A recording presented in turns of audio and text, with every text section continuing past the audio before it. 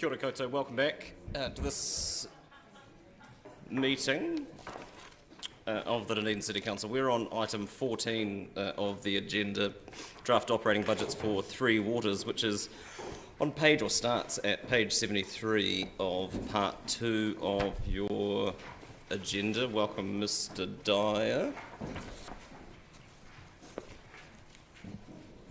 And because I was remiss in mentioning this yesterday in our housekeeping briefing, just a reminder to people that the QR code for this building is separate to the QR code for the separate building, and please to log your movements. Surely any complacency we may have had dissipated over the weekend just been.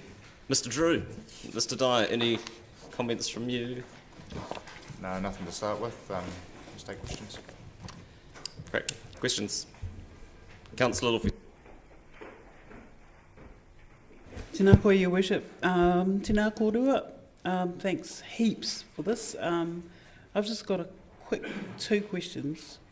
Question 1 relates to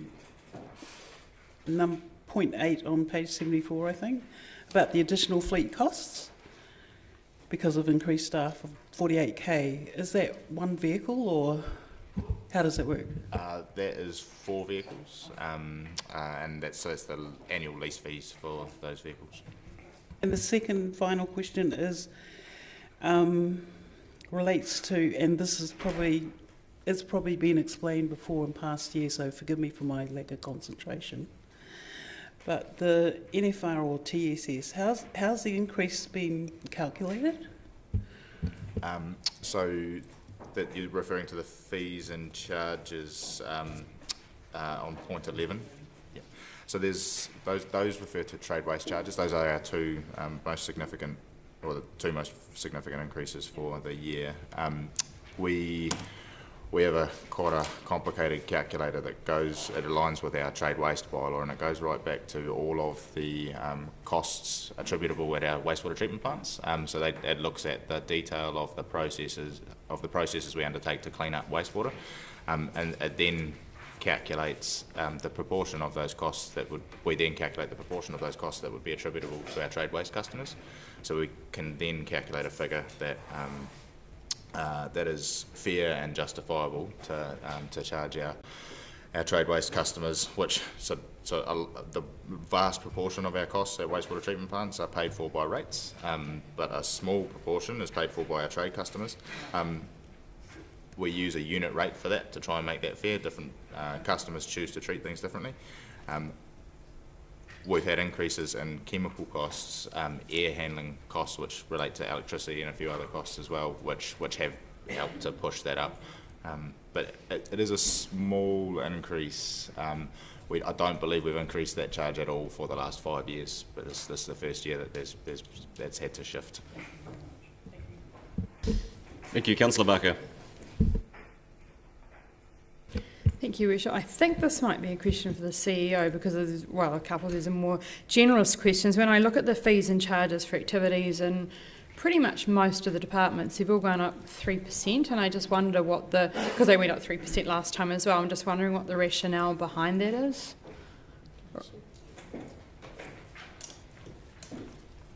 So I'll answer that one, Councillor. So basically what we do is we work out the costs for each part of the operation, and then we have to apply the revenue and financing policy, which is a paper that we're going to discuss subsequently, which then says how much is rates funded versus how much is fees and charges funded. And then obviously based on the fees and charges component, we then have to work out where we have to increase those fees to make up the difference. So if you look at 3 waters, for example, the bottom line is 0, so effectively it's fully funded. And in the case of 3 waters, it's fundamentally split between, it looks like about 90% is rates funded and 10% is those charges that Mr. Dyer just talked about. So then obviously we have to take that, the $6.8 million that we need from those charges, and work out what's the unit rate that we need to apply. So generally, at the moment, it seems to be about 3%, but there's variability across all the portfolios depending on those individual portfolios. Yeah, and I guess my other question is around the insurance costs and the electricity costs. I just wonder, I think we all know from insuring our houses that insurance costs have leapt. I wondered if we just had an idea of the percentage that the council's insurance costs have increased by. I think we've allowed for a 10% increase, just on the basis that, as you know, the insurance costs. We're not that though, are we? No, well, I just have. Well, no. So at the end of the day, we go through a broker. So the broker goes in and buys the insurance on our behalf. Effectively, it will come down to the capacity of the insurance market in terms of provide us that insurance, and also may be that we have to tailor the program to fit within the fiscal envelope that we have. In the same, I'm assuming with the electricity costs, which is just ones that are named here, there's been a high percentage increase in those costs, has there? Or the forecast is for across the board? We recently renewed our electricity contract, went through an open market process, and there was some uplift when we went through that. This budget accounts for that. That contract changeover happened last year, and so it's been a bit of catch up. Okay, thank you. Councillor Raddick, I'd remind people to speak, and some have a disadvantage for height reasons, speak as closely into the microphone as they can. If we can't hear you, that may be okay by you, but you also won't be heard on the film, which may be of greater concern. Councillor Raddick. Rightio. The item 8, 459k increase in sludge disposal versus 147k for incinerator maintenance.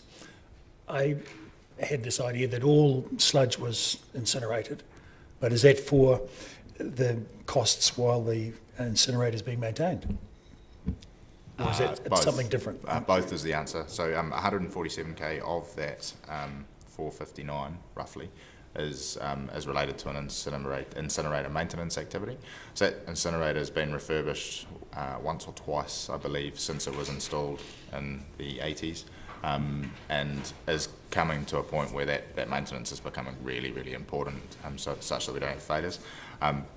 This is one of the first years that we've budgeted for that maintenance. Typically, we'd wait until it got really close to a pain point and then undertake that work and try and fit it in with the budgets. But it's becoming clear that that's becoming a less sustainable approach.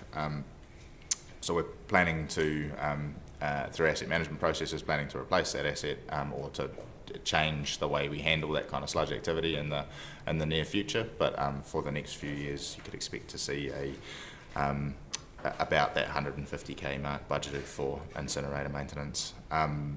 The other costs associated, so we incinerate a significant portion of our sludge through Tahuna.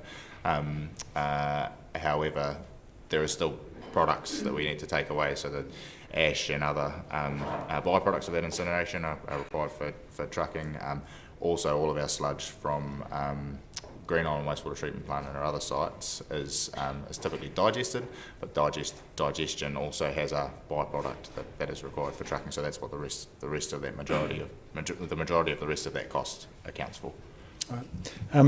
What about having an incinerator further out in the process, such as at Green Island, to incinerate even more of the sludge? There's many different ways to handle sludge, and we last year council funded a series of studies to get us to an endpoint in terms of sludge handling that is the most sustainable and economically viable approach that we can undertake. That work's ongoing at the moment, and we're just starting to hit some early milestones, but it will be probably about another 6 to 8 months before we see any firm results. And as a matter of interest, is that also being looked at or studied with a view to expanding the amount of general rubbish that might be incinerated? So typically we are likely to end up steering away from incineration options, with sludge especially. So sludge provides a potential resource and is used as a resource right across the globe. A lot of quite mature utilities in the wastewater space are using sludge for creating beneficial byproducts, stuff like fertiliser and gas creation for the use of energy and creation of biodiesel and activities like that, which have real benefit for a number of goals that the council's looking to undertake at the moment. And that can be looped into a whole bunch of other things like green waste collection, all that sort of thing. So we're working very closely with our colleagues in waste to ensure that anything that is coming out of these studies, that we can dovetail those things together. In fact, not dovetail, that the study as a combined effort. Thank you. Councillor Lord. Yeah, thank you, Bishop. Yeah, Tom, these are probably also sludge-related questions. I was noticing that, and I've probably worked out the differences between the drop-in due to sludge cartage versus the increase in individual charges, but going on to other options for sludge, when you burn sludge, does it actually produce energy itself once it starts burning, or is it hard work all the way? So we burn quite a wet sludge, so the bulk of the energy that's generated is then used to dry the sludge as it comes into the incinerator and then continue burning. We also supplement that incineration process with diesel from time to time, depending on how burnable that sludge is, or how much. If you were to dry the sludge to a higher, if you could squeeze it through like the dairy sludge, they put it through compressors and comes out the bottom as almost like a fine powder. If you could put a process in that did that, would you end up getting a more burnable product that would then be able to recover energy from? Yeah, absolutely. In the study I referred to before, Will is undertaking to look at all of the options from the products that come out of our treatment plant through to those end outcomes. So all of those steps in the process, whether it be drying or dewatering, through to incineration or digestion, all of those things are being considered. Yep. And my second question is, it's relating to point 10, so it might be more for Gavin behind me, but interest has decreased by 2.81 mil, 40% due to a reallocation of interest expense across all budgets to reflect asset value. Is that across all budgets within this department, or has that just been a reallocation of debt across all departments so that the true prices are being paid per department? Does anyone know that? Yep, so what we've done, Councillor, is that we've taken the opportunities in terms of preparing the 10-year plan to reallocate the interest cost. I mean, obviously our debt's at a different level than what it was in the last 10-year plan. Obviously interest rates have changed, so what we've done is we've looked at the assets that each unit holds as well as their CapEx program over the next 10 years, and we've allocated the interest on that basis. So it's across all groups. So on that basis that when you're working fees and charges, they'll be more accurately able to work out exactly what a cost is for something because they're charging the true amount of interest. Well, so the costs now reflect the true cost, or what we believe the true cost for each operation, so by default, yes. Okay, thank you. Councillor Gary. Thank you, Your Worship. Mr Dyer, point 4, page 73, personnel costs. There's 2 points in there I just want to find out some more information about. So it talks about the resources needed to address standby rosters, and I wanted to know how important that was in the context of the weather events we're having. Tell us about the standby rosters, if you would. So we have about 60 staff that operate and maintain the assets that we still operate and maintain in-house. So that's our water treatment plants, our wastewater treatment plants, some of our network assets, and all of those people typically operate on a 1 in 4 standby roster. Now that means every 4 weeks your phone's on, you're available all of the time, and that if you get a call out, you attend that and deal with the issue at hand. What we were running prior to this budget and a couple of years ago was, in some cases, quite thin standby rosters. So in some cases we had 1 and 2 rosters, and that meant if someone was sick or something went wrong for any reason, or someone left the business, we'd end up with a 1 and 1 standby roster, which is not a sustainable thing for people's mental health. So we'd end up with folks occasionally working 2 weeks on call. Sometimes, if you had an issue in that period, quite big hours and quite unsustainable hours. So for reasons of safety and a whole bunch of other things, we really pushed to try and ensure that we'd created a operation structure that gave us rosters that were safe and healthy for our people, but also that built resilience for the city. So the obvious spin-off from that is that you have a few more people to be able to do a few more things and be able to achieve a few more outcomes, perhaps more proactive maintenance, and also when you get to a time like over New Year when the chips are down, people are able to, you have a bigger pool of people who are able to make themselves available and to support the utility and support the council through one of those types of events. So we did that in quite a considered way. We conducted a restructure in late 2019, and the sum of the budget uplift that you're seeing through this, about 2% of that 4% is related to mopping up costs for that. Thank you. That was a really full answer. And I presume there's a kilometre in which they have to be they have to be available, have to stay within if they're on standby? Yeah, absolutely. So they're within the Dunedin district area. And my second question was around the ageing workforce, and presumably there's a succession planning for that because there'll be a lot of institutional knowledge. How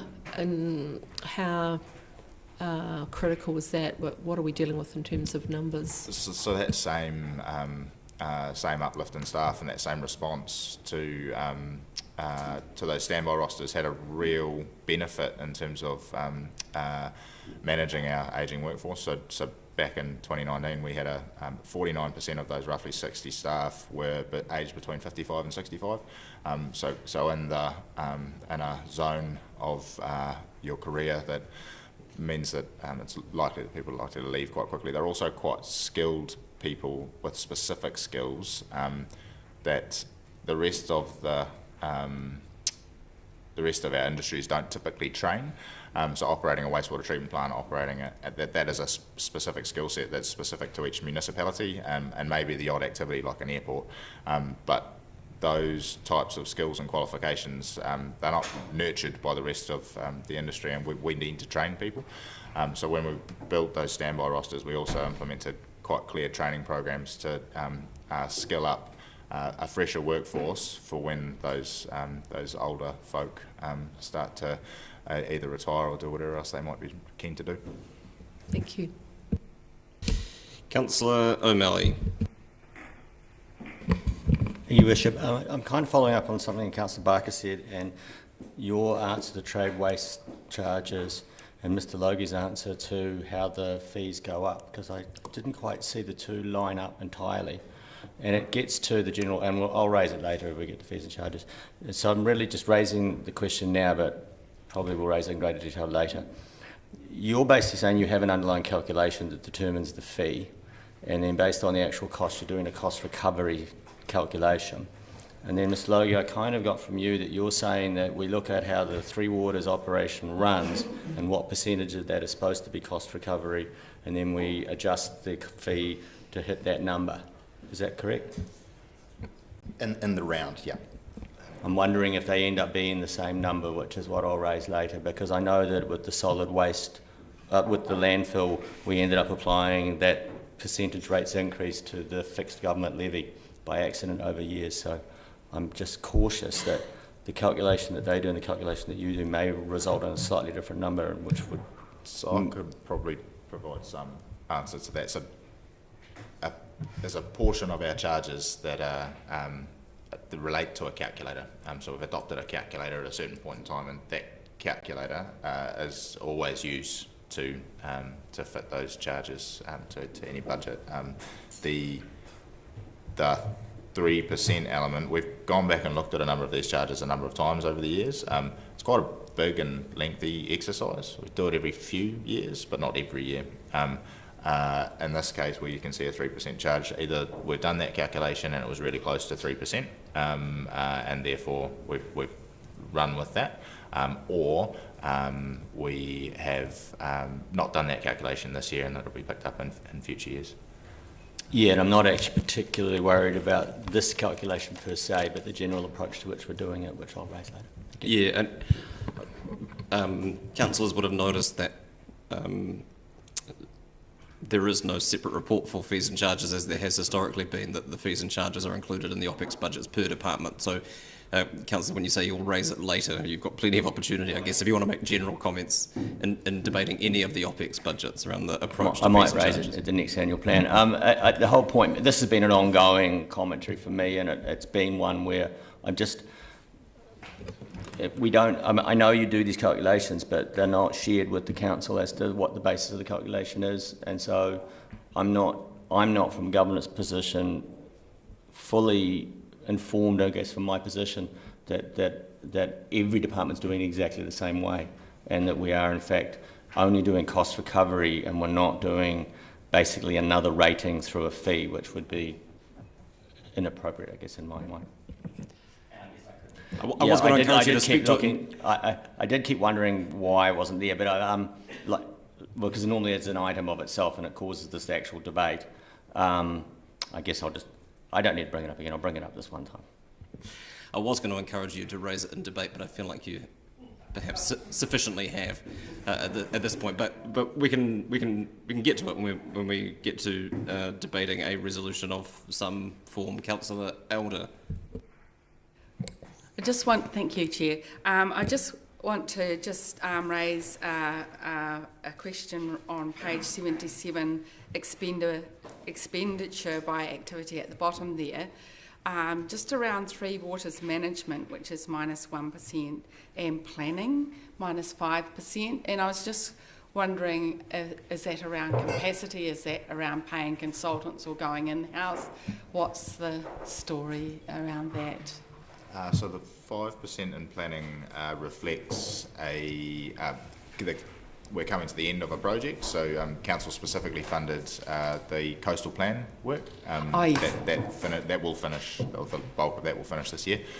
So that there's a significant sum associated in that 180k reduction associated with that, and there's a couple of other small elements there as well. And in Three Waters management, there's a number of things that make that up, but as you can see, it's a big cost area, and they are all reasonably trivial. And we're confident that what we've got in that space will get us through the next year. Yes, because you've got a lot of work to do. Okay, thank you. Thank you, Councillor Van Vis. You've got a lot of work to do, may be something of an understatement perhaps. Going back to page 49 of 193, where it talks about the renewals backlog. The effects of deferred renewals are evident in the asset failure and inability to meet required levels of service. You talk about high flow rates, washout, foul sewer overflows, both the environment and in private property. Councillor, are you talking about are you referring to the capital budgets? I'm referring to paragraph 57 on page 49, which is talking about renewals backlog. Yeah, page 49 is the capital budgets. We're currently talking about the OPEX budgets for Three Waters. Yes, I'm aware of that. Okay, as long as you're aware of that. Yeah. And my question was, the renewals backlog that is highlighted there, do you have a rough figure for what that is? I understand it's very significant. So that figure typically sits around the $100 million mark. This year, I believe it's increased a little bit. What is important is that is a theoretical number, provides an indication of where our asset life is in the network. What we are seeing at the moment in terms of our key tactical metrics is that our over the last 6 years, our water main failure rate has reduced. Over the last 3 years specifically, some quite active work in maintenance and renewal is leading to really significant drops in our blockage and breakage rate in the foul sewer network. So while that backlog has referred to, we're also seeing quite positive trends in terms of our investment programs and all of that sort of thing, and the things we measure operationally. So the two, while they are connected and the backlog is an important thing, we are also seeing our investment programs starting to yield benefit in terms of reducing those key levels of service metrics. So we're seeing less discharge to the environment, less service outage over time. What that means is, and what we've proposed here in terms of those capital budgets is quite a significant uplift too, which means that those trends should continue to reduce or at least not lift over time. The backlog is a theoretical one, and we can have, when I say theoretical, we have assets that are 150 years old that are not failing, but would typically be given a theoretical useful life of 100 years. And then we have assets like the pipe that failed in Broad Bay last night that is just a little over 40 years old that are failing and would typically be given an 80-year life. And that's a function of all of those things being captured in the round, and therefore that number being quite theoretical. What is of note is that we are funding to depreciation over this 10-year plan, or funding above depreciation over this 10-year plan, which is important, and those trends are going in the right direction at the moment. So that backlog, with the level of spend that we've earmarked over the next wee while, should start to decrease, provided we don't see any other industry trend change or some of those theoretical items change. Great. It's great to hear that, especially in the last 3 years, that we've got a strong trend to improve what is a really big backlog issue at $100 million. Looking at the fees issue, I noticed that there's a 22% increase in the volume per cubic metre of wastewater. What's the justification for that large increase? As I described before with Councillor Lefiso's question, we use a calculator to calculate our trade waste charges. It accounts for a whole bunch of quite specific costs process costs within our wastewater treatment plants. We apportion an amount of that to our trade waste customers, and we apportion an amount of that to our general rate space. That calculator looks at all of those costs, takes that apportionment for the trade waste customers and then turns that into a charge per unit. It also looks at the level of flow from our trade waste customers. It accounts for companies like Cadbury leaving and all of that sort of thing. It's a lot of different things that balance up that cost. But what you can see there is the uplift, I think, is from maybe perhaps 9 to 11 cents per unit. So it's quite a small uplift in dollar terms per unit, but lands as quite a significant percentage. What is also important, and it kind of lands in the rounding space. So we've been sitting at on or around 9% for quite some time. We've had some industry change and a few other bits and pieces that means that there's a chunk of charging that has now moved up a little bit, but for 5 years we haven't changed that charge at all. So that 20 odd percent is quite reasonable in the round. So for 5 years you haven't used the calculator, so it's just a catch-up basically from 5 years? We have used the calculator, but because the numbers are so small, rounding means that it stayed at 9% for 5 years, but it's gone from low 9s to high 9s, and we've jumped a cent in a year due to some changes in our costs. Right. In the landfill situation where the fees have just gone up double or many times the rate of inflation every year, we end up pricing ourselves off the market. My concern is that if we are going to always have fee increases at double the rate of inflation, which it seems to be again here 3% across the board, that we're going to end up essentially loading people with fees as a way of somehow reducing rates. Is that what's happened here? What's the justification for the 3% across the board fee increase? Let Gavin get that. So again, I just remind councillors, we work out what it costs to run the organisation. Each department then works out what their fees and charges should be, and then we compare the result to the revenue and funding policy that says, here is the public and private benefit. So in the case of Three Waters, there is 3 metrics. There's one for water supply, one for wastewater, and one for stormwater. Wastewater and stormwater are fundamentally funded from rates. So, I mean, one's 90, one's 97%, one's 99. So in terms of water supply, it's an 80-20 split.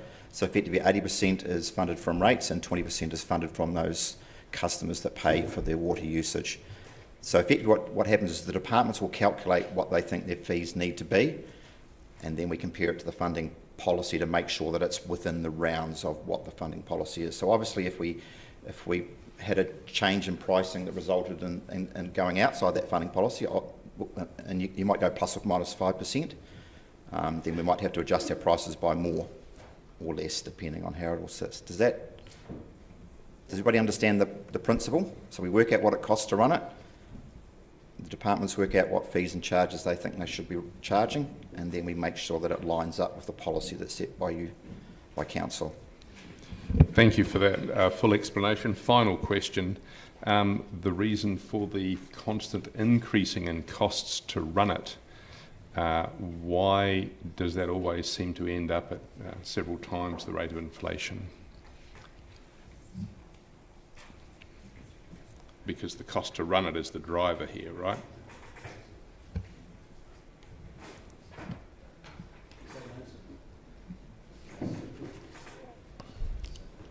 An answer does not appear to be forthcoming, Councillor. Never mind. I'll just let the question hang in the air, and thank you very much for the other information. Councillor Houlihan. Thank you. Do we do succession planning, like working with the Polytech and the university to tap into, say, engineers, students who are training in that area? Because I believe, is that correct, there's a shortage of engineers in our city? Yeah, yes, we do. So we support our staff in undertaking a range of efforts to encourage people to get into our industry. So stuff like presenting at different tertiary forums, but also right down to primary schools. We try and ensure that kids and tertiary students have the opportunity to see the careers that are available in the water industry and council at large, which always goes down pretty well, and it's something that our staff really enjoy doing. We also work pretty hard with our tertiary colleagues to make sure that the right graduates are available and know what's available to them in our industry. So like environmental scientists, for example, do we do internships for... Let me just talk broadly, Councillor. We run an intern program across council. So each year we run an intern program where we open it up to students from any of the tertiary institutions, and they get deployed across the business as well as some specific ones in some areas. I think that's fantastic. Would it be fair to say in the area of work that the two of you do, there's quite a shortage of skilled people? Is that fair to say, like for succession planning? There is, but all tertiary organisations are starting to get a lot more active in recruiting students and in trying to ensure that they finish them to get them qualified to a high standard. So there's lots of work going on in the industry at the moment to address those gaps. Oh, that's wonderful. The reason why I asked that question is that an environmental scientist... Is it a subsequent question? ...student had asked me if we did that, and I didn't know whether we did. So I wonder how well it's promoted, because there's obviously some who are keen to do it that aren't hearing about it, so maybe it might be, yeah. I've got another question, I think. You asked a question. Did you want an answer? Yes. The Chief Executive. But it is well promoted and always oversubscribed. Thank you. I think I read in this paper or somewhere around there that some of the staff costs are perhaps increasing somewhere, but it mentioned around the Mosgiel pool during the build. I don't know if that's in this paper or... That's Mr McLean would answer that when you're at the parks. Yeah, I'm not sure what paper that... Parks. Parks, so raise it in parks. I had a question around that. Okay, no, that's fine. Thank you. I just have a question around the Three Waters Reform Program funding, or the stimulus funding. Where does that sit? Because it's not mentioned here in your operating budgets. There's a small interest charge within these operating budgets that funds that work. So it's a small loan interest charge. So that work is tagged to capital.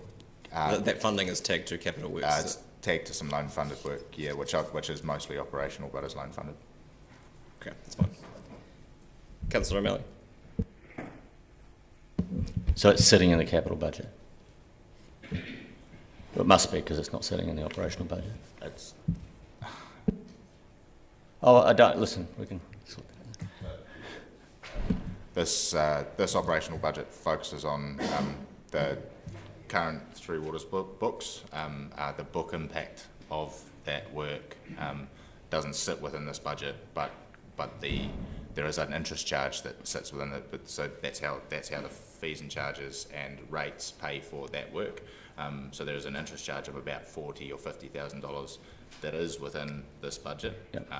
There is another budget, another small budget that will be used for that stimulus work. Okay, cool.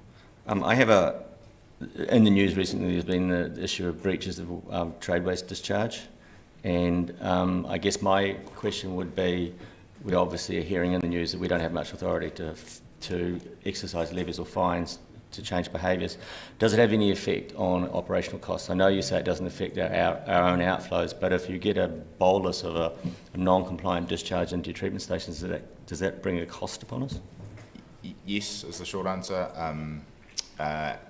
When that happens, and where we have the ability to pinpoint the discharge, we then work with that discharger and charge them for the amount of contaminants that they put down the sewer, where we can quantify it. It's not always possible to quantify, but in a lot of cases it is. For instance, one provider has paid a reasonably substantial sum due to continued non-compliant discharges, and over the last wee while, and while that's not a fine, it's just a passing on of operational costs. That practice is working, but is not perfect, and so the messaging you see in the media that comes from the whole industry just vents a little bit of frustration to that, because sometimes it can be quite hard to pass on those costs effectively. Okay. But if we can identify and that person is cooperative, then we do pass it on and they pay it. Correct. Even when they're not cooperative, we're still able to pass those costs on sometimes. Okay. Thank you. No more questions. Would someone like to move the draft operating budgets and fees and charges be adopted? Adopted is the verb I'm looking for. Moved Councillor O'Malley, seconded Councillor Hall. Would you like to speak to it, Councillor? I already have, Your Worship. Thank you. Very kind. Further speakers? Councillor Van der Bus. I'm very pleased that we have, especially in the last 3 years, seen some significant advances with the backlog, which is one of the most, I think, important backlogs that needs to be addressed. And I'm satisfied that we now have a much better idea of what the problem is with Three Waters generally.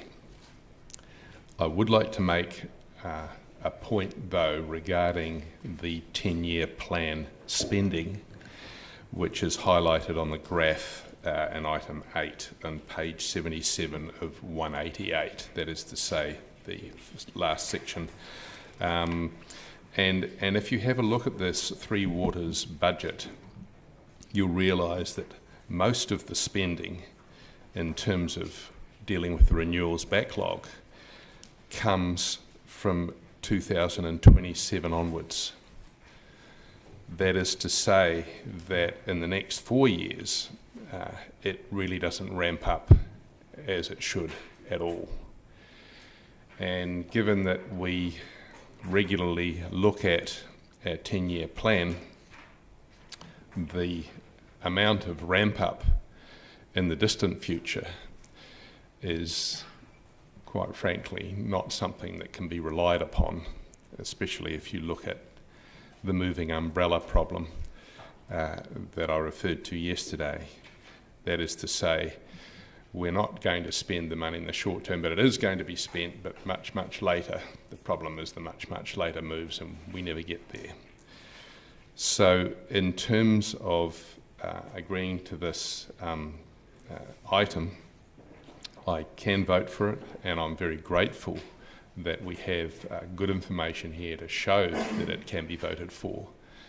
But there is essentially the warning that we recognise that we have a $100 million backlog in terms of renewals, and that this 10-year plan aims to deal with most of that after 2027. That has got to be cause for concern, but I will be voting for it anyway. Thank you. Councillor Houlihan. Thank you. Yes, I agree with Councillor Vandervis. I think it's brilliant, and thank you very much to Tom Dwyer and Simon Drew for their work in this area, and they're always easy to deal with. It's brilliant, is to see so much infrastructure work getting done around our city.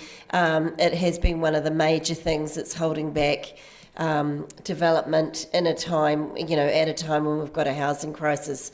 So I think it's brilliant. Unfortunately, we have got a backlog of a lot of work that needed to be done, but it's really good to actually be able to see it, being approved to get done. And I hope that the government notice what Dunedin is doing and how proactive we are being, and reward us when the time comes when Three Waters gets taken over and continues these projects, so that we're seen as a leading light in New Zealand of getting our infrastructure fixed and upgraded. Councillor Reddick. Thank you. I think it's worth noting that this is the operating budget for next year, rather than the whole 10-year plan. What we've been talking about here is a one-year budget. And I think it's pleasing to see that it's a balanced budget, that there is no increase in debt or a surplus generated. So the income has gone up. So the income for the Three Waters Department has increased by 8%, but that's been balanced by the expenditure, so the net result is zero. So I think Tom and Simon are to be commended for presenting an excellent example that could be used across perhaps some of the other departments we could look at. Cheers. Councillor Gary. Thank you, Your Worship. I want to deal with two aspects, and a very timely reminder as we left our meeting last night at 5 o'clock, there was a burst water main in Broad Bay. And it's a reminder of how it interrupts life. Very hot day, no water. Community were very patient. Thank you to the staff. I want to take the opportunity for that quick response to the community. But the point I want to make is how important the operating budget is alongside the capital expenditure budget in terms of R&M. This was a case of quality of the infrastructure, not so much the age. It's going to be really important as we do our renewals that we make sure the quality of the infrastructure is there, that we spend the right amount of money in the places we need to address the ageing infrastructure, but also that we have the staff to deal with it. And I want to draw attention to the personnel costs. Often around this table there is a voice or two, mostly one, around increased staff costs, and that it's a dirty word. And I want to make the point here that we have heard how important it is to ensure in this area we have enough staff, and we've seen over the new year the importance of that in terms of weather events, which are only going to get more as climate change kicks in. It's already kicking in. And also that we have staff who are skilled with these very specialist skills, and we know we've got an ageing team of staff. So full credit to the department for being proactive about this. Yes, it will cost, but it's a cost that we have to bear and we have to be proactive about. So frankly, I don't want to hear anything more about increasing staff costs from my colleagues as being a negative thing. This is being proactive about Three Waters. It's about getting the job done with the right people, and I commend those in the Three Waters Department with the leadership of Mr. Dyer. Councillor O'Malley. Thank you, Worship. I too want to thank the team. I think actually in many respects what we've seen in Three Waters, and I really do want to comment on this to Mr. Dyer, is an incredible change in culture and development of a good culture inside that unit, and I think that's one of the reasons was having much greater clarity. And I also want to compliment his boss as well. Mr Drew for creating that culture inside the infrastructure department.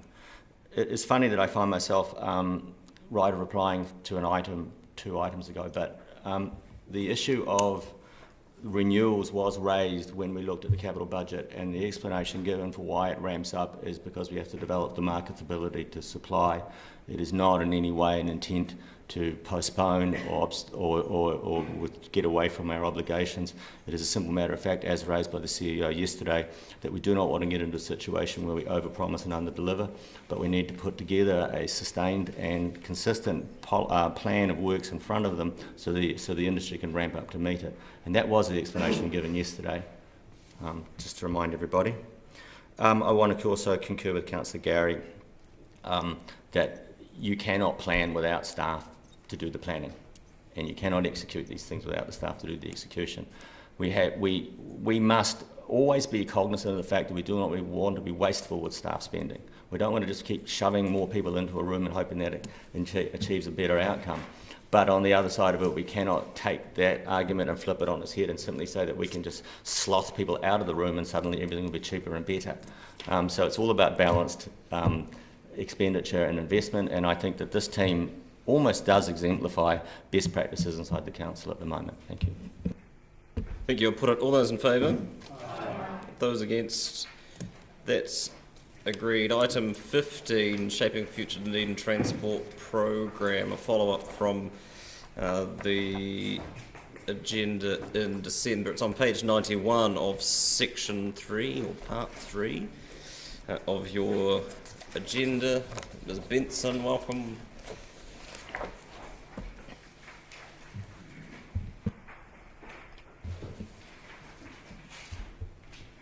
Questions? Councillor Houlihan. Hi, I've just got a question around page 95, question point 4. It says here that the projects are not included in the current 10-year plan. Is that correct? That's the 6... This is the paper from the meeting in December that you're now referring to. Yeah, so that was just background reading, Councillor. Oh, was it? So they are included. I assume they are included in our budget. Right, that's brilliant. Okay. Just another question I've got here. The program's focus is on optimise. This is on. This might be background as well. So perhaps I'll just not ask that. So attachment A for clarity is the paper that came to, isn't it? The meeting in December. This is item 15. We're in item 15. Yeah. Attachment A. Is the paper that came to the meeting in December.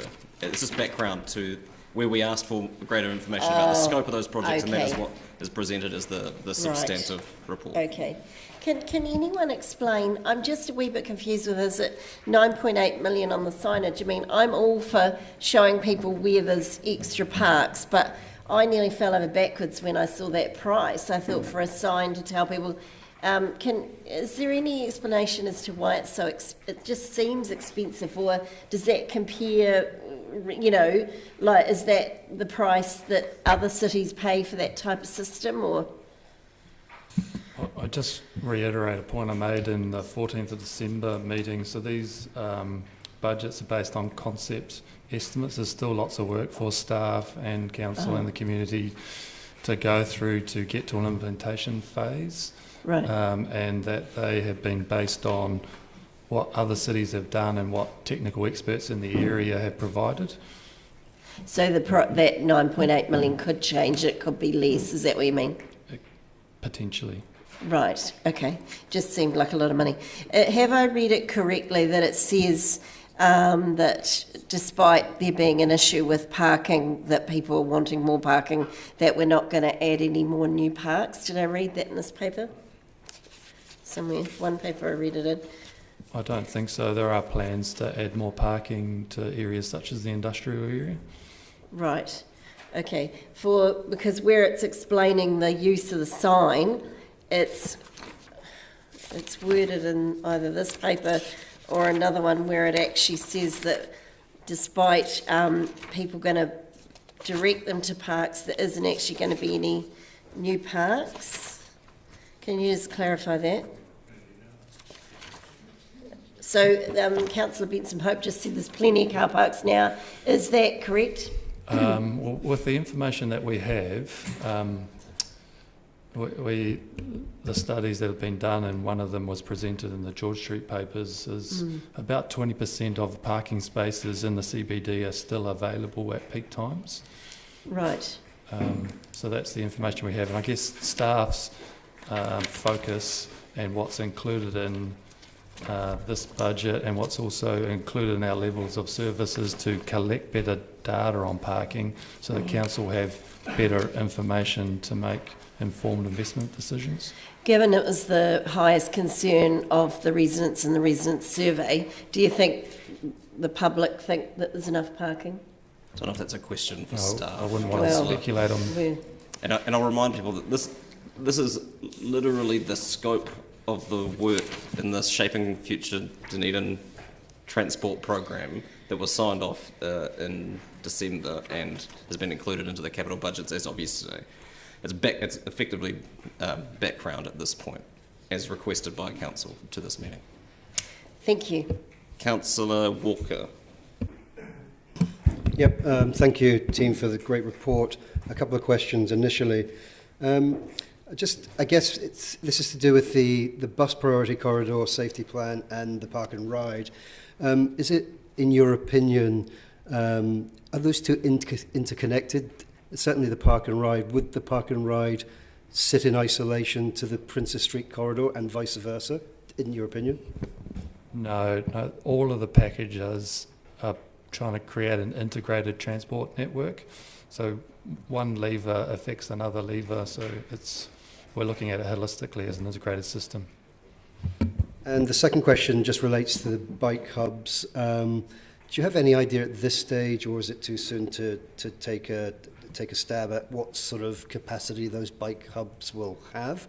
And I ask the question in the context of what's happened in Europe and all over the world, where cycling is growing as it is in this city, particularly with electric bikes, where they've built the infrastructure, and by the time it's built, the capacity is not sufficient. No, there's some initial thoughts. So we know there's a number of cyclists that requesting the infrastructure. As we work through the detail, we'll try and make the hubs modular so that as demand increases, we can add on. You've answered my follow-up question. Thank you. Councillor Barker. Thank you, Risha. I just want to ask a question following on, I guess, from Councillor Walker's questions around the Princess Street bus priority and corridor safety plan, but it's more in relation to what are the ORC doing around the buses? Have they come out with a plan, or are they going through the same 10-year plan process at the moment? Correct, they're going through the same 10-year plan process, and they have, my understanding is they've put money in the budget to do detailed business cases and implement things that are part of their package of projects under the Shaping Future Dunedin Transport program. So asking for a friend, my daughter, are they looking at doing that GPS location so that people know when buses are coming along? Yes, that's my understanding. Awesome, thank you.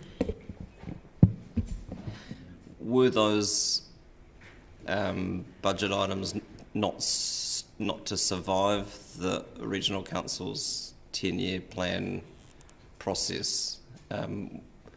Would it still be staff's advice that the bits that we are committing to or being asked to commit to proceed?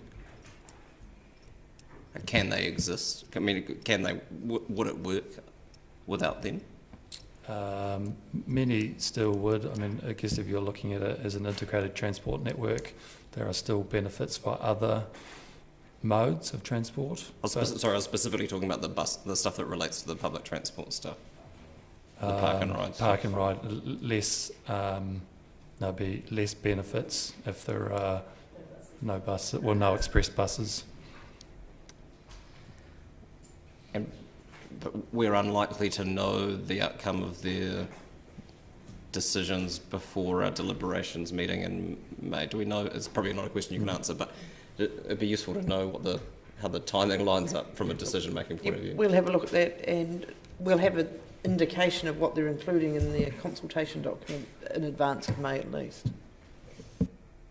Councillor Elder. Thank you, Chair.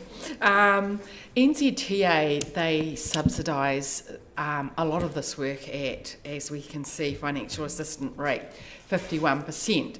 And yet we've got estimated cost. Have we taken the 51% off those estimated costs? No, Councillor, that's the total estimated project cost, and then we get a grant that comes back into the revenue line. Okay, so it's budgeted for, but these numbers here are total project cost. So the FAR rate is in the budget, or is it not? It's accounted for separately as revenue that would offset the total cost of the project, which is how we account for any of our projects. Because when you look at, you know, adding all those numbers up to 53.17 million, pretty much most of the projects have a subsidy rate of 51%. So what is the total cost taking off the FAR rate of all these projects? Well, you're testing my maths, but approximately half. So our cost will be 25 to 30 million. Because that figure is it not less eye-watering than the larger figure in this, and is probably a true representation of the cost? Not particularly a question of staff, the eye-wateringness of a number. Well, some would perceive it as so, and I just think it's really interesting to note the FAR rate. Councillor, is it a question? Well, do you think that as a budget line it looks a lot better with the FAR rate? There's a question. It's a question. Yeah, and it's a question for It's a question for yourself and your colleagues, not for our staff. Councillor Lord. Yeah, I'm just wondering about these 6 projects, and is it the thought that these will all go into the consultation document as individual comments? Currently, we're working on that basis that there will be a section, a section that focuses on the 6 of these, in that integrated way. How to write that is proving slightly challenging because it's difficult to articulate them in a way, in a space-constrained kind of way, but we're working on that. I won't try and tell you how to write that, but I just would point out that 9.8 million or 9.5 million for centre city parking, I'm sure, is more than just a sign, and that will include computer programs and all sorts of things that will give us a very there'll be multiple signs that will direct people to parks and all sorts. I assume that comm staff are using the scope documents that form part of the information you've requested in this report as the basis for what they're putting in the consultation document.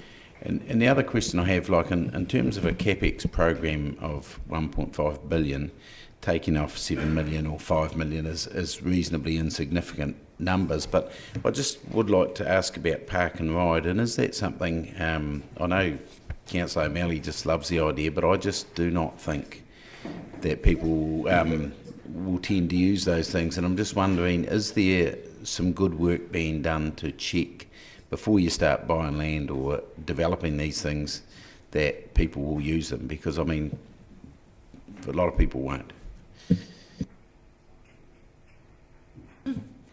As part of the park and ride, we'd be actually doing a bit of a survey of the local people to see how many people would mode switch their councillor. To get NZTA funding assistance, you have to go through a detailed business case, and part of that process is determining a benefit-cost ratio. So what Ms Benson spoke about, we'll have to show that there is demand for such a facility before NZTA will invest with us. And I can assume that, or can I assume, or is it a dangerous thing to assume that they will set a quite a high bar? It's not just we'll build it and they'll come sort of thing, and then we get left with stranded assets that require surface parking and treatments and paints and weed Normally control. they set a very high bar.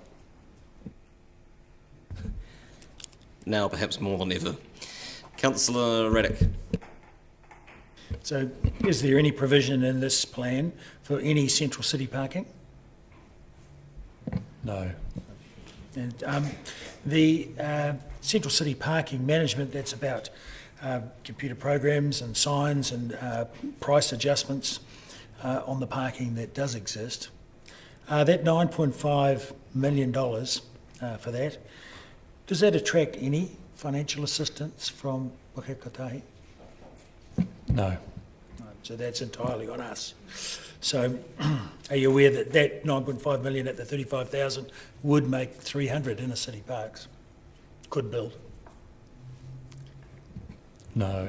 That's right. Thank you. Take your point. Yep. So this information is outlined in the paper, Councillor, which I assume you've read. yes. That's right. And so, so there's nothing. No, that'll do for now. Thank you. Thank you, Councillor Benson-Pope. Thank you, Your Worship. Just a question of Mr. Drew. In the interest of myth busting, or trying to do a bit more myth busting, can you repeat, please, the statement you made about the information, the latest information we have about the availability of on-street parking? So the parking study that was done for the George Street project identified within the study area, so it was 800 metres within the CBD, there was approximately 11,500 parks, on-street parks, approximately 2,000 off-street parks.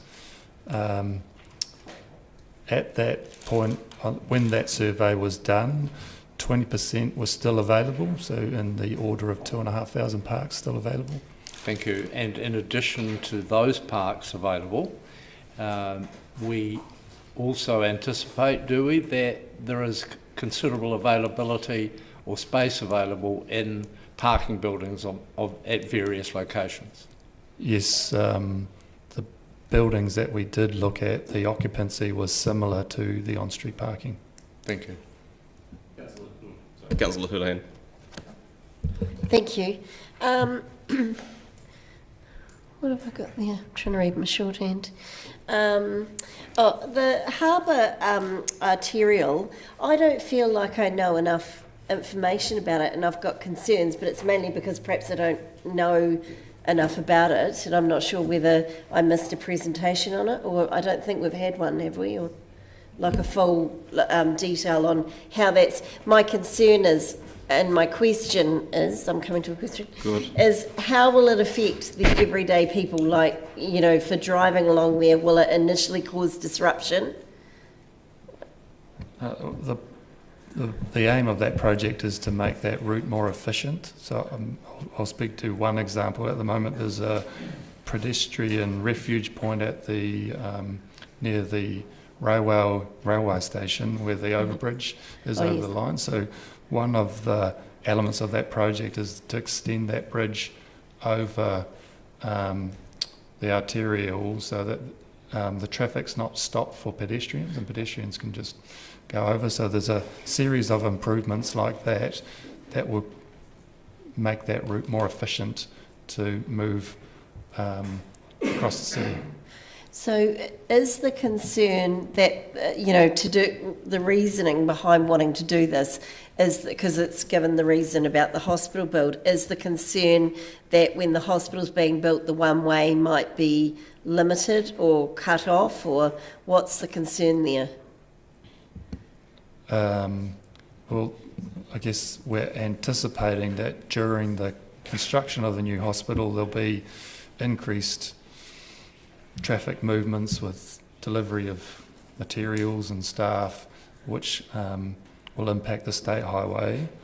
The extent of that disruption we're not sure about yet because we don't have those details. So this is a project that staff are proposing to minimise the impact of that anticipated disruption through making an alternative route and making it more efficient than it currently is. So I just don't fully understand how it will work around that back. I mean, I drive around there every day. I'm just trying to work out how that's going to ease the traffic from the one way. I mean, I think that's a good thing with the bridge. That's great. Yep, and you'll note often if you're driving that road, if you're a number of cars turn into the industrial area and stop cars behind them. Yep. So there'll be a series of improvements that will direct those cars to more defined points so they don't create restrictions. So it's just about making that route more efficient so we can move more vehicles through the network. Okay, thank you. Councillor O'Malley.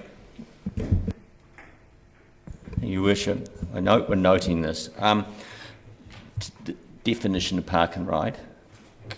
The first part is building parks, is that not correct? Correct. And then you ride. So is the idea then that effectively you build a series of parks analogous to what would be a parking building but probably flat, and then those people get on a form of transport and they go to their destination in the high density area, i.e. the centre of town? Correct. So in effect you are using a method for building parks for the centre of town by not having to build them in the centre of town but at a distant site. Is that the model? Correct. Thank you. That's it. Thank you. Thank you. Councillor Vandervis. Ever since the proposal by the last council actually to start restricting north-south traffic movement through George Street, I and a number of other councillors have been asking for detailed traffic modelling for north-south traffic. This has now been asked for years. Why is it that we are being asked to make decisions on transportation without having seen detailed traffic modelling? So the Shaping Future Dunedin program business case, which is the NZTA investment case, still hasn't been completed. It's due to be completed on about March, I think was the latest estimate. So all of that detailed traffic modelling is still being tidied up for public dissemination, but that will be brought to council when the program business case is finished. So we will be making these decisions in advance of having the detailed traffic modelling. Well, at this stage, we're being asked to make decisions on a draft budget that we will ultimately make decisions about in deliberations in May. Can I also make a point of order, Your Worship, that the item is not to actually make the decision today. That decision was made in December, and what we are doing today is we're noting that decision was made in December. I'm not going to hold the point of order, but the point's well made. This is a report for noting the substantive decisions about the capital investment were made yesterday. Thank you. Councillor Houlihan. Thank you. Yes, sorry, I forgot to ask my last question, which was, do we have any plans in the next 10 years? I don't see it in the budget, but does your department consider this as something, is there development maybe of a transport hub at St Andrew Street? It's not currently in the budget or requested by council. Okay, and I 100% agree with what Councillor Vandervis just asked before around the modelling. I have concerns about that as well. Do you have a question? Yes, I do. Have you done modelling around, going around the wharf and how that will affect traffic? Yes. Are we able to see any of that modelling? Yes, that'll come to council. When do you think that might come? Latest estimate is March. Oh, March for that as well. Okay. I do have concerns that we're making decisions do you have on a question, things that though? we haven't. Yes, is it wise to make decisions without having the full information? Oh, wisdom is a very subjective metric, Councillor. That would be for you to gauge. Thank you. Councillor Radick. Yes, mention was made of the 11,000 on-street parks in the CBD. What are the boundaries for that study where these 11,000 parks are? The boundaries are shown on the parking study memo that was put to council last year. Yeah, it's approximately 800 metres around the central city and the existing hospital. Look, my recollection was it's quite a bit wider than that for the 11,000. But look, we'd have to refer to the original document. Thank you. The report is for noting. Would someone like to move that it be noted? Moved Councillor O'Malley, seconded Councillor Gary. Would you like to speak to it, Councillor? Your Worship, I am noting we're noting this, but it appears though that people seem to think we're redebating it. I do note that the park and ride and the Princess Street requirements that are in this will require the ORC to also pass similar budgets to support that, and that will also be subject to the Regional Public Transport Plan and the Regional Land Transport Plan. So there are things that are related out there that you're always doing more or less at risk, but the point is that the Connecting Dunedin activity where the ORC, the DCC and NZTA meet on a semi-regular basis is designed to in fact deal with those issues of making sure we are in alignment. So there is alignment in place. We have to do our part. The other point is, I would say that if we go ahead with the park and ride facilities in Mosgiel and Burnside and do the bus priority lane work, and then the ORC doesn't come to the table with buses that support it, then we would have to ask the question of what is the role of the ORC in public transport, and they know that we would ask that question. So I think I don't worry about it too much, to be honest, because I'm be surprised if it didn't happen. Is there any exercise that park and ride works? In Auckland, the park and ride facilities were filled up immediately, and in fact the main issue with the park and ride facilities in Auckland was that they were too small. The Mosgiel bus at rush hour is at full capacity. There's already a demonstrated need for better public transport in the Mosgiel area, and in fact they are putting on more buses to do that, and that was when it was a $4.50 each way, a $9 return ticket. It was still getting that full. So the amount of risk we're talking about, I don't think you necessarily have to build a top-of-the-line 3-storey parking building in a park and ride facility at Mosgiel. More likely it would look like the original St Andrews Street car park did when it was done. That too was done at risk, and in fact there was to get people to use the idea. There was a low rate offered at first, and then now it's fully occupied parking facility, and in fact when it got taken offline to be resealed, apparently we were again doing the war on cars against them. Smart cities, the concept of the parking management plan is part of the smart city concept. If you go to Wellington now, you don't even take a ticket when you go into a parking building. It reads your number plate and identifies your car and gives you a fee. They have been leaning on smart cities. That stuff does have a lot of software and underlying support behind it, and it's not as set as just putting up some signs. It is relatively expensive, but it gives you an opportunity to understand exactly what your needs are. I believe that providing the facilities at their appropriate places, we can meet the needs of the commuters, and that does leave the roads open for those who are not regular commuters. Now, I know that we're basically going back and re-litigating the December 4th meeting and saying this speech, but apparently that's what's needed. I know Councillor Radich's op-ed in the ODT the other day evidently means that he's not happy with the outcome of what happened on December 4th, and I don't know what to say about that. Once we pass a resolution, we're supposed to move forward, and we're supposed to move forward with good faith. I encourage all of us to understand our roles and responsibilities in this council, especially to a collective decision-making process. Thank you. Thank you. Councillor Houlihan. Thank you. Yes, like Councillor O'Malley, I am really excited about Park and Ride, especially for Mosgiel. It's needed, and I think it's a great idea, as long as, of course, we have the buses that are combining with it. If we don't, it's not going to work. And we need them more frequently and cheaper. So I think, and I'd like to see that happen in other parts of the city as well.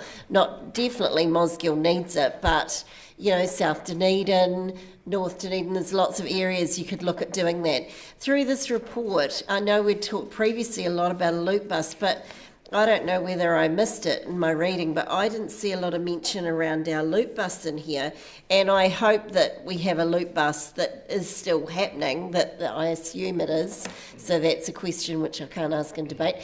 But if we have the loop bus working around, if that goes from the student quarter through the CBD, mind you, because we've voted to put the George Street as one way, I'm not sure how well the loop bus is going to work. So there are some things in this transport program that I think are really great, and that is certainly the Park and Ride. I'm really in support of that. The Central City Bike Hub, I think that's needed, and I'd love to see that as part of a bigger transport hub, and ideally situated at the St Andrew Street car park because it's close to town and it's also close to the hospital. There's a major issue for shift workers who work later, and I believe Councillor Walker has, and all credit to him, has been helping liaise with some of the car parks for better hours. Good on you, Steve. And because it is a major issue for people who can't, who do shift work and can't find parks in the city. So I think something like that would be excellent, and particularly if it had, which has been talked about earlier, some sort of flyover to the hospital or into town.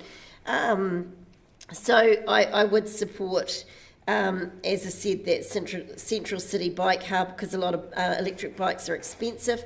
However, while I'm all in support of smart city stuff, I've been to many of the presentations around them. They're entrepreneurial, it's great, and I think we need some of that technology. I think 9.5 million is too much money to spend on that. If we've got new parks, car parks coming in, great, but we haven't. It acknowledges that there's going to be no new parks in the central city, so I just don't see the point of that. And Princess Street bus priority, I think if we make that easier, that is good. However, and it needs to be safer for pedestrians. It's a really scary road to pass, so I think that's good. But the rest I cannot support, so therefore I probably won't be able to vote in support of this paper because I don't agree with all of those suggestions. And I have concerns about the arterial around the harbour, because I don't fully understand it. I don't think we've been fully briefed on it, and I know it is a combination of working in with NZTA as well, but I do think we need to be more updated on these things. They have major effects on our city, and to ask us to vote on something that we don't fully understand, and we haven't had, as Councillor Vanzivas mentioned, is Councillor. The role modelling, the modelling. Councillor, you've raised the spectrum of being asked to vote on things that you don't understand. It might be helpful to restate the resolution. You're being asked to note the budget timings of the Shaping Future Dunedin transport projects. Note that they are in the transport capital budgets. That is the resolution.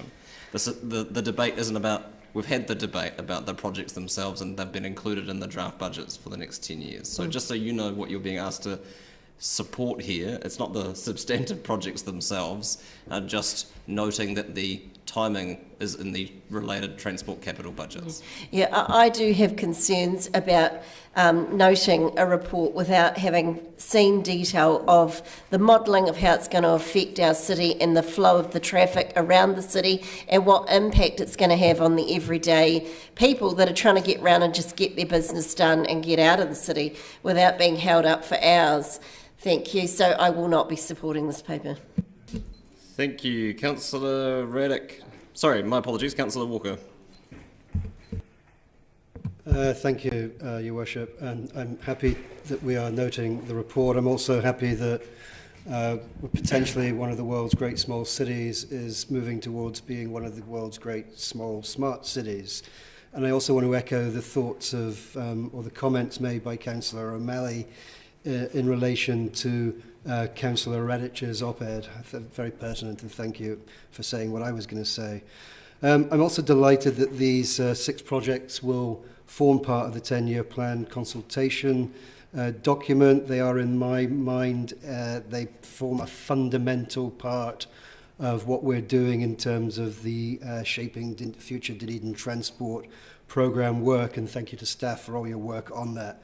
And I guess, whatever people's views are, whatever you think, the reality is there is in this city more people walking, there's more people biking, and there's more people busing. That is a reality, and it's only going to get more and more so as this city becomes one of the world's great small cities, and I think we can all say hallelujah to that.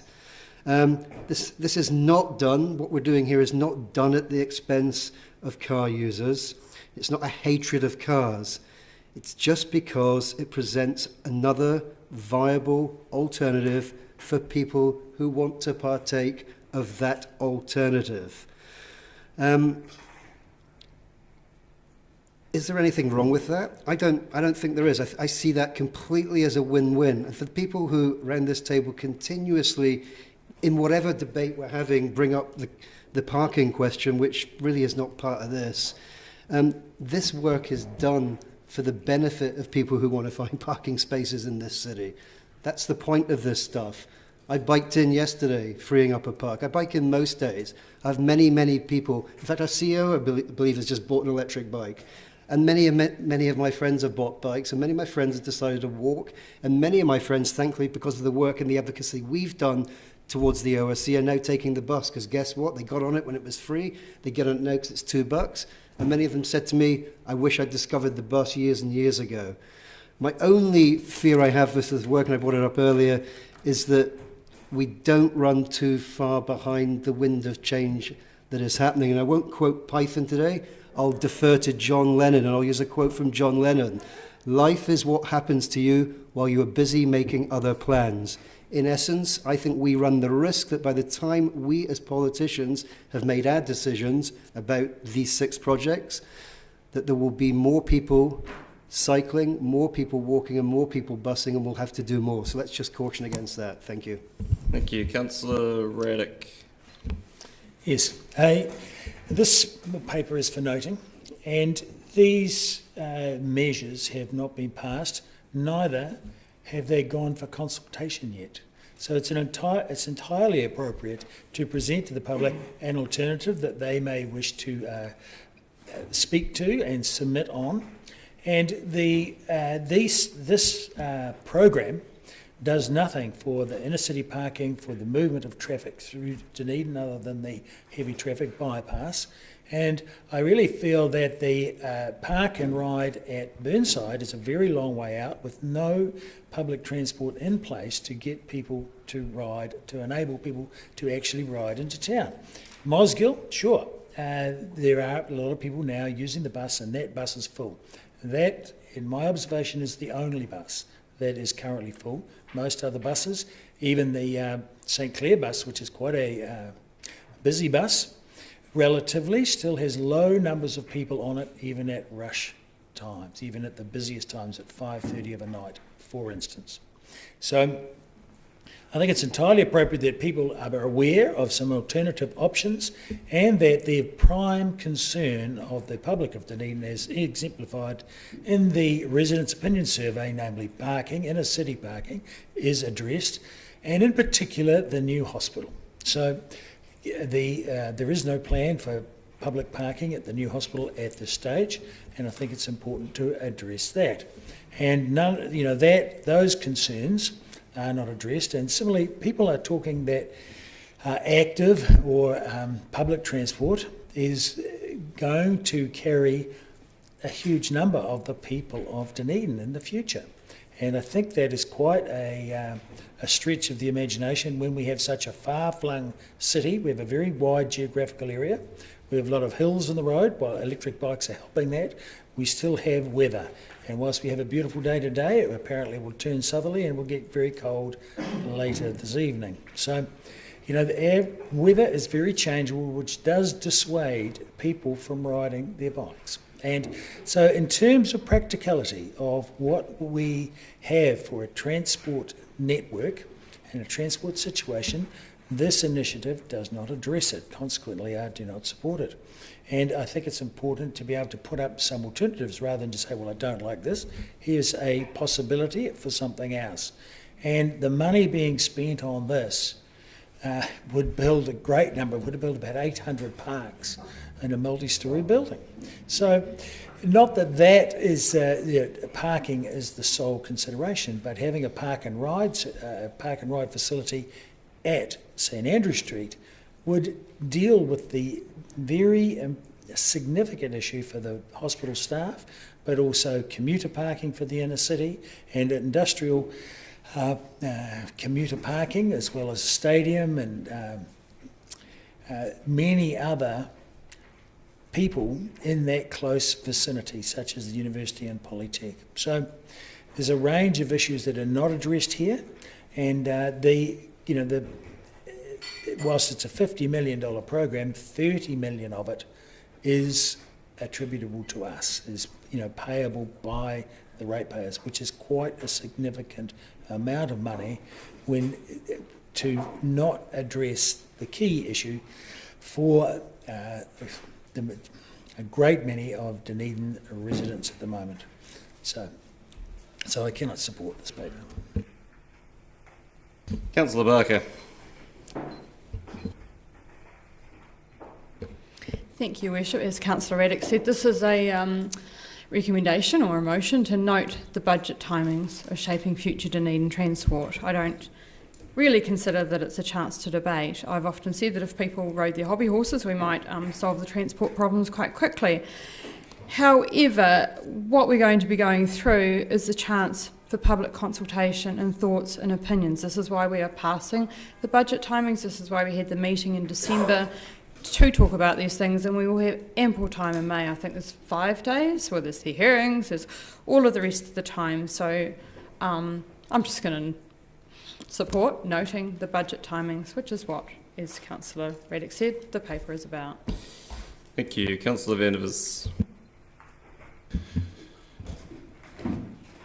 On the 14th of December, the pre-Christmas tick-off of these 6 projects, I voted against all of them, and I was very concerned that most of them basically passed without any real analysis and certainly without traffic modelling, which I think you must have before you make transportation projects. This recommendation is for budget timings, and my view is that the timing is simply not right now to go ahead with projects that we have no modelling for, that we have no money for, that we're going to have to borrow for. These projects, in my view, in December, and additional information that I've had since, haven't changed my view. These projects are $53 million worth of ideologically driven transport spending. There is no consultation driver to support this massive spend. Now is simply not the time to be doing this kind of spending for ostensibly green reasons. The claim by Councillor Walker that more people are biking and more people are walking and more people are busing is obviously quite true. The fact, though, is that you could double the number of people that were biking and double the number of people that were walking, and it still wouldn't make any difference to the traffic problems, because by far the majority of people use the convenient, safe, cheap car. These transportation, ideologically driven projects are at a very bad time, I believe, and the timing is as bad as it could be now. I don't believe there's going to be any time in the future when these projects are actually going to be supported by the public. We are not here to indulge Councillor O'Malley's collectivism in decision making. We are here to represent the public and ask, what do the public really want? They don't want these projects in terms of the investigations that I've done, and they don't want a whole lot more borrowing to pay for the projects. So this budget timing is inappropriate, and I will be voting against. Councillor Staines. With that, I have to make a response. These projects were not requested by Council. They are not ideological. They were proposed by staff to address the potential issues that are going to be around as a result of the hospital build. And I take objection to the fact that we as Council are being blamed for these as an ideological decision. The decision was made on the basis that they would provide an assistance to traffic flow, to parking during the time of the hospital build. And for that reason, I fully support them. Thank you. Councillor Gary. Thank you, Your Worship. I didn't know we had so many traffic engineers around this table. It's astonishing. There's a politician in a far-off land, or a former politician, that used to tell the population various things and keep telling them until people believed them. And that's what I see happening around this table. That if you keep telling people that there's a parking problem, then they'll believe there's one. And I see that as what is happening here. Thank you to the staff for the work on these holistic proposals and for their expertise in addressing them. And I find some of the debate quite rich, really, when you think that we were looking yesterday at the rapid review in terms of climate change, and that 39% of the carbon emissions are from transport. And we need to look at these things holistically. I actually believe we all want the same thing. We want good traffic flows. We want to be able to find a park. If those who can't get out of their car need to continue to drive, then they want to be able to find a park. And those who can get out of their car do, and there's a good public transport system. This framing up of suggestions that some of us are car haters and think unrealistically that we want to get everyone out of cars is just nonsense, and quite frankly I find it really offensive. But I want to say to Councillor O'Malley's debate, simply hear, hear. Thank you.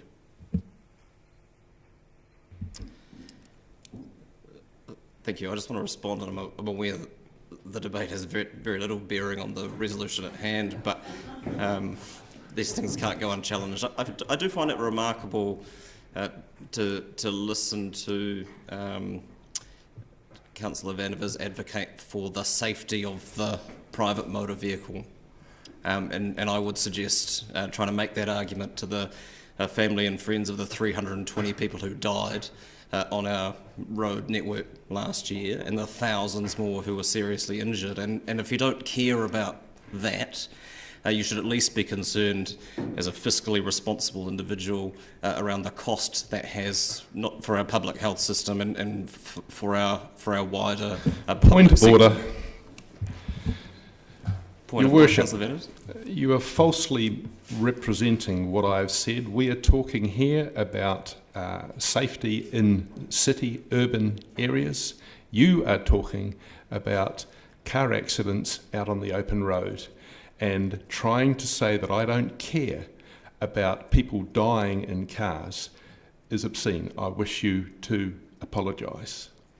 Oh, I haven't made any of those comments. I wasn't particularly specific, and the Deputy Mayor can rule on the point of order, but I would like the opportunity to speak to it. I didn't differentiate around where the road fatalities or accidents were in our roading network. Point of order. Councillor, Point of order. I'm speaking to the point of order. Yeah, no, you're not.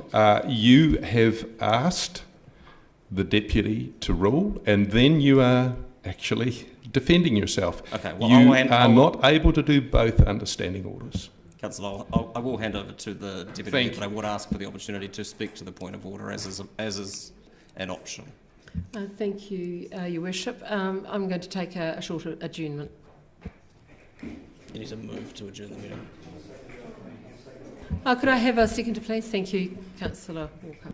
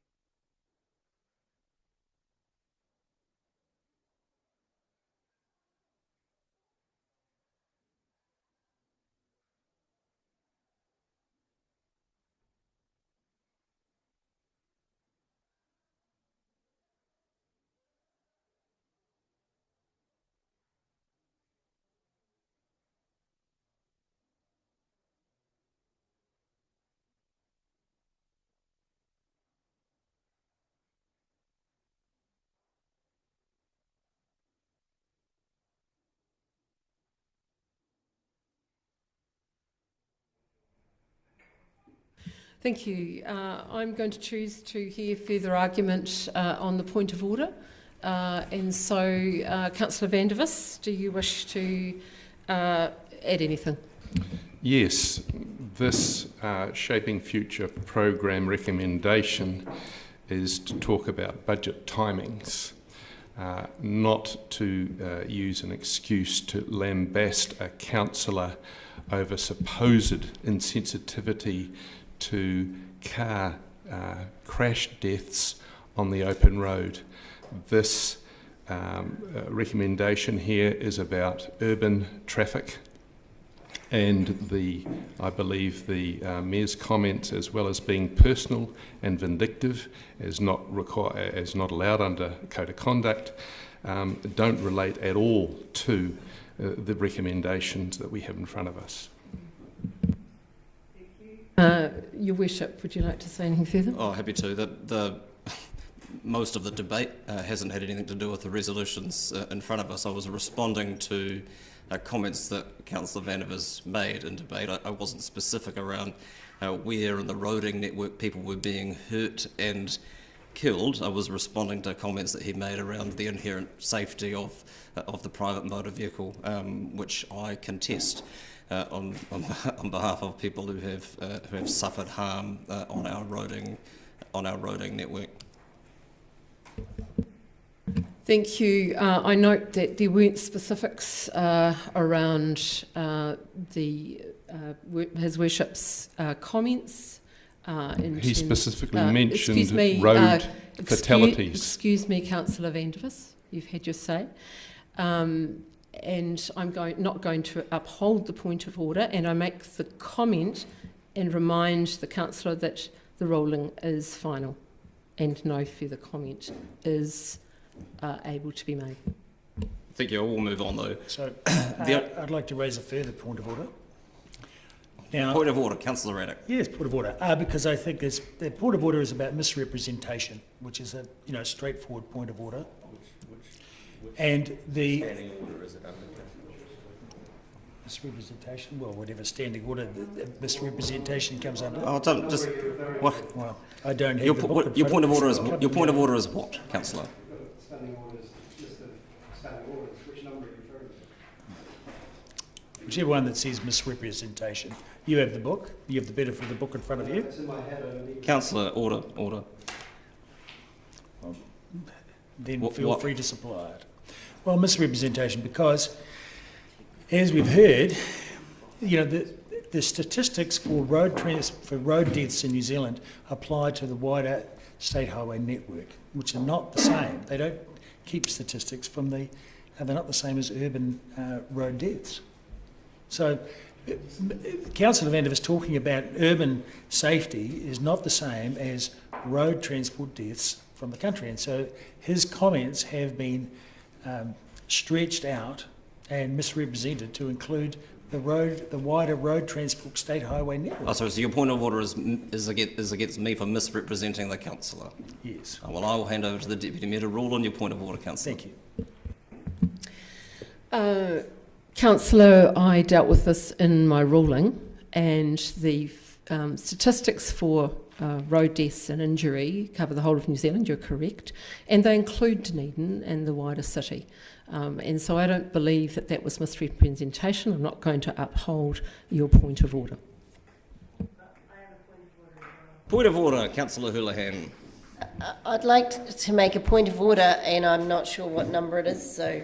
but I believe the comments that were made by the Mayor against Councillor Van der Vis were disrespectful and did not represent what he said fairly. So I believe they put him in ill repute with the public and with other councillors, and I do not think they're an honest representation of what he said. A point of order. I'm sorry, but inevitably I refer you to Standing Order 25.5, which the Deputy Mayor referenced in her decision. Both of these subsequent points of order are challenging the original decision, and they are out of order. And the number is 25.5.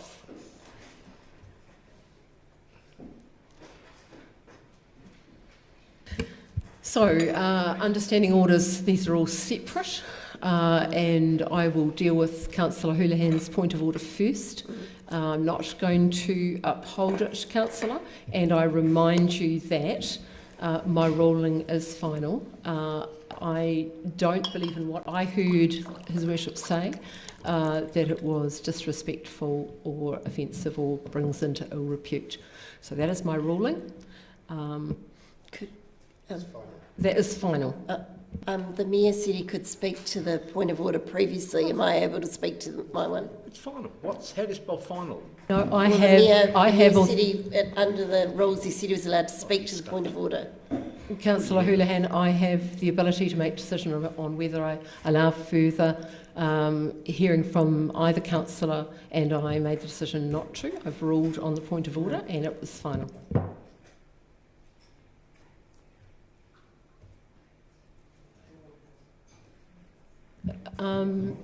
Have you withdrawn your point of order, councillor, or have you still? I don't have any further point of order. No, that's fine. Thank you. And back to you, Your Worship. Anyone else? No. Thank you. I'll move on. I did find it surprising, Councillor Raddick's comments in speaking to this, or not speaking to this, but speaking to the wider debate that we appear to be having again about this collection of projects, that there is nothing in there about city centre parking. And someone with his vast business experience understands that market forces are about both supply and demand, one would assume. And so the range of projects that are being proffered as part of the Shaping Future Dunedin Transport program include options that reduce the need for parking in the city centre, and so by reducing the demand, you therefore have less of a problem in whatever form the problem takes. But the thing I find most remarkable is the resistance to the parking management program that will make most efficient use of the resource. I can't see how anybody would not want to make the most efficient use of the resource.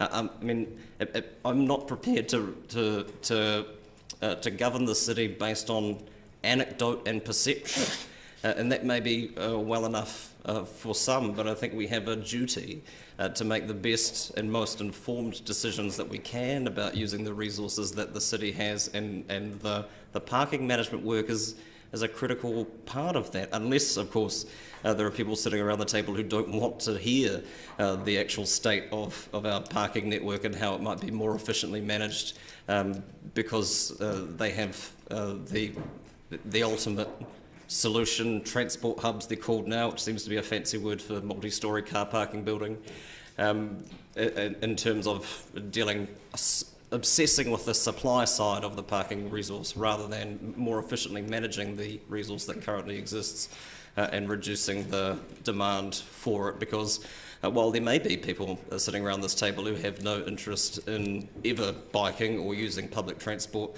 they don't speak for the entire population that we are elected to represent. And there are, as Councillor Walker has pointed out, an increasing number of people who are taking up those options in as undesirable a state as some of those options might currently be. And as we improve the level of service for people to be able to take advantage of those, then they will increasingly do so. And the upshot of that is that it frees up more of the existing resource for people who have a genuine need or an entrenched view around how they move around and how they store their private motor vehicles around the city. And there are no further speakers as far as I'm aware. Councillor Wiley. Thank you, Mr. Mayor. I have struggled with this whole paper all the way through, because it is about shaping future Dunedin transport. It is about noting the budget timings. And when I look at this report and look at what we have in front of us, when we discussed this in December, we discussed it as a paper. We didn't have the rest of what we were going to see with the rates and what the increases were going to be and how it was going to affect our community. There is some good stuff in this paper in shaping future Dunedin transport.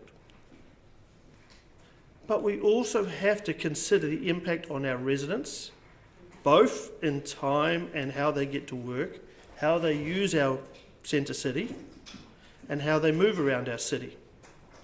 But we also have to note the expenditure. All the way through, what we're doing is we're putting up our 10-year plan and how we fund it to the residents. And I think when we look at some of these timings, I don't agree with them. And that's why I won't be supporting this around the budget timings. I think there's a lot more work that needs to be done, and I should have had that debate and been more forceful in that debate back in December, and I totally accept that. But when we then have a look at the residents' opinion survey that was presented to us yesterday, when we look at how residents view the issues, and parking is a major issue, it all comes together as that this is a bigger story to be had. And we're not telling the full story, in my opinion. I would like to see, where are we heading? What is the city going to look like in 2030? Where is the ORC on this? We don't have a lot of data from the ORC. We're chasing our tail on it. I read a couple of weeks ago that the Mayor wants free buses. That's one of his goals. You know, you look at it and go, okay, I don't even see that in this paper, but that's what he has put into a Stuff article. And you look at it and you go, it's relevant. And you look at it and go, okay, how are we going to pay for this? Who's paying for that? Who's paying for a lot of these projects? How do they all work together? How do our staff get to work? We haven't even done that survey. I've asked about that a number of times. I had one senior staff member said, we don't want to do that research. Senior managers don't want to do it. And I find that really frustrating. We need to find out. Let's tell the full story. Let's see how it comes together. But there are some positives. You know, central bike hubs will work. I know that. But not everybody's going to ride a bike. But those who want to ride a bike will be able to use them. And that will increase bike usage. But there's also the package of when we bring the overbridge into play, how we connect the full cycleway around the harbour. Point of order. Point of order, Councillor Benson. I'm raising a point of order in respect of Standing Order 25.2 irrelevance, this third point. The member has been speaking for some time about something other than this noting motion. He's gone much wider, he's talking about the original content, and that's not appropriate according to the standing orders. I'm not going to uphold the point of order because he's hardly alone in doing that as we've worked through, but I would ask the councillor to focus on the matter at hand, if at all possible. Okay, thank you. Overall, there is a way for this all to work together, but we don't have all this information. And I look forward to receiving that information in the future. It's the ORC is a big part of this. The university is a big part of this. The Polytech's a big part of this. The big employers are a big part of this. We can see a better future for Dunedin transport, but let's bring that all together. And my final summary would be, I look forward to the residents reviewing this issue and coming and consulting to us or presenting to us, because it is, I think, going to be one of the major issues that is presented in our 10-year plan, and residents are going to have a voice on. Thank you. Councillor O'Malley. Normally when someone says, I don't know where to begin, they just sort of speak rhetorically, but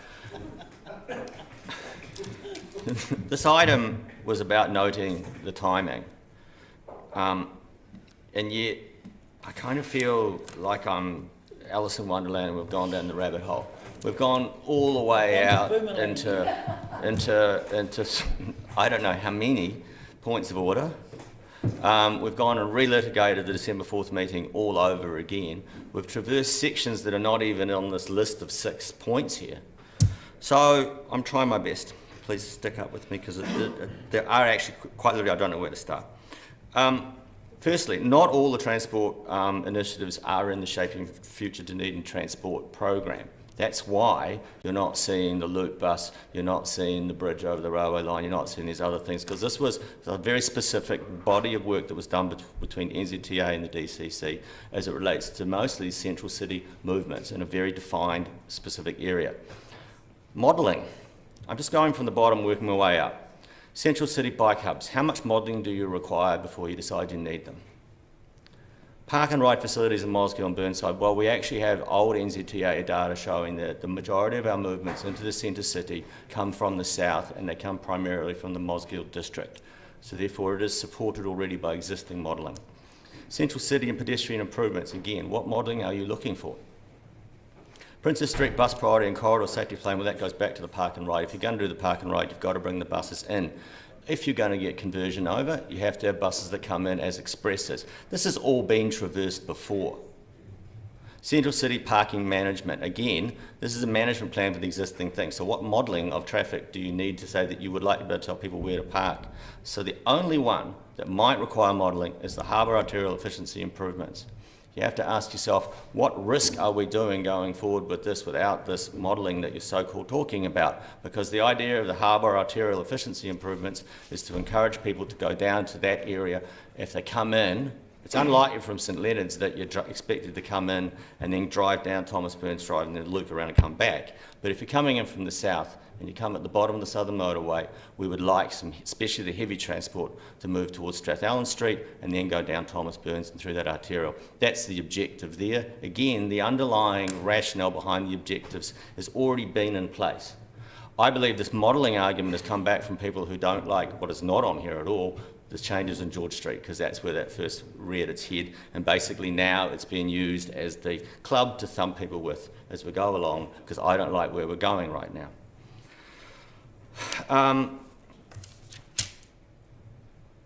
We are at a critical point of the city's growth. The rate of car ownership is rising faster than the population, and that's because 30 years ago a household probably only had one car in it.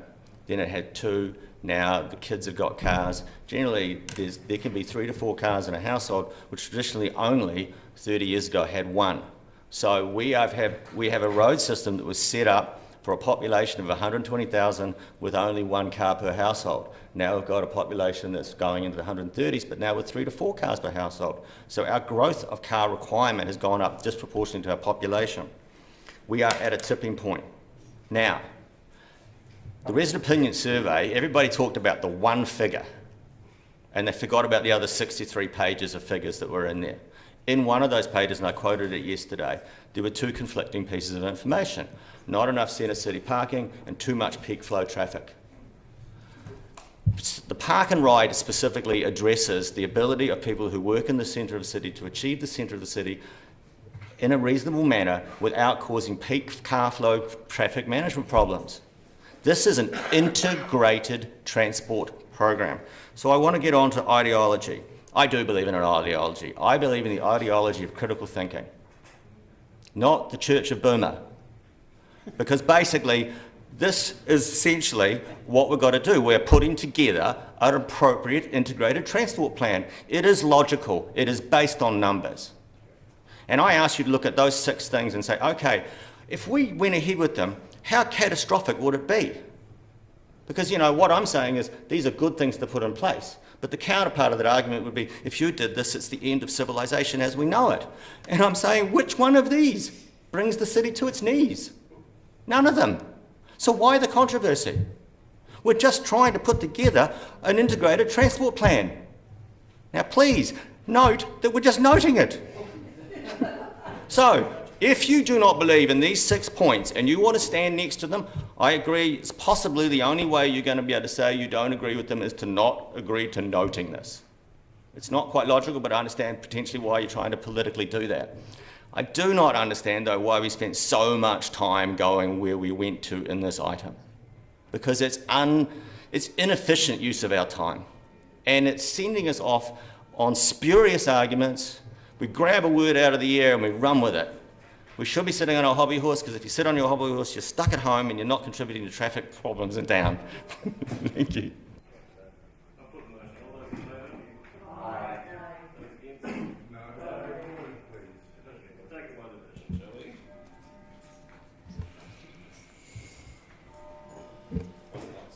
Councillor Barker. Aye.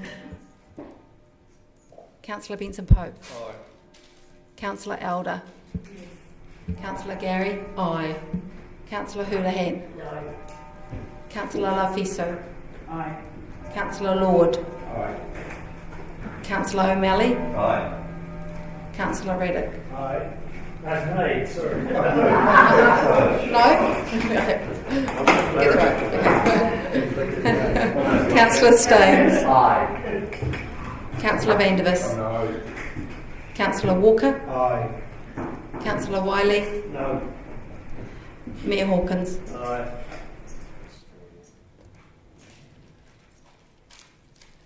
Carried 10-4.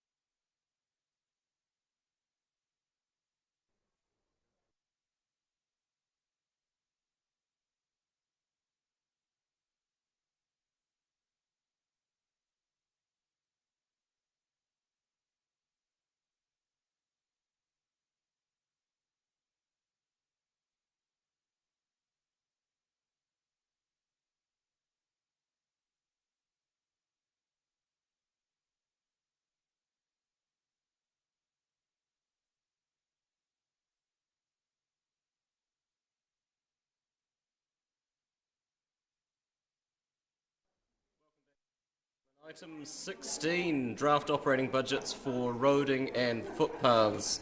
Ms. Benson and Mr. Drew. We're on page 79 of part 2 of your agenda, and so that people know, we'll be breaking at or before 12:30 for lunch, which is somewhat contracted in the second session, but one doesn't like to predict these sorts of things.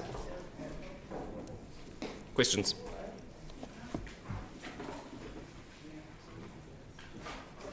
There being none, would someone like to move the resolution? Am I interrupting your morning tea, Councillor?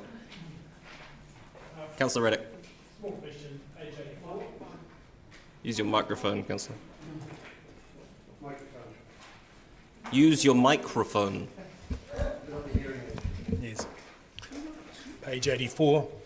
In the draft budget there, the net deficit 5.7 million, is that the increase in debt that will be required for the department? Oh.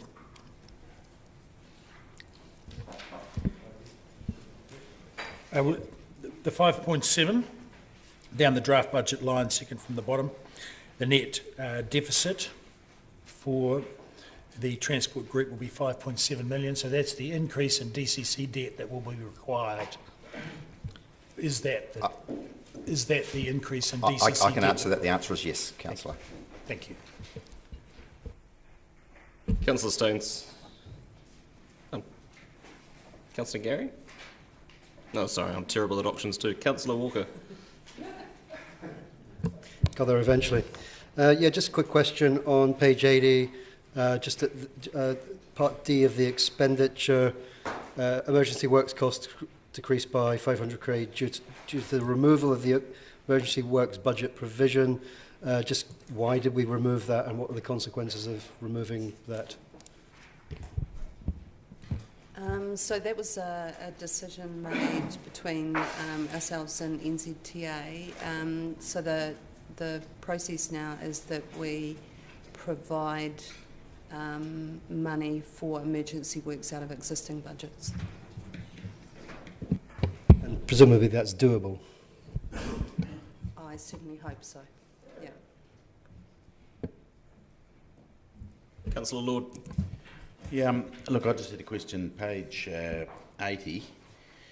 7C, pre-seal repairs decreased by 1.4 million due to the reclassification of pre-reseal repairs as CapEx. So that's something that you do that's non-maintenance, obviously, so it does change how we rate for it, or it's being carried as debt, is that correct? Just from an accounting point of view, we've reviewed that type of expenditure and ascertained that it's actually more capital in nature, so it's more of a renewal rather than just a repair. I mean, obviously there'll be certain jobs that'll just be small repairs, but this is really our main pre-sale costs are actually a capital cost. Yeah. So it's determined that you would borrow for that rather than rate for it and run it in the year that it's done. Well, no, because given that it's a renewal, it's part of your funded depreciation expenditure. Okay. Thank you. Councillor Barker. Thank you, Wisha. I just want to understand on page 79, number 5, the Waka Kotahi funding constraints. And I just wonder if we can understand the changed funding priorities. Have these been signalled for the next year? At this point, we don't know. But I think probably the middle of the year we'll have a clearer view on that.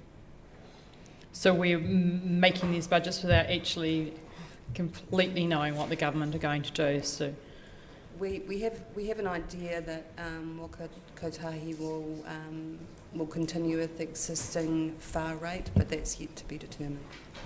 Okay, thank you.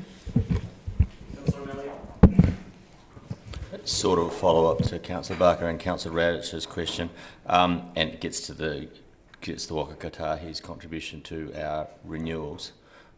So I'm seeing basically there's a $13 million movement backwards from our incomes from grants and subsidies capital, and that's largely the Waka Kotahi support, is it not? That's correct.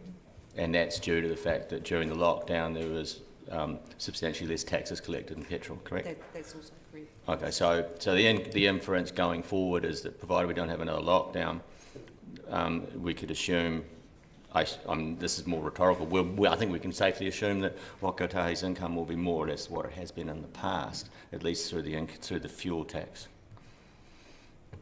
provided fuel consumption stays where it is. If we refer back to when we went through the assumptions, one of the assumptions we've had to make is the level of funding for our renewals program. Okay, so what we've done is we've assumed, I won't say the worst case scenario, but we've assumed the current scenario that we're aware of.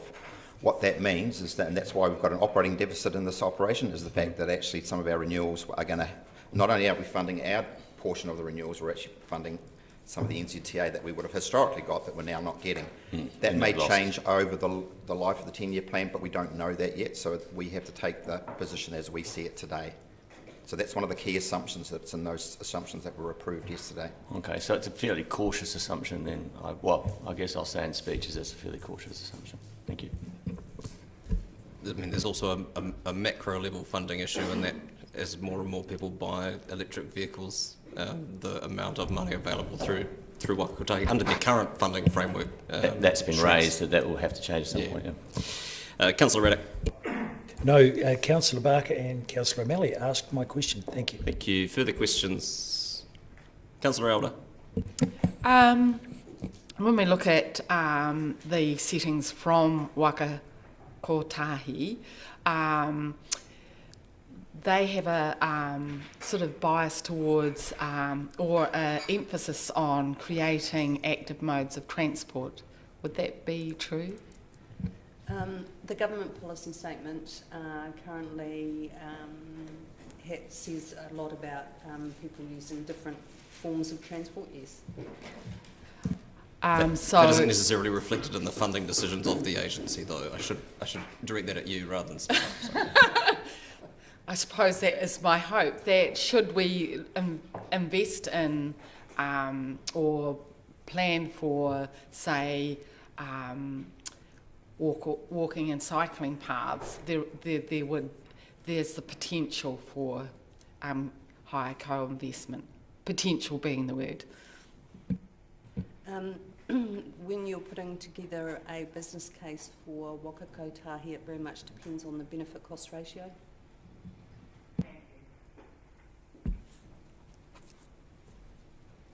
Would someone like to move the draft budgets be adopted? Moved Councillor Gary, seconded Councillor O'Malley. Would you like to speak to it, Councillor?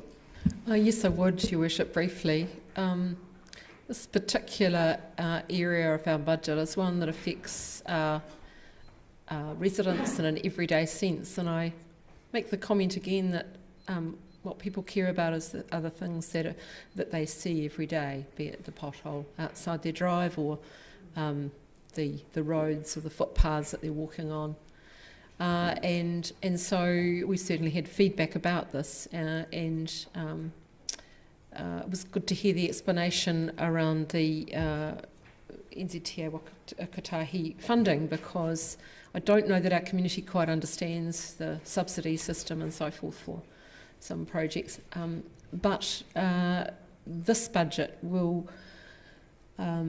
carry out work that will be evident to our community in an everyday sense, and I think we all like to see footpaths that don't have tripping hazards and roads that are easy to ride on and provide a smooth ride, and people notice when it's not that way. So thank you to the staff for preparing these budgets, and I note too that what we might consider important in terms of projects, Waka Kotahi doesn't always fund everything, and I give the example, and forgive me for repeating this example, but it's one I know well.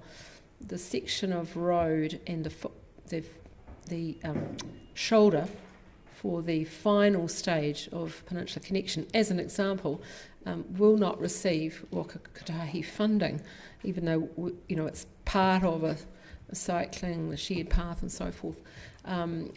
And that's what was dropped off the last business case. So it's a variable mix and not always logical to us from where we stand. And I just want to remind councillors about that. But thank you to staff for this comprehensive budget. Yes, I'm happy to support this budget, and I think it does reflect a change within council staff, that renewals and maintenance of the infrastructure is now being addressed on a continuous basis, and so it's tried to be put into a more systemised and regular fashion to keep everything up to scratch. And so, given the assumptions that Waka Kotahi might not, and that's not necessarily the case, but might not fund everything to the extent they used to, the department will still go ahead with the roading and footpaths in order to maintain them at a good quality level, and a bit of extra debt over the plan will accrue, but that may well be funded by Waka Kotahi if the winds are blowing in the right direction. Thank you. Councillor O'Malley. Thank you, Bishop. I think this is a good budget. I am really noting that we should note that we've lost a substantial amount of grants income from Waka Kotahi that was largely due to the lockdown. I hear Mr. Logi's commentary on how we're going forward. I would hope, though, that in fact that the funding will restore again, and it will be important for us to make sure we keep an eye on that and keep talking to NZTA about that, because it actually funds a huge amount of our renewals program. So it have a big impact on our bottom line if we don't get that funding back. Thank you. Councillor Gary, your right of reply. No, I don't have one, thank you. Thank you. I'll put the motion. All those in favour? Aye. That's agreed. Item 17, which is on page 86 of part 2, just over the very next page. Okay. Draft operating budgets for reserves and recreational facilities. Mr. West and Mr. McLean, welcome. Councillor Houlihan. Thank you. With regards to the new Mosgiel pool that's being built, the old pool that's still there, a lot of people, they're obviously hanging out to get the new one, but they still use the old one in the meantime. And I've had some of them contact me saying they're concerned that during the build that the pool is going to be, the existing pool is going to be closed, and they're wondering if it could stay open for the April season if you're able to do the work around it being open. Is that a possibility? So when the evaluation team met to look at the tenders, councillor, there was we gave an option for tenderers to build with the current pool still open during the build or closed. It became apparent through the process that if the current pool was demolished at the beginning of the build process, it would speed up the building period so that we would open the new pool significantly earlier than if it was kept open. And there are also issues raised around health and safety of having a significant building site adjacent to the build of the new pool. So on that basis, we made the decision that we would demolish the new pool at the beginning. Right. So what's the health and safety issues with that? Are you able to say? Well, it's a significant building site with lorries coming on and off that site through the car park that is currently used for the current car park. We've also we will have we'll have some road changes on Gordon Road. So again, the compounding fact of having health and safety issues, the tender board, we made the decision that was the safest option. Thank you.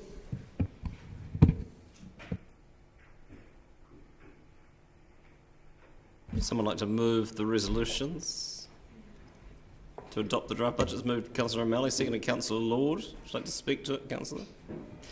Further speakers? Councillor Elder. I just want to compliment the Parks and Recreation on their budget and their aspirations for the city in the budget.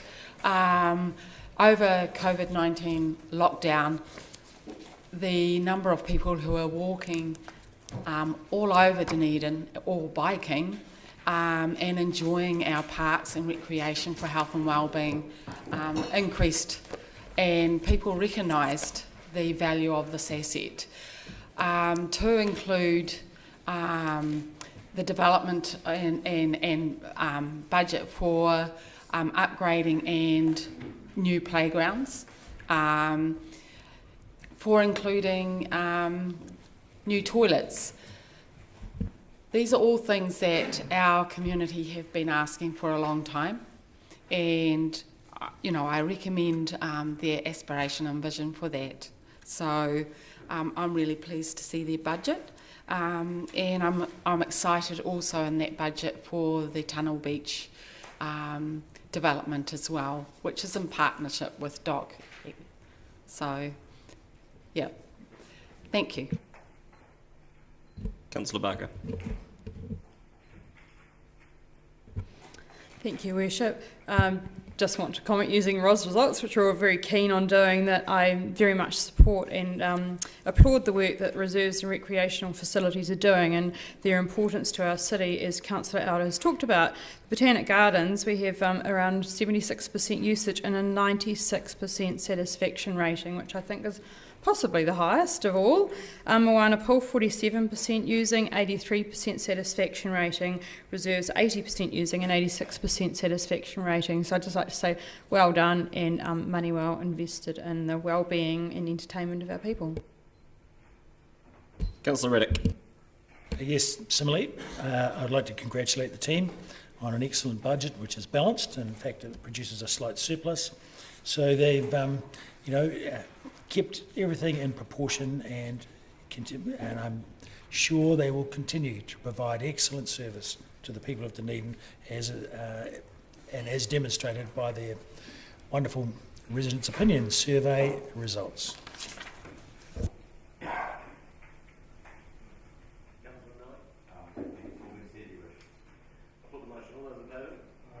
Those against? That is agreed. Item 18, curbside collection funding options, Mr. Drew and Mr. Henderson. Sorry, that is in part 3, also known as supplementary 2. It gets clearer by the day. Page 118 of part 3 of this agenda. Would either of you like to say anything in advance of this item? No, says Mr. Henderson. A tacit no from Mr. Drew. Questions? Councillor Houlihan. Thank you. There's been some comment around 5 bins being quite a lot for, say, elderly women or anyone really pulling them all along. Is there any way we can consolidate some of those bins and still achieve the same results? Is there any things that could be combined so we don't have to have 5 bins? I'd remind councillors that this paper is about the funding options for the model of service delivery that council adopted at the meeting in December. But bins are in there, part of it. Yes, the word bin is mentioned, but the system itself has been the preferred option. It was adopted by council. This paper is looking at how that service that we've decided will be funded.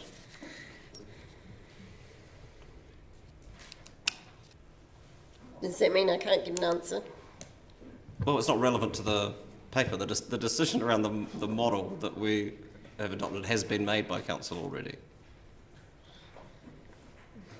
and will be for the purpose of consultation, and will be finally made in May. Do you have a question about the funding of the service? Well, I have a question about the number of bins, whether we can consult. That would appear to be a no. Councillor Lord. Thank you, Bishop. I just had a wee question, and it determines what rate. So, for example, food scraps, which you've got there, the recommended option 1 is a targeted rate. If you went for a pay-as-you-throw, I'm thinking particularly garden waste and food scraps, does ageing, so if you had food scraps and you only put them out once every 2 months because you were a little old lady that was pretty frugal, but over that time they got dried out and horrible and mucky, is that not a good outcome. Like, what is expected that would happen with food scraps if they're put out? Does it make a difference, fresh versus old, effectively? Yeah, it would certainly reduce the value that we could get out of that material as a reuse. So a targeted rate, therefore, is the option to go for rather than a pay as you throw, because that would encourage you to do it regularly. It would tend to encourage people to actually use the service more as well. And can I ask why on option 1 you've put garden waste as a fixed user charge? So that's the recommended option, that you do that as a... What do you mean by that? A UAGC so that everyone gets charged the same amount? No. A targeted rate is everyone within a mapped area, is my understanding. A fixed user charge is effectively the same, but on a more ad hoc basis. So everyone who just opts in to pay that set fee. So with green waste, then there's no incentive to put your bin out on a weekly basis if it's not full. So the follow-up question is, well, do you lose any value by letting compost effectively rot or garden waste? Is it better to handle it fresh or? The garden waste is slightly different in the fact that the intended use for the separated garden waste, as we do at Green Island already, would actually be that windrow composting. Yeah. So it can happily be quite a bit older before we actually receive it. Yeah. Okay, thank you. Councillor Gary. Oh, thank you, Your Worship. I had a question around 17 and 18, and what I wanted to understand with the PAYT technology, the suggestion, I understand that we're suggesting pay as you throw because the PAYT is not developed enough. Do you have any idea of the likely timing, and I understand it might be a guess, of when that might come in, and how easy would it be to substitute if we go with pay as you throw now and then we have the opportunity because the technology's developed? So one thing, what's the timing and how easy to substitute? Please don't guess. No, I was going to say that I couldn't give you any time frame on the actual technology itself actually being proven. The technology is currently available, but it's not reliable, and that's a problem that they're trying to work through at the moment. So I couldn't give you a time frame on that. What I could tell you is that any new system that we'd put out would be enabled, so we would have the technology on the bin itself. Basically, there's a small tag that is permanently attached to the bin, which is basically a barcode or a scanner. And then the reading, there's basically just a reader in the truck that can pick that up. Unfortunately, at the moment, it only has about a maximum of an 80% success ratio on picking up the bin. So we'd wait to implement so that. The technology needs to improve until it gets to a point where it's actually 95% reliable. Thank you. Can I just ask a follow-up question? Given how exposed to the elements these bins are likely to be, how durable is the patch that you're planning on putting on the side of the bins? If it's included in manufacture, then very reliable. If it's a retrofit, then not so much. Yeah. Great, thank you. Councillor Raddick. Just for clarification, there's option 1, which is the preferred option.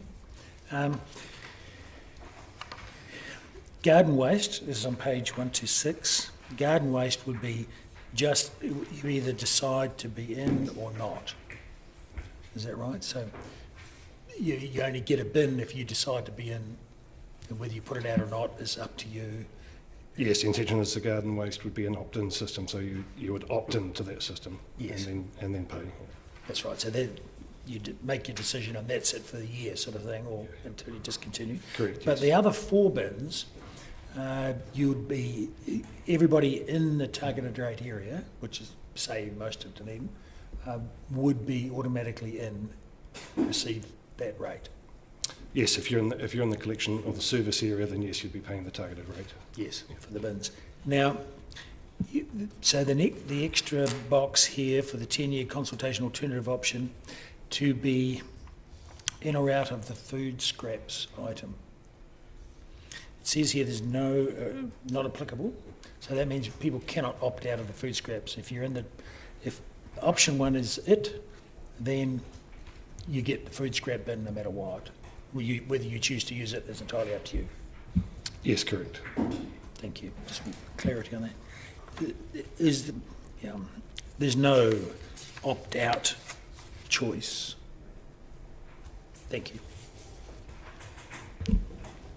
With the garden waste system, when someone, because someone opting in may not want to do that indefinitely, would the idea be that the bin would be reclaimed when someone stopped paying for that service, or is it going to be like the newspaper round where the contractor is somehow supposed to keep tabs on subscriptions and whose bin gets picked up at the curb and not? So for the interests of actually trying to administer a system like that, it would be a 12-month opt-in or opt-out, so basically the bin would be reclaimed, reassigned or reused, etc. Having the ability for people to jump in and out would cause an administrative nightmare. Absolutely, yeah. Whenever they felt like it. So it would be a opt-in for the full year, and then an opt-out would be another full year. If that answers your question, sorry. Got it. But at the end of that 12-month cycle, say, people would either pay for another 12 months or they'd lose the bin. Yes. Great, that's fine. Councillor Barker. Thank you, Worship. My question relates to both first question relates to both the refuse 140 litre bin with the red lid and the proposed 2040 litre garden bin, where the disadvantage says ratepayers outside the collection area would be paying for a service that they did not receive. This may not be considered fair or equitable. This is if it goes into the general rates. What percentage of households live outside the collection area? Or like it, not exactly, but an idea. Yeah, I'd be only guessing to actually. Okay, is it a large number? No, not particularly. Actually, it's there is about 48,000 households in the collection area that do pay the rate. Mm-hmm. Obviously, there is considerably more households than that, but I wouldn't want to guess at the percentage. Okay, my second question, I think this may have come up last year and I don't know if we got an answer to it, but there is when we're looking at the food scraps bin, one of the disadvantage does not allow eligible residents or businesses who may prefer to compost at their own premises to opt out. And I kind of wanted to understand the quantum of households and perhaps businesses who compost at their own premises. Is there any indication of what percentage of people might have a compost heap? No. I couldn't give you an answer to that, the percentage of people that are actually doing that. Mm-hmm. Okay, thank you. And is there not a subsequent question to that around, of that group, how many are doing it properly from a composting, I mean, in terms of managing the resource? Once again, I mean, obviously we run the composting workshops, which are well attended by people, so we do the education program around proper composting. I couldn't tell you how many people actually competently compost at home. Yeah, thanks. Councillor Walker. Yep, thank you for the report. It's excellent, gives some good choices. And I certainly don't want to relitigate the conversation we've had on this previously, but it does go to the preferred to option one. And I ask this question as a diligent composter and very low producer of waste, and as a fan of a pay-as-you-go system, the equity issues aside. Can we assume, because there's been some other questions around it, that the reason for not having an opt-out for the compost within option one would be simply because if we did, people would then put their food scraps into the red bin? Seems fairly logical that would happen. And that's the very thing we're trying to avoid. Yes, in order to achieve the carbon reduction that we want to achieve at the landfill, we want to try and make sure that the food waste comes out of general waste. Yeah. So confirming, if we did have an opt-out for compost, that would absolutely, I think, happen. Yeah. Just on that, approximately the black bag service at the moment, approximately 40% of the contents of that is food and green. Yeah. Councillor Elder.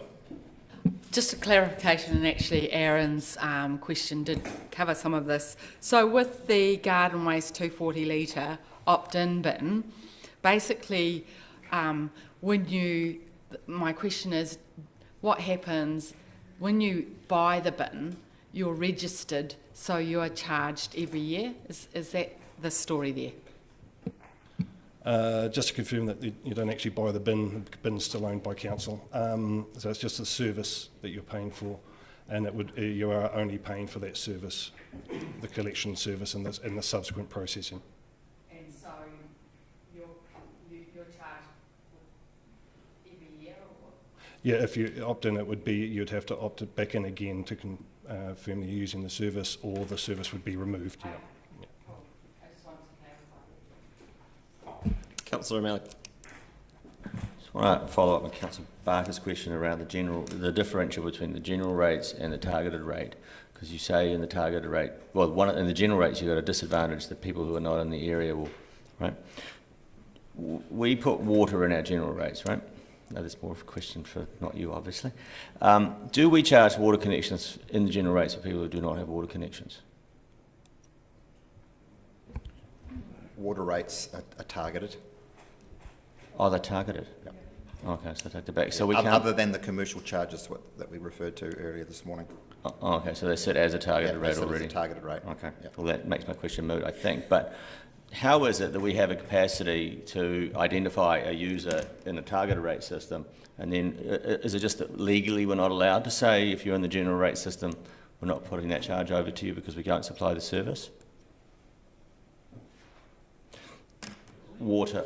That's what I'm wondering, is it like a local government act issue or something that so we have the ability to identify a household under this targeted rate and say you are in the collection system, therefore we'll target you, but in our disadvantages we say in the general rate system we don't actually have the ability to do that. Is it? So the question is, are we legally able to fund something out of the general rate that isn't available to all rate payers? Well, more importantly, do we have the system inside to say that if you are a general rate payer and we put this into the general rates, you won't get, that charge wouldn't be extended to your general rate? Is it something to do with, are we forced into always doing targeted rates whenever we don't offer something absolutely 100% universally across the city? I suppose it comes down to... No, I'm not saying that. I'm saying that's exactly what I'm saying is, why can't we work out how not to charge that household through the general rate bill? How come we can't do that? No, a targeted rate is a flat rate across all households, whereas no, a general... it's a targeted rate is charged to anyone within a mapped area. So as long as you can identify a geographic boundary. But the charge is a flat rate. Yeah. Right. Whereas the general, if it goes into the general rate, it will be charged based on your rateable. It'll be proportional to your rateable, to your actual rates. So if your rates are twice as high, you will end up having a bigger fee put towards you than if your rates are low, as it's proportional to the cost of putting up that item. I don't know logistically how you could pull someone out of the general rates like that, but I'll look to. And that's why it has a relevance in terms of a fairness and charging component. That's why. It's the same cost per household. Do we have any comment from... A targeted rate can be a fixed rate, or it can be based on CV. It can be based on CV. Yeah, but it's still targeted. It's still targeted. Okay, that's fine, but we can do it on... And is that how water is done? Or? Water's a combination. Combination of both? Yeah, depending on whether it's commercial or the residential. And so we wouldn't be deciding that today if we go with option one and say targeted. We won't be deciding necessarily that it would be a single unit. I mean, we'll be consulting on that because we won't be able to change the consultation document. But would we be able to say that, in fact, it might be more related to your CV date? I guess a question would be for Mr. Logie would be between now, well, I don't know how long it would take to work this out, but between now and deliberations in May, would it be possible to have options for if a targeted rate is the model that council adopts today? Correct. A flat rate versus a more progressive one based on CV? Yes, it could, but obviously just remember that it would still be targeted to the beneficiaries of the service. Yeah, that's fine. It's just a sort of a proportion. We got there. And I've got another question. If we were to remove the food scraps bin, right, and well, basically, if the public was to choose the other option, looking at what's been in the media about trade waste, would we have limited ability to, what would our ability be to deal with someone who then just started dumping a whole heap of organic. Well, actually, so if we go over with the option with the green waste with an option to opt out, then they opt out and then they start putting green waste in the red bin, what will our response be to that person? It'd be very limited if we haven't actually proposed or given them the alternative options. We would have limited recourse. Obviously, we do have the green waste drop-off facilities, but that would only be the only other alternative option unless they went for a private service. So basically, if that small green bin goes out of the system, then the chances of us being able to enforce the proper use of green, or if we give them an opt-out option, so they take it out themselves, and then they start using the red bin for green waste, you're telling me that we would have limited ability to reverse that bad behaviour? In order to actually have some ability to do that, we'd need to, obviously with the solid waste bylaw, put some rules around the use of the red bin and then audit that usage with an education campaign in order to know where the waste was coming from. Would have to be a physical audit on the individual bin outside the property. But our tool would be an education campaign. Yeah. Thank you. Thanks, Councillor Wiley. Just following up on some of the questions that Councillor Malley asked, and I reference point 26 or paragraph 26. We look at the current yellow recycling bin and the glass bin collected via targeted rates. So when we look at that, we know roughly we know the cost of that is to a resident on their rates. And what is that cost? At the moment, it is $66.30. Sorry, how much? At the moment, it's $66.30. Okay. So when we look at the options in paragraph 23 or point 23, are we, as we go to consultation, might be a question for the CEO as well, are we going to be putting dollar figures with the options to be consulted on? That's the intention. It will be a range, obviously. Yeah, but yes, definitely. Because that will help inform the decision making. That's where I'm heading. And there would also be, and that, so again, Mr. Logie, just going back to the answer you gave Councillor O'Malley, that information would all be provided prior to consultation, and the pay-as-you-throw rate would be, or costings would be included as well.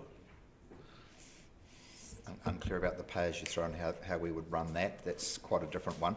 But certainly the target rate and the fixed user charge are reasonably easy to calculate. The pay-as-you-throw is a little bit more challenging because we don't know how much the technology is going to cost and whether it's available. Okay. Through the chair, one thing, I'm happy to move this paper with point 24, that the alternative option be included in the 10-year plan consultation, the 3 bins enhanced status quo consisting of be added to the motion as part of consultation. Can you repeat that? That point 24 is included as part of consultation. Yeah, that's already in the consultation. That is the existing resolution, I think, that we made in December, that we have a preferred option but also an alternative option. This is really just about the funding of those. Yeah, preferred funding source, I totally understand that. And then, okay, so I've got on 23, we've got the 4 options.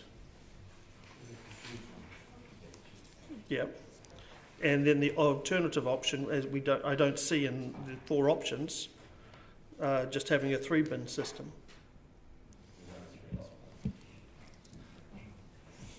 I'd like some clarity. I guess I'm confused. Yeah, sorry, my understanding of the decision in December was that we would go out with these 2, and it gets complicated because we've got the 2 systems and then the funding of whatever those systems might be. So the original council resolution is at paragraph 6. The intention is that we would the intention of this paper is to decide on the funding options that council would use for both of those, depending on which was chosen. Can I just make a clarity point? Option 4 and option 2 are the same when you take the two bottom bins off, so therefore you only need option 1s, 2 and 3 to cover the same options in there. If you go to paragraph 48 of the report and the table in the options, that shows the staff's recommended option and then that alternative option that Councillor Wiley was referencing and how we suggest the consultation is done and the funding sources for each. So it does include the funding there.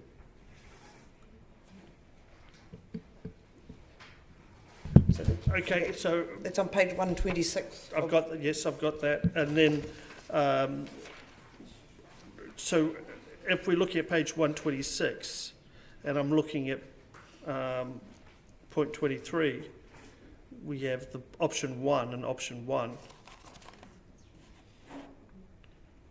The top box on page 126 has both the 4+1 bin system and the 3 bin system, which are our preferred and alternate options, and the recommended. I don't know, and how staff are recommending that those two be funded. Yep. Okay. No, I now see that. I'm happy with that because I also look at the motion from the 8th of December where it is basically also approves the 3 bin enhanced status quo option be included in the 10-year plan. So in the 10-year in the consultation document, yeah. Which is option 1. Which is option 1, yeah. Okay, thank you.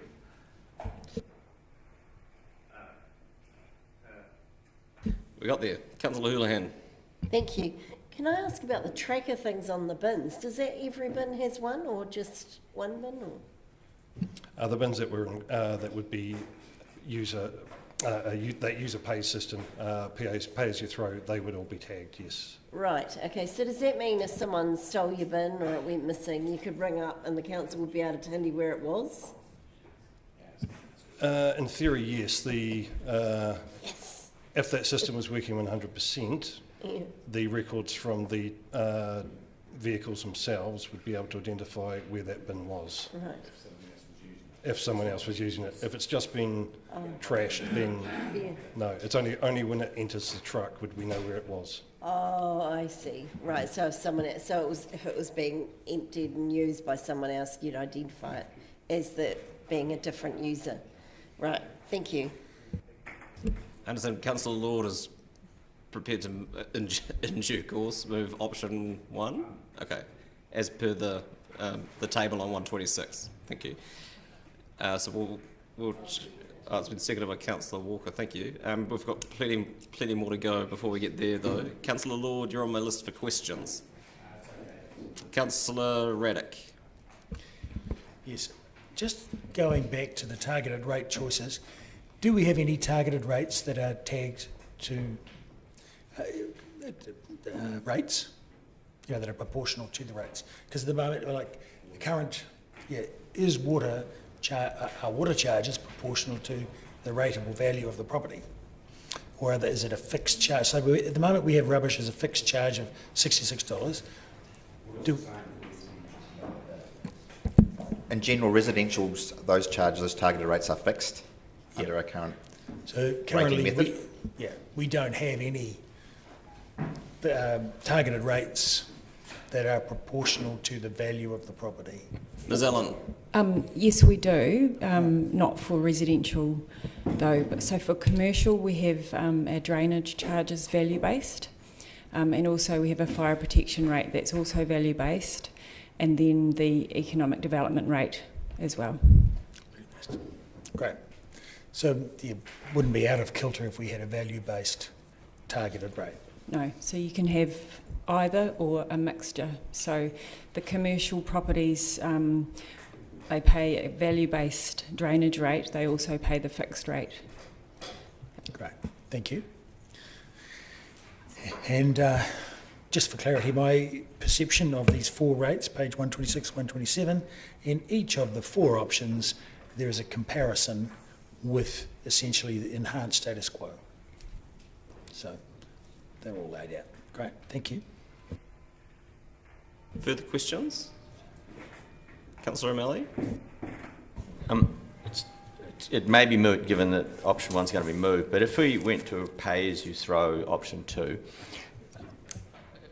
would it be fair to say that if, let's just say, only half of the red bins that were eligible to put out were put out on the day, that truck still has to traverse the route? So therefore the cost of the truck going down that street that day will now be dispersed over the pay-as-you-throw charge as opposed to the general charge, which means, would it be reasonable to say that a pay-as-you-throw per unit weight could end up being more expensive per unit weight than it would be, and also per unit, actually, basically, you're not going to weigh this thing, right? Because there's a whole heap of non-served entities all the way along every time that truck runs that route. Yes, if I understand your question correctly, Councillor, that the resource, the contracted resource, would need to be resourced to a point where it could collect from every house in case the bin was out. So if nobody did put their bins out, that truck still has to go the route. So I'm just, and the reason I'm just saying that is so that people don't do the simplistic thing of saying, I'm going to divide, you know, once every 2 weeks, so 26, I'm going to divide that by 26, and that would be the cost of me putting a bin out, because that's only through the system that's going out every 2 weeks, whereas this would be different. Yes, correct. Thank you. Councillor Reddick. Yes, sorry, just a further thing. We do have a pay-as-you-throw system at the moment with the black bags, but of course we're getting rid of that for all well-known reasons, well-canvassed reasons. But to me, and my question is, am I correct in thinking this, that we simply do not have a pay-as-you-throw system ready to implement with the bins, and there is no system in New Zealand that is proven reliable and ready to go in New Zealand for this bin. So we would be, if we were to say, oh, you go choose pay-as-you-throw, we would be making quite a large problem for ourselves. Well, the successful pay-as-you-throw system that you could use would be a manual system where people buy a tag and put it on the bin. That would be one way of doing it, which would increase the contract costs. You'd have to have a runner on the street checking each bin for a tag, that sort of thing. But it is possible to do it. It's just not possible to do it automated at this stage, not reliably. Right. Am I reading the report right in that, were that to be reliably available, option 4 would be staff's recommendation? Is that the deciding factor? Because that's ultimately the only difference. Is that the... If the automated technology was available, there's absolutely no reason why we can't bring in a contract that will move to pay-as-you-throw technology as it becomes proven, as it becomes available. That wasn't quite my question, although that's helpful to know. But were that available now, for us making the decision now, would it be staff's recommendation that we pursue that in terms of meeting various objectives rather than the recommendation that we have, which is to use targeted rates and fixed charges? If you haven't considered it in order to answer that, that's fine. I was just trying to figure out what the difference is. We've had that discussion, and we certainly would have preferred an option that provided that, at least for consideration. But as I understand it, and Mr. Henderson may correct me, what's being suggested in option 1, the infrastructure that has purchased the bins will be able to be turned into pay-as-you-throw type later if that technology changes. And given that this contract is unlikely to be operative before the 1st of July 2022, and previously, Mr. Henderson, you've said that even that is ambitious, is it possible that the tech could have caught up with that by the time the contract goes live, rather than, because that would seem tidier than having to renegotiate the contract or adapt the contract to meet a new system of collection? As I said before, I do not know when the technology will be proven. if it was incorporated into able to be incorporated into the trucks before the beginning of the contract, then yes, there is a possibility it could go live, but I don't know when that technology will be proven enough for it to go live. There's no doubt we can have the contract in place by 1st July 2022. It's whether we can, all the services can actually be rolled out on that date. The contractor would probably need about 6 to 12 months to actually, especially if we're wanting to go for electric vehicles, they'll need quite a bit of a lead time to get their equipment ready. So the readers that I was talking about for the trucks would have to be retrofitted or specified in the contract to be included at the start. Because the problem that we have is that we're being asked to choose a preferred model of funding, and do we require a subsequent resolution of council that we want to be? I don't know, that we want that as the technology evolves, we're interested in having reports that come back to change that. You know what I mean? Because once this becomes policy, should this be adopted in May or June or whatever, our policy is that we fund it through a targeted rate, but that doesn't seem to be the intention of staff, and certainly doesn't seem to be the aspiration of many people around the table. But that should be hardwired into something by way of resolution. Would staff find that helpful? You found a question in there. Yes, that'd be more than helpful if it was that council decided that they wanted us to keep a watching brief on pay-as-you-throw technology so that we can incorporate it at the earliest opportunity. That would be fine. Okay, thank you. I hope someone wrote that down. Questions? Councillor Walker. Yeah, the questions just, I guess, come to my mind because of the discussion we're having about the potential of moving, if technology is there, to a pay-as-you-throw system. Can I ask maybe both of you, do we not therefore have quite an awkward contradiction, I guess, competing tensions between zero carbon 2030 goals and a societal equity question? Would you both not agree that all the evidence throughout the world shows that a pay-as-you-throw system absolutely disproportionately impinges on the poorer members of the place and where that exists? So I guess the question is, ideally, I'd want that, but also I'm cognizant of the fact we have an equity issue to address too. So how do we face that contradiction? Well, I think, if I may, Councillor, if and when that technology becomes available on a citywide scale, we would bring that back for you and look at how we might then deploy it, taking into account all of those factors. And I think, as Ms. Allen said earlier, there are a mixture of approaches. That wouldn't necessarily have to be all pay-as-you-throw. You could have a mix and match of the rates to ensure that you met the waste minimisation goals, but we're also aware of those equity issues. So it's a broader conversation. A very tough question.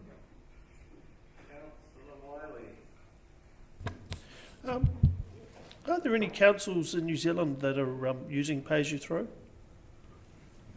Yes, parts of Auckland are using manual systems. The Christchurch City Council, I believe, was looking to move to automated pay-as-you-throw, but that's where my latest figures for the they didn't have enough of a success ratio to actually move to pay-as-you-throw, automated pay-as-you-throw. But there are manual systems in operation in New Zealand. Yep, as a buying a tag, etc. Yeah. Yeah, it's a bit like a airport luggage. Airline luggage ticket type of thing you attach to the bins. Is that the case? Yes, correct. Yeah, you do have some issues with that when it comes to people nicking tags and that kind of thing. So the type of tag needs to be carefully considered. So really, if you were going to go for a pay-as-you-go system, it has to. It's a bigger story in the whole setup and development of it. Yeah. Yes. Okay. Correct. Thank you.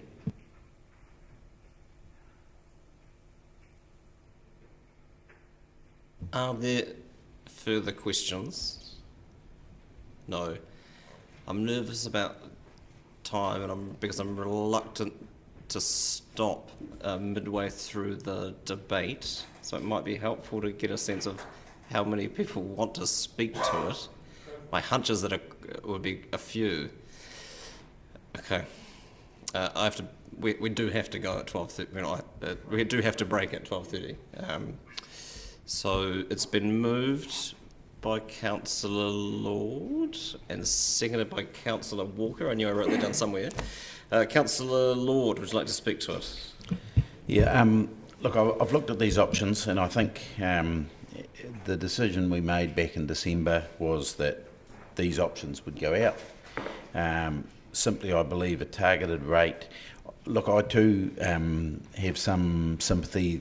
It can be a bit regressive when you have a targeted rate, and a little old lady that might only fill her bin once a year is going to pay the same rate. But by the same token, if you have pay as you throw, you perhaps discourage people from being genuine about those larger families that fill their bin to overflowing every week. The only other side of it would be, if we're genuinely serious about reduction of waste, what's the best way to do that? And so I do actually think if we got to a point in the future where we could have good, reliable pay-as-you-throw systems, it might be worth looking at. But I certainly think the fixed user charge and being able to opt out for the green waste is quite a good idea. And I think that there should be punishments if people were to put green waste in their red bins as well, because that's, you know, if you've got green waste, you've got to deal with it to the correct. And you can take it to the tip. There's no problem to do that. There's plenty of ways you can do it. But I just think that seems the simplest and the fairest system.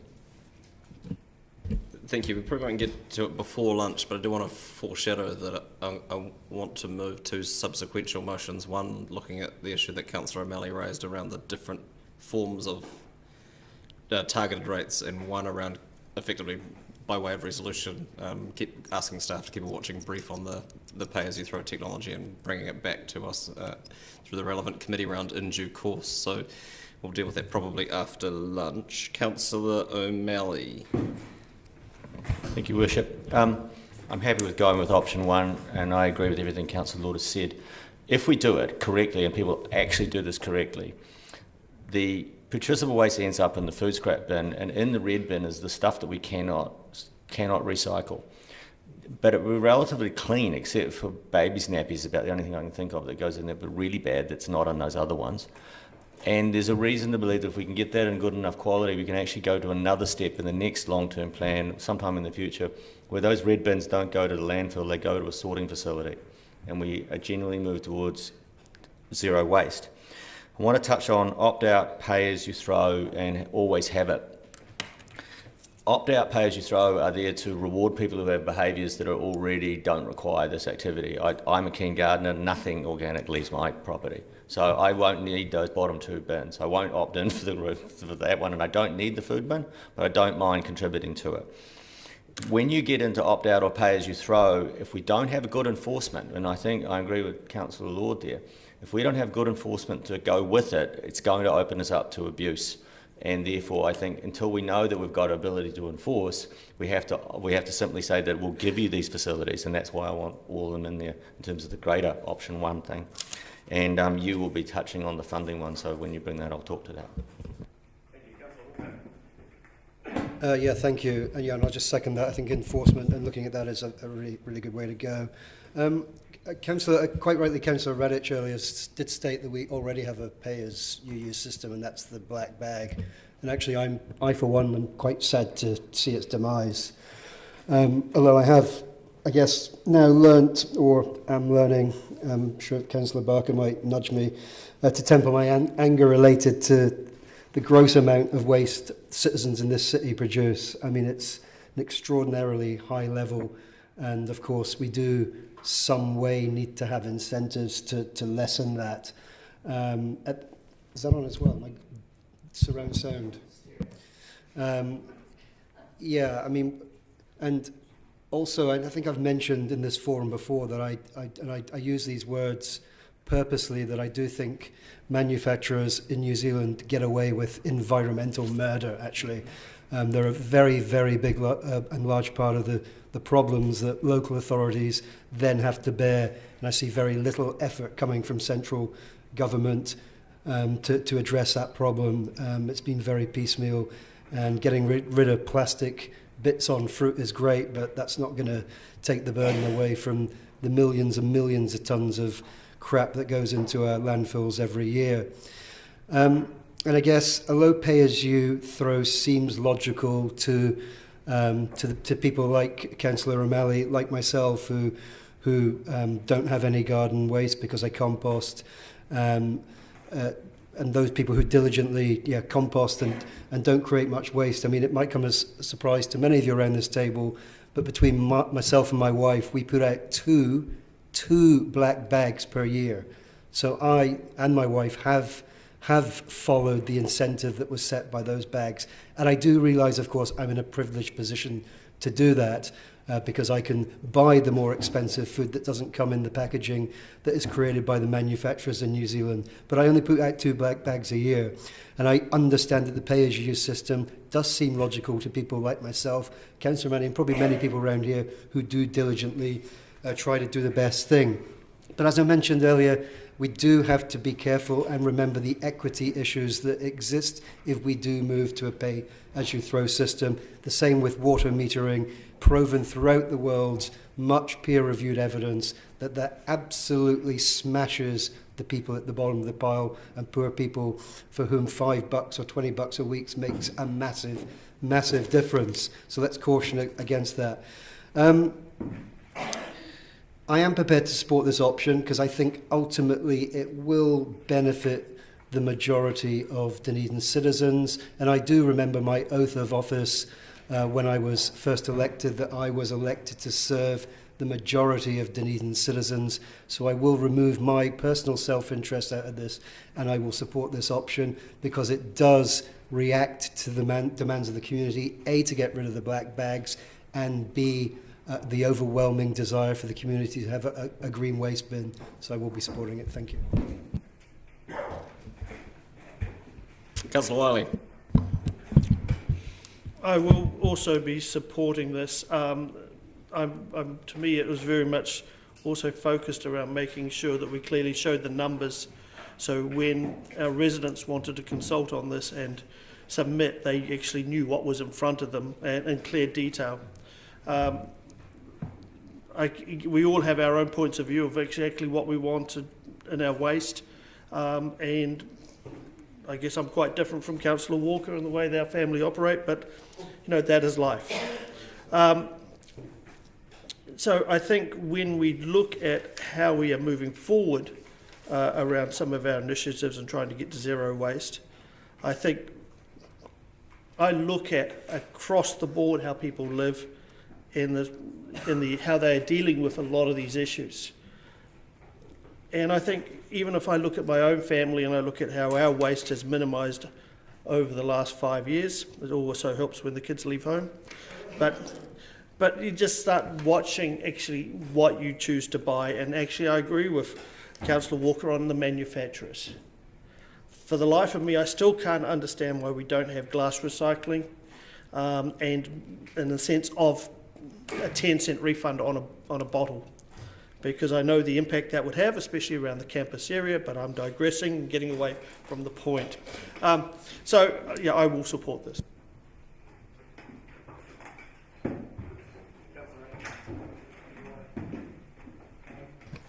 I'm just a bit worried about, I support this despite similarly, there's many people around the room not needing food scraps or garden waste bins, but I am a bit worried with Councillor Walker's statement that the majority of people want the food scraps and garden waste. So I don't know that has been tested and measured. So it'll be interesting to see how they submit when it comes to the annual plan. So it's very good to give everybody the opportunity to make submissions about this. But certainly, personally, I'm happy to support option 1.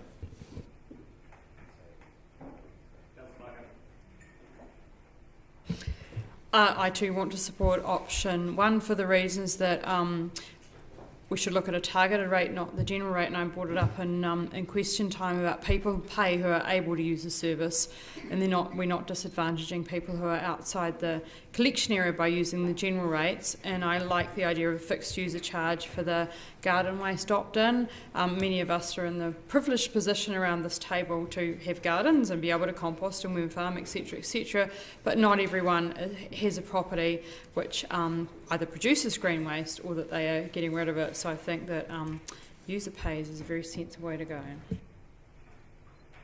Councillor Lord, you're right to reply.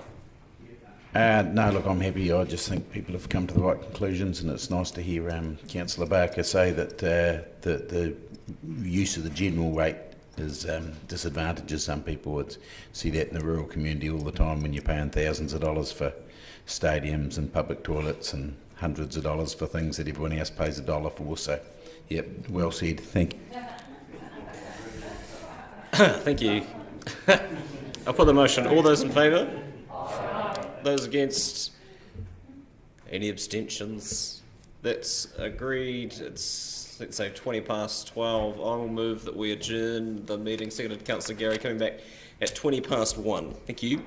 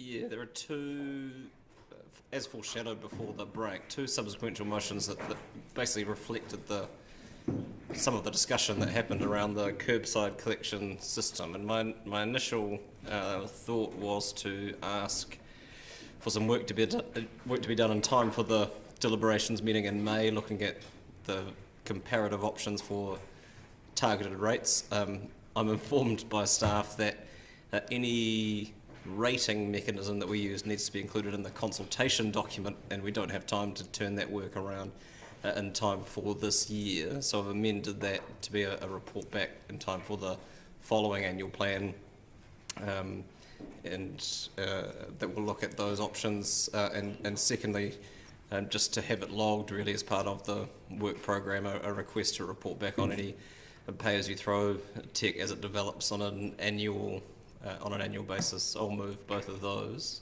Seconded Councillor Gary, and I've already spoken to them, so I won't at this point. Are there any speakers? Councillor O'Malley. Thank you, Bishop. This motion is exactly why I was asking about the general rates at the last meeting, and I was unaware at that time that you could not separate properties out from a service in the general rate. So it's effectively asking that same question, which is, can we do a sliding scale that's based on affordability? The reason I would want that is I don't want an opt-in, opt-out system, because I believe that will leave us towards fly tipping. So I want it that the service will be available to every household, but then we have to ask the question, and I think it will be really good because it'll go in the annual plan, so it'll be consulted on in terms of the public opinion of it as to whether or not we should slide that scale around based on the affordability, because the outcome which we're looking for is good environmental outcomes in the end.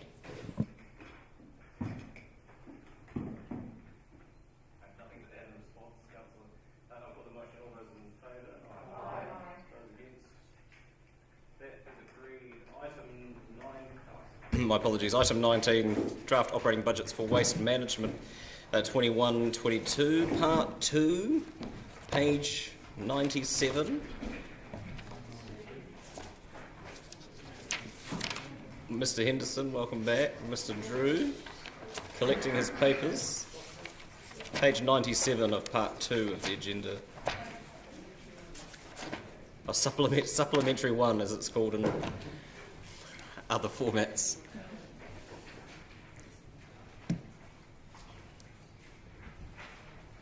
Councillor Barker.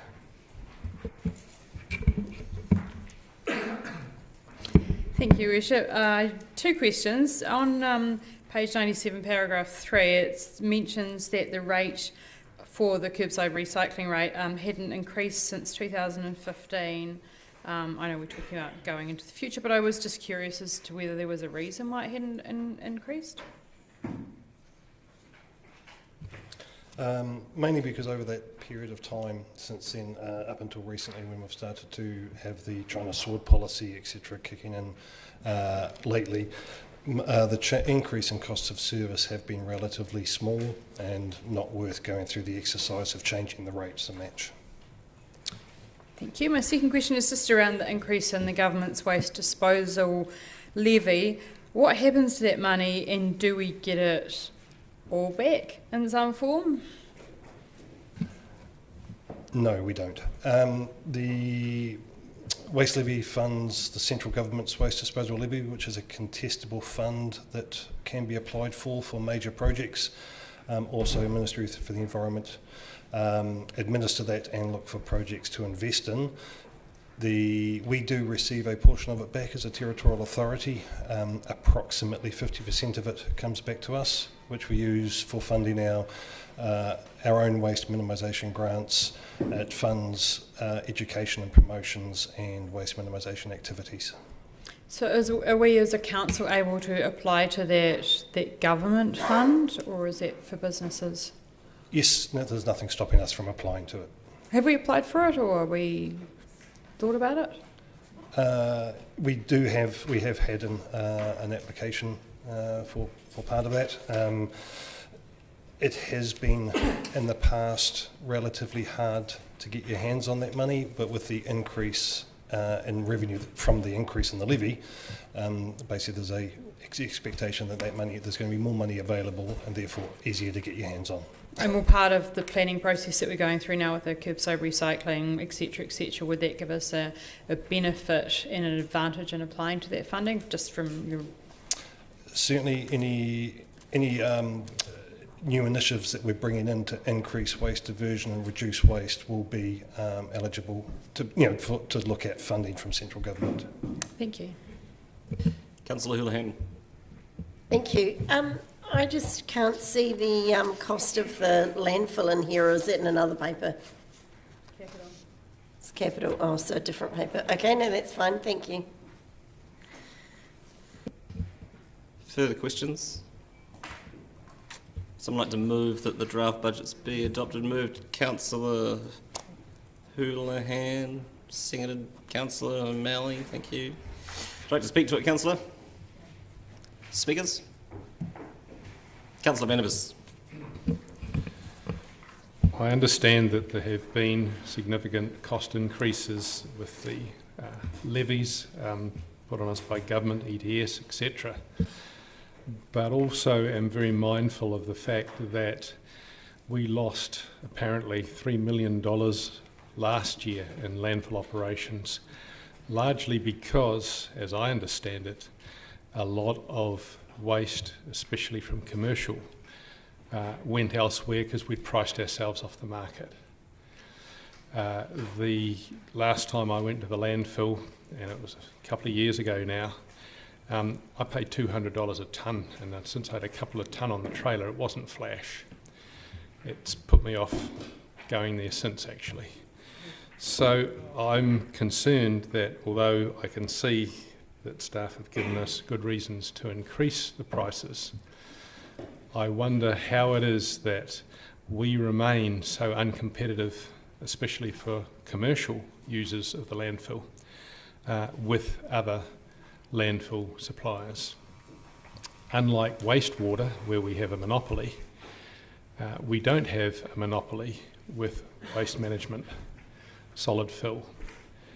And my concern is that these price increases are just going to drive more of what we might have charged for and what we might have some recycling control over to private operators that seem to be that much more efficient and who, quite frankly, don't care about whether we recycle anything or not. So I'm in two minds about whether I can really vote for this or not. It looks to me, in terms of fees and charges, like it's pretty much a 5% across the board increase if you average it out. I'm not sure if that's accurate because some bits have gone up a lot and some bits haven't. But in terms of always pushing up fees and charges, I think it's been counterproductive in the past, and I worry that this may also be counterproductive. Thank you. Councillor Reddick. Yes, I think the department's to be commended on what's in line with the others that we've seen today, bringing a balanced budget to the table. It is a little bit alarming because costs have gone up so much in operations and maintenance that they have balanced that with increased revenue. But I think that's the right thing to do, to try and keep things balanced up. And, this we'll have to see, remains to be seen whether the supply and demand situation changes the equation. In other words, if less people use it. But the rise in rates, whilst hard to swallow, is going to be less than what is coming with the new bin system. So it's entirely fair and reasonable. So I certainly do approve and support the budget.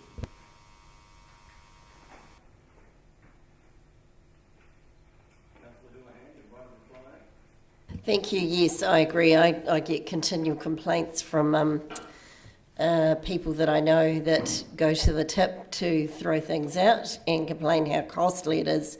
So I know it is an issue. I'm very aware that the costs are high already. But of course we have to weigh up,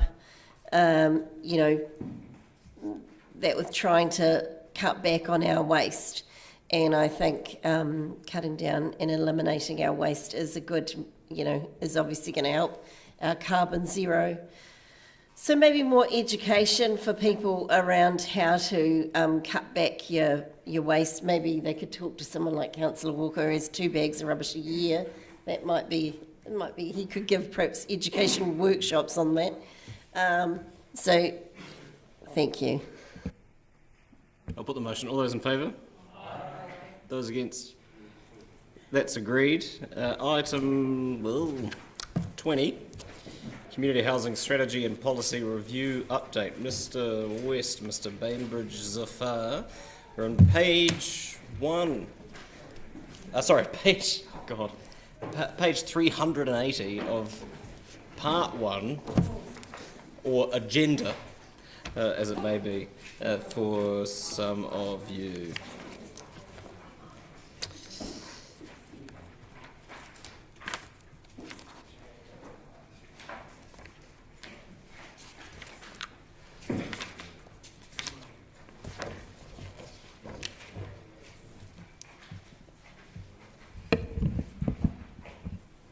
Welcome. I have a question to begin with, and it's around the proposal to lift the age of eligibility from 55 to 65, and whether perhaps Mr. Bainbridge-Zafar, you have any comment to make around how staff see that fitting in the wider picture of community housing or social housing or whatever different providers may call it in the city. I guess the fundamental question is the rationale for changing it beyond there are already too many people on the waiting list. I'm just interested in that wider context as you see it. I'd refer you to the report and at point 25 where we talk about it used to be 60 years of age. In a time of lower housing demand, we dropped that age to 55. Obviously, we're seeing higher demand now, and with the demographic changes expected over the city over the next 20 years, seeing more and more people in that over 65 cohort, we'd consider changing to prioritise over 65s. They make up the bulk of the people on our wait list already, and it also complements quite nicely the provision of state housing that is generally focused on younger people with families. It's my intention in due course to move the recommendations with a slight amendment and adding a figure in Part C in terms of putting money in the budget for the development of new community housing, rather than the recommendation which suggests that feedback be sought on public appetite for investing in community housing through the public consultation process. Further questions? Councillor Lofiso. Tēnā koe, Your Worship. Thank you so much for this mahi. I'm not sure if the question's for you, Mr. Bainbridge Zafar, or for the Chief Executive. It relates to the summary of considerations and the Māori impact, the impact on Māori and not being able to assess how greatly Māori are affected because we don't collect the ethnicity data of tenants. Is there in an effort to refine our data, is there a will or an intention to do so, or how might that be factored in? And through the chair, if I might, in answering that, team, do you know if it's even legal for us to collect that data for tenants? No, I'd want to check, and I'm happy to do that outside of this and let you know, but it's certainly not something we've had any detailed discussions about. And my second question, second of two, is about the questions. Are you wedded to the order of questions? I mean, the Mayor sort of foreshadowed a thing, but I was just wondering about... No, we're not wedded to the order at all. I think. Just on that demographic question, Much like we can't make anybody who gives submissions to the annual plan, we can't compel them to provide that information. You can ask if people are prepared to give it, at least I would have thought. Indeed, but I just want to check, because in November there were Privacy Act changes as well about how and when you can collect certain types of information, so I wouldn't want to say something that proved to be incorrect. Yeah. Thank you. Councillor Elder. I just have a couple of questions. Dunedin City Council has about 900 units as it stands, 936. But do we get any income-related rents subsidy for those? No, so local authorities are not eligible to become a CHIP, a community housing provider, that would qualify for income-related rent subsidy. So the next question is, should we be a CHIP, would we get then extra money from, I think it's MSD, as a subsidy to cover the income-related rents? We can't be, by legislation, we can't be a community housing provider. Yes, but I'm just trying to find out, as if we were, we would get more money so that we could reinvest if we were a community housing provider. But as a local authority, we can't be. But if a CHIP can, but as a local authority, we can't. We're not. So is there a mechanism in which we can, and I know Christchurch has created a CHIP, a community housing provider, as a trust, and would that enable us to get, I suppose, more income so that we could reinvest to create more housing? It wouldn't be us. Sorry. I'll answer. You turn your one off. So the ownership model that we have, where we have direct ownership of our community housing, doesn't enable us to be a CHIP. There's never been a decision of council for us to explore any different ownership models, but that would mean council no longer had direct ownership or control of the social housing stock.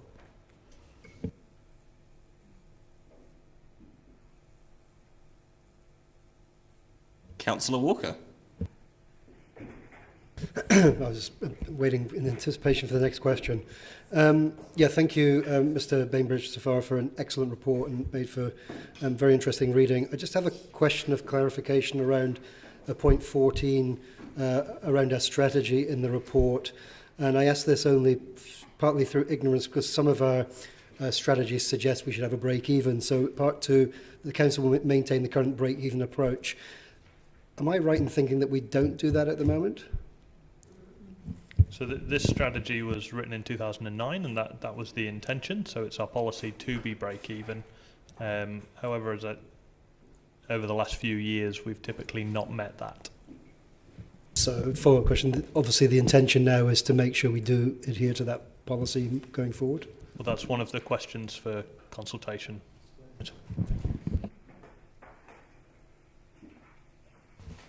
Further questions? Councillor Barker.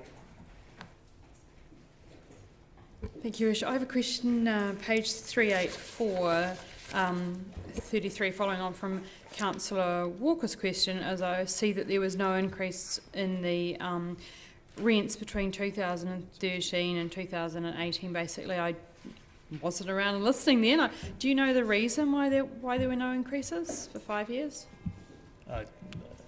Again, unfortunately, also before my time. Well, it wasn't before mine. Council decided not to raise the rents during that period. So was that an LTP decision or just an an annual plan decision? Okay. But the decision was to keep the rents as they were. Councillor O'Malley. Your Worship.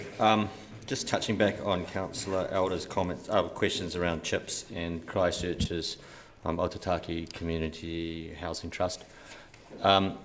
it is my understanding that they formed that because of the earthquake and they were fiscally constrained, but they're a 49% owner or something like that of that trust.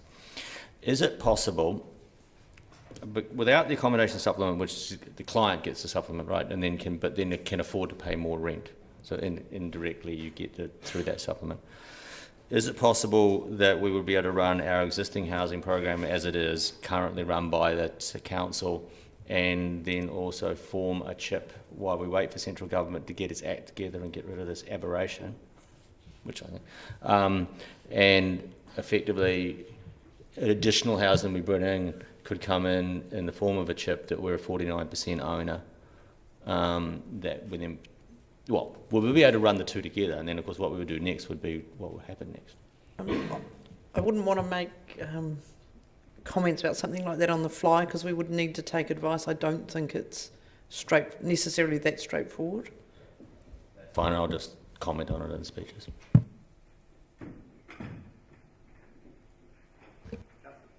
Councillor Houlihan. Have we ever considered selling our community housing to Housing New Zealand? Not that I'm aware of. No. Are you aware of anything, David? From time to time, have sold small units to them or small sites to them. The holding, but certainly not the holding. And as I've indicated in the report, the bulk of our units are one-bedroom units aimed at older people. Kangora tend to focus on families. The bulk of their units are 3 bedrooms, with obviously some smaller, some larger.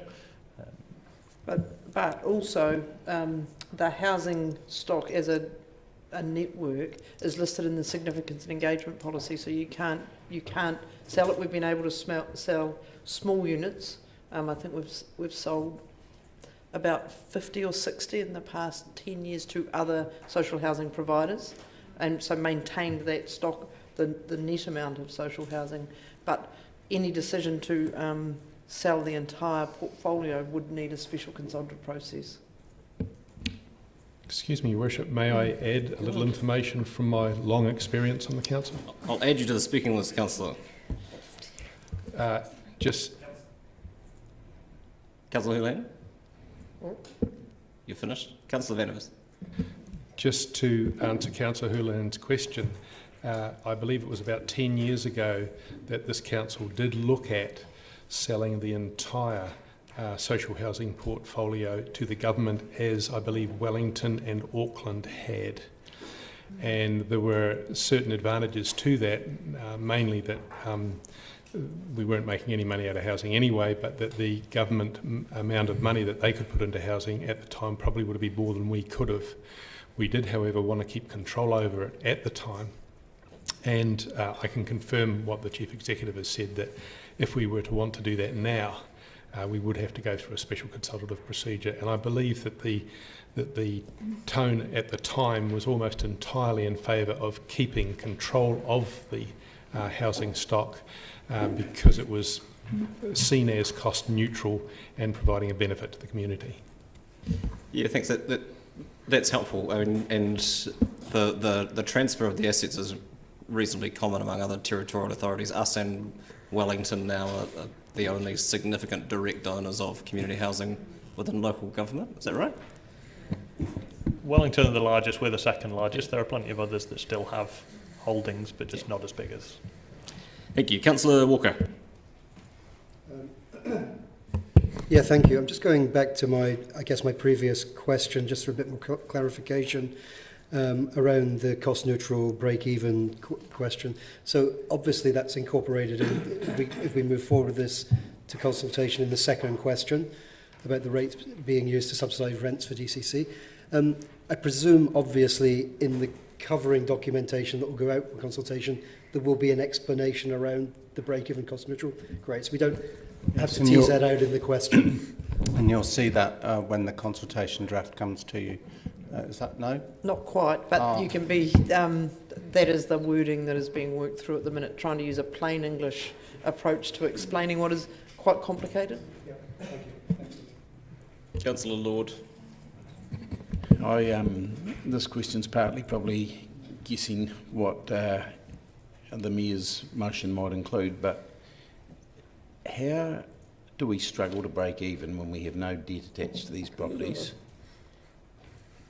And I know we don't charge a market rent, but we're still, you know, like they're not high value units, a lot of them, reasonably modest.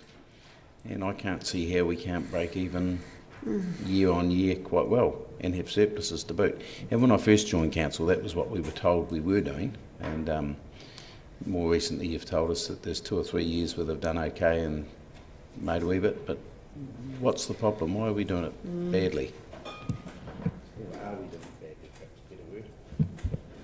Essentially, our rents are just very, very low. And you may have seen in the ODT last week that Invercargill City Council are suggesting they're going to increase their rents quite significantly for them to break even. We just charge very low rents.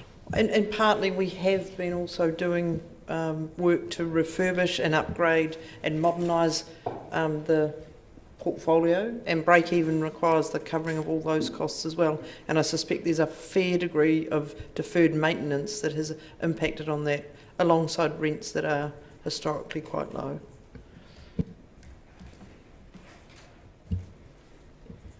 Further questions? Councillor Houlihan? Yes, I have the same question. Even if the rents are low, there should still be money coming in from each unit, one would assume, you know, because each unit will pay rent. I am quite stunned actually that we lose money on 900. Is it 943 units we own? Have you stunned your way into finding a question? Yes, my question is, what would be the valuation of all our units together? Do we know? It's just under 100 million. Right. Okay. That would help knock our rates down a wee bit, wouldn't it? Thank you. You're welcome to move a motion to sell off our community housing portfolio at any point. Councillor, any further questions? No. As foreshadowed, I'd like to move an amended version of the resolutions with a new part C, which has only just been sent through. My apologies. It's okay.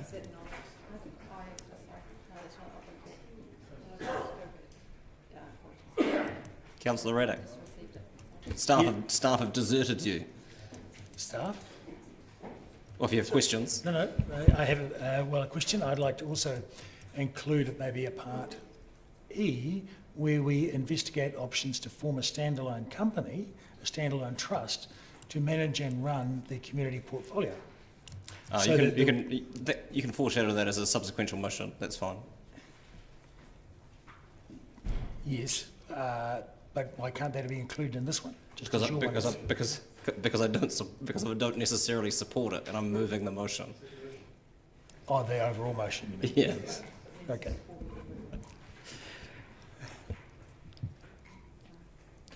That's fine. So it's largely the same, that asking to approve the 2 questions around the break-even policy and the age threshold. C is just amended to include specific figures as opposed to a more generic question around.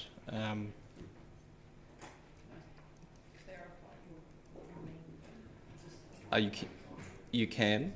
Would you like me to adjourn the meeting? I'll move that we adjourn the meeting. Seconded, Councillor Gary. All those in favour? Those against? That's agreed. Thank you.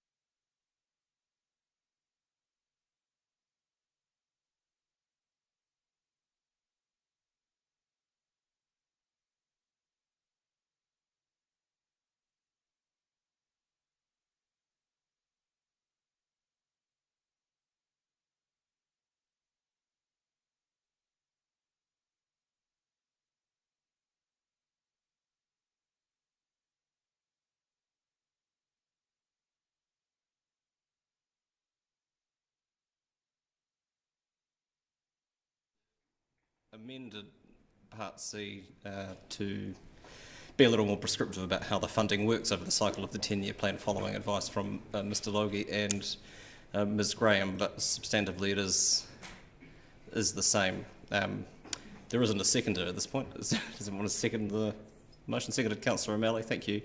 In speaking to this, I don't think any of us are in any doubt that we're in the middle of a housing crisis, and while the cost of property for purchase dominates the discussion and the headlines, it's equally an increasing issue when it comes to finding affordable rental properties. So there's no doubt about the need, and therefore I think it's incumbent upon us to do what is within our power to alleviate that. And part of that in the wider housing picture is around some things are being dealt with through mediation of the 2GP, variation 2, which we'll discuss later on, funding infrastructure for growth.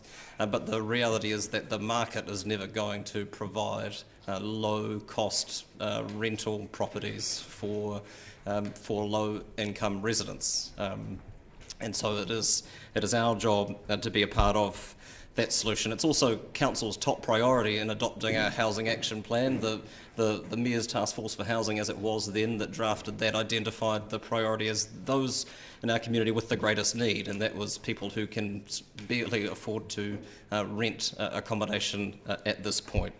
And it's pleasing to see Kāinga Ora, as the government's agency, commit to building more units here. Community housing providers are increasingly active, but we need to do our bit as well. It was a bit embarrassing to read our strategy from 2010 to 2020, and I thought of you, Councillor Barker, when I was reading through that. Our commitment to getting to 1,000 units that we signed off as a strategic document, and then built almost nothing since then. And certainly the need is far greater now than it was when that piece of work was drafted at the end of the decade before last. And I just think it's more transparent to take a figure out to the community for feedback through the 10-year plan than a more general question that was put forward through the recommendations in terms of gauging an appetite for spending this money. I think it's going to elicit better feedback when people have a more concrete idea of what that might look like and what the implications of that investment would look like. $10 million over the course of 10 years isn't going to fix the problem, and we've seen the waiting lists outlined in the report, but it is a start in trying to address that and maybe getting our portfolio to the point where we once committed it to get to. It's open in terms of the operating model for what these new builds may be. This is really, because this is a budget meeting, primarily about making sure that there is the money to invest in new units. I would prefer them to be directly owned and controlled by us in the way that most of our assets and facilities are directly owned and controlled by us.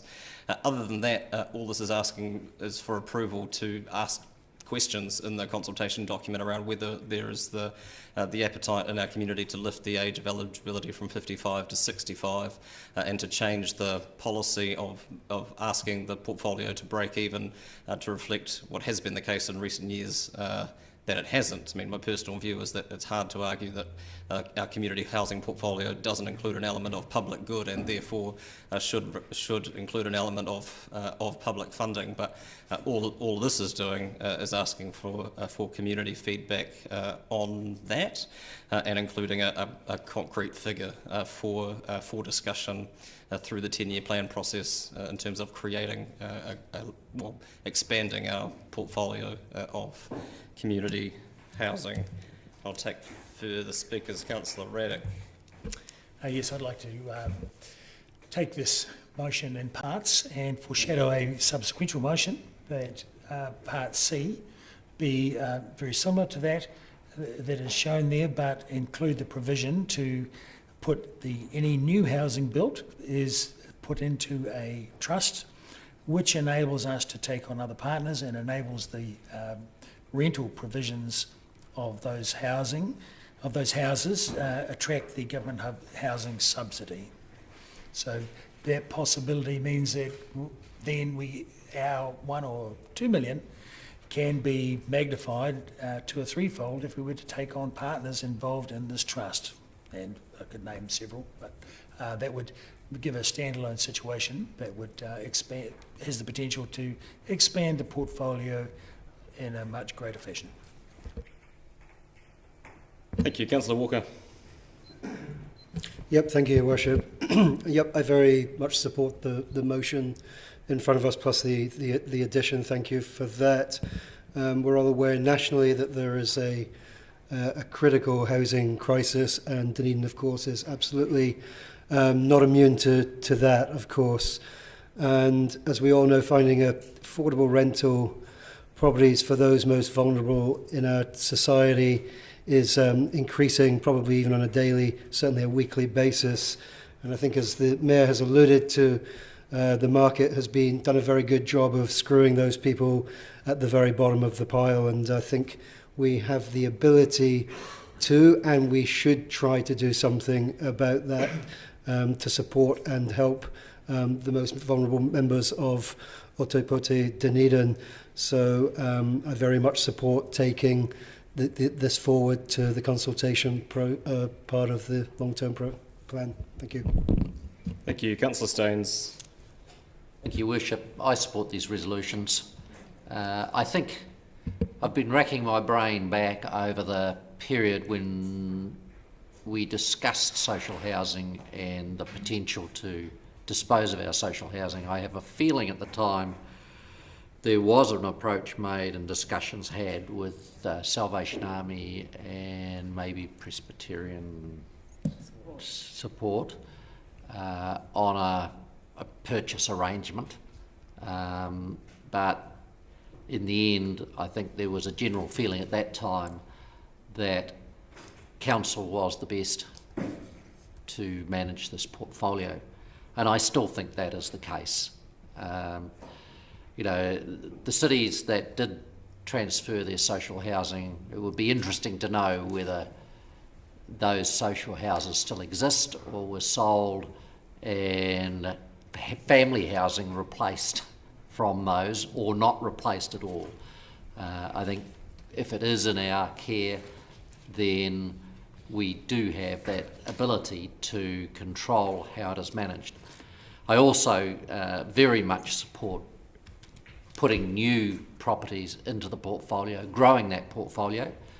In Dunedin, we have an ageing population. And you might say, well, okay, they can go and find their own properties, but a lot of them are renting properties.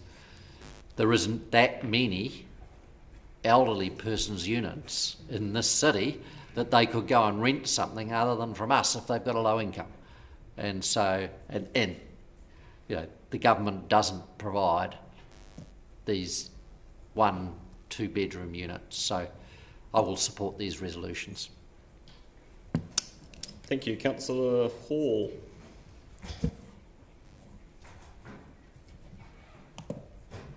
In the option of putting $1 million a year into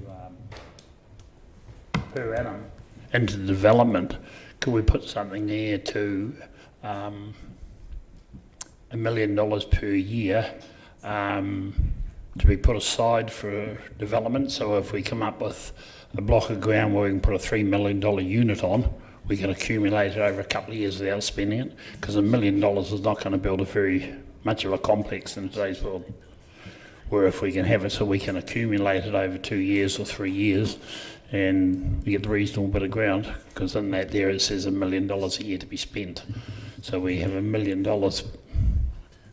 that we can accumulate rather than have to spend it and build something with a better size. Thank you. Councillor O'Malley. Thank you, Worship. Yeah, I'm supporting this, and I do sort of wonder if Councillor Radich really wants to take Part C and separate it out, or whether he wants to do a subsequent motion afterwards, because I'd be uncomfortable voting no on Part C to say that it's definitely going to go forward in this other model as opposed to a subsequent model motion, which say let's also consider what the role of a chip would be. But my advice would certainly be that it would be a subsequential motion rather than...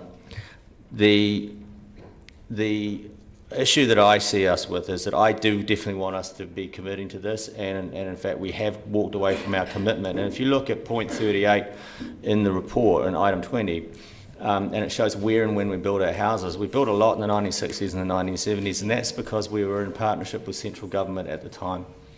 Central government cared about that at the time, and I have to ask the question, why was it that council-owned housing providers were separated out from everybody else in the country when it came to the accommodation supplement? I believe that the underlying reason for that was probably to make councils divest in their properties and divest their assets. And I have a direct question to the Minister of Housing and to the Prime Minister. Why won't you address this? Because what is it about us that makes us untrustworthy to accept this accommodation supplement and force us to go down this path?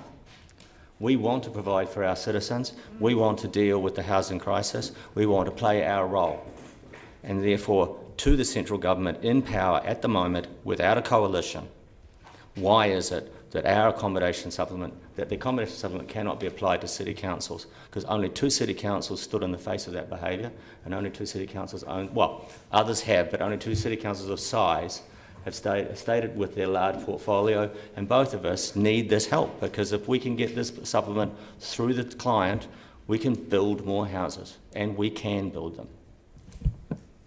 Thank you. Councillor Lord. Well, first I'll just start by saying disagreeing with something doesn't mean that the idea is wrong, but I do have a problem with B. B says, do you support rates being used to subsidise rents for DCC community housing? Well, we do that already by offering low rent, so that is already happening. With C, I think I could only vote for that if you put, would you support the DCC's preferred option of $1 million per annum for the development of new community housing with the alternative option of no money or $2 million? If you wanted to do that, to say $1 million or $2 million, you basically, of course, you're going to get a lot of people who say $1 million, and that's a skewed question, and it's certainly not a question I would support. And I think, much as I recognise these people are at the bottom of the heap when they get to this situation, and often through no fault of their own, there are certainly people that have a hard run in life and it's got nothing to do with them. It's not because they've all made bad choices. Some of them have just had a hard run, and I recognise that. But the problem is there's other people out there that are equally struggling, and they've worked all their lives and they're just one step above this. So they may have a property and they might be in their 70s and still have a bit of a mortgage, or they may have a property but the area's gone up and their rates have gone up and their costs are static because they're too old to work anymore. And so I think it's very difficult. I believe what we should do is make this department perform at a level that it can grow. And if we're setting the rates so low that they can't break even, we have to say, is it being managed properly, or can we put our rates up to a point where this can grow? I have no problem with what I was historically told, that this department self-funds.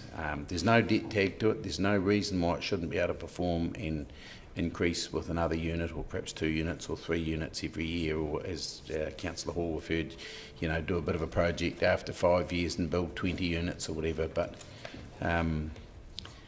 there's a lot of people that are not in these units that are not in wealthy positions, and I just think to take extra money, to put $1 million a year, we're talking 0.75% of rates. It's a significant amount of money that, we're not Santa Claus. Yeah, thanks. I mean, I would have anticipated it would be part of the capital budget, not the operating budget, to your point around the rates, but that's fine. Councillor Gary. Thank you, Your Worship. And look, I respect the right of my colleague to have a different view to me, but I do take exception to the phrase bottom of the heap, because these people are some of our most vulnerable, including our disabled community. And I find that phrase really offensive, actually. And a measure of our society and the kind of society and city that we are is how we treat this group of people. And for members of our disabled community, find it incredibly difficult to get accommodation that is appropriate for their needs, with accessible bathrooms and access to the homes, is truly difficult in the private sector. The over 65 issue, I noticed in item 27 around the numbers, and clearly the majority of the people on the priority list are over 65. And I wonder how I presume we would implement that in a careful way, because I'm thinking of the people who are 55, between the 55 and 65, who, you know, might have been on the list and then fall off at that point. So I would hope we would show some sort of compassionate approach to that. And I have another question as part of my thinking, which is, I understand, or am I correct, that the Otago Polytechnic had some sort of suggestion that they would train apprentices in building community housing that then they would sell to us, or we would provide the land. I don't recall the detail, but just want to leave that hanging. But I do support this. I think this is an area that we need to take leadership in.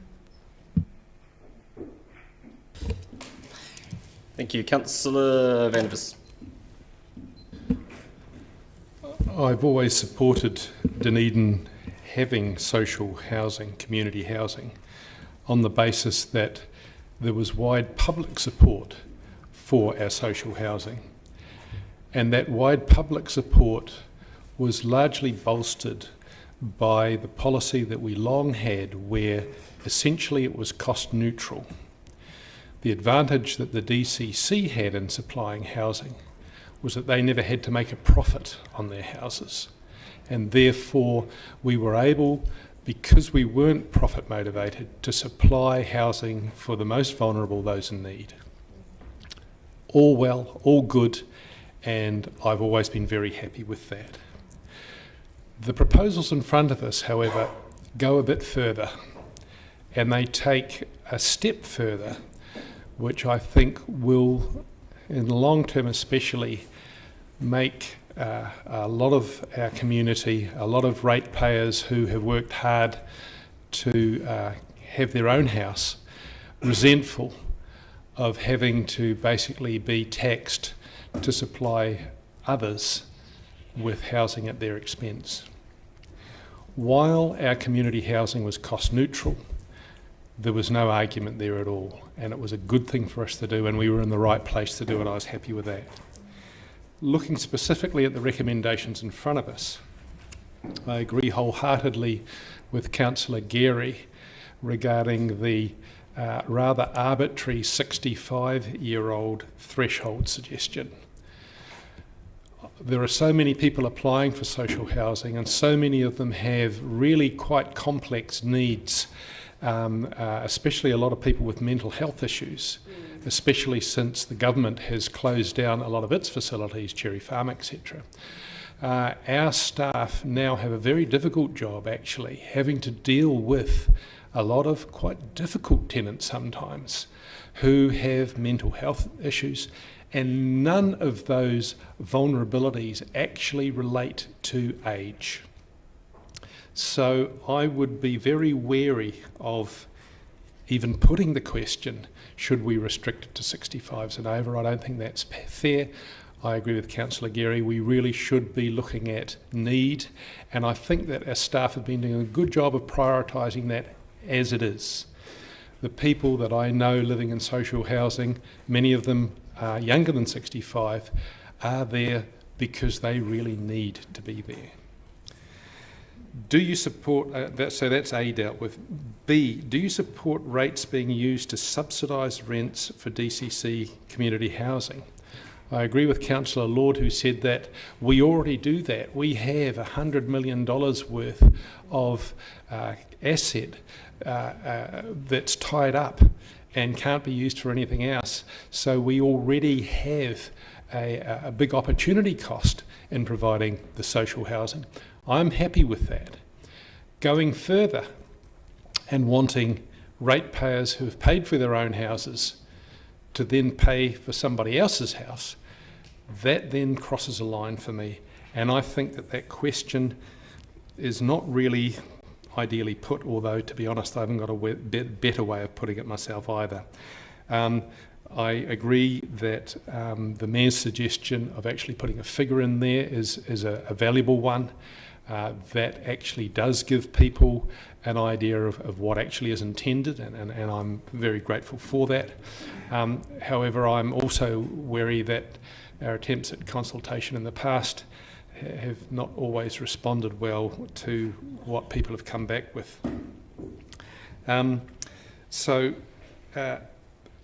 I would be much happier if it was possible for us to grow our community housing with possibly increased rents, because the rents are incredibly low compared to commercial rents. That we do it in an efficient way where we're not trying to make a profit, but whatever profits we did have went into new housing. And I think we are in a good position to do all of that. I'm not sure that these recommendations are going to get us there. I look forward to the community feedback that comes back. My hope would be that the ability to keep social housing essentially cost neutral to other ratepayers was somehow able to be maintained, even if we agreed to perhaps a one-off ratepayer funding to increase the badly needed number of houses. Thank you. Thank you. Well timed. Councillor Houlihan. Thank you.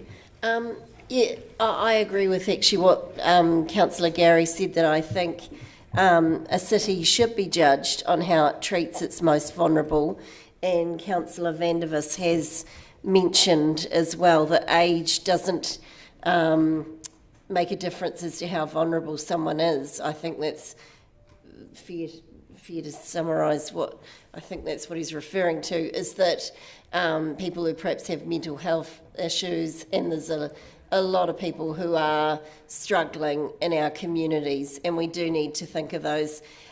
Traditionally, I don't think this is probably the job of a council, but because we've got a moral ethic, I suppose, as a council, we have offered these, and at a very low rent that actually costs our ratepayers. And I suppose the question we could put to our ratepayers in this is, are they happy to keep subsidising social housing, or did they want us to consider to review that? But I think the consensus of the public would be that they would be happy to pay a bit to know that the most vulnerable were housed. And I think to a degree have a bit of supervision, because our staff keep an eye on them too, which I think that's once again not a job that council should necessarily do, but I think it's wonderful we do, because it's crossing over perhaps into different areas that aren't our responsibility, but that's where I think we've had the higher moral ground, and I commend the council for that. It's, as mentioned before, it's $100 million asset, and currently loses money despite having no mortgages, which I just still can't comprehend that. But so it is a big thing to say to ratepayers, and when we're about to increase their rates and have a situation like this that could help solve that. So it is a tricky one, and councillors have to make decisions like this every day. So, thank you. Councillor Elder. Dunedin has a wonderful stock of community housing, which has demonstrated our care for the community in 936 of them. As Councillor O'Malley mentioned, 1960s and 70s, we grew our portfolio and were supported by the government. We now are in a housing emergency, and we've got a lot of need out in the community. And I too would like to encourage the government to look at local authorities again and consider how they might support local authorities who have, in our case, a considerable interest in building community housing, and change the funding mechanisms so that we could actually invest more. And so I also believe that the opportunity to actually look at other ways of funding new housing, I would be interested in us investigating that. But we're not debating that at the moment. We're just talking about approving this. And I think we're going out to the community to ask those questions, and the community will come back to us with what they think. I think too that it needs to be break even. I think we have to look at our portfolio and how we manage that, and also our rents. But I would love to see the government come forward in this climate of a housing emergency and consider how they fund and how they support local government to actually look after their own people in this space. So yes, I agree, but I think we need to look at other mechanisms and challenge the government in the way they support local government with their community housing. Councillor Lofisel. Nā koe, Your Worship. I would just like to acknowledge the staff for getting us this far and for very diplomatically leaving it up to us as politicians, as governors, to go further with this debate. I want to quote Honi Harawira. Before he was an MP, he talked about leadership and saying that a leader's role is to go further than the people and scout the land, the landscape, and then come back to the people. And I think this is what we're doing. I also want to acknowledge our strategic framework, which is overarched by the principles of the Treaty of Waitangi and sustainability. And it's not only sustainability of the environment, but it's a sustainability of our people.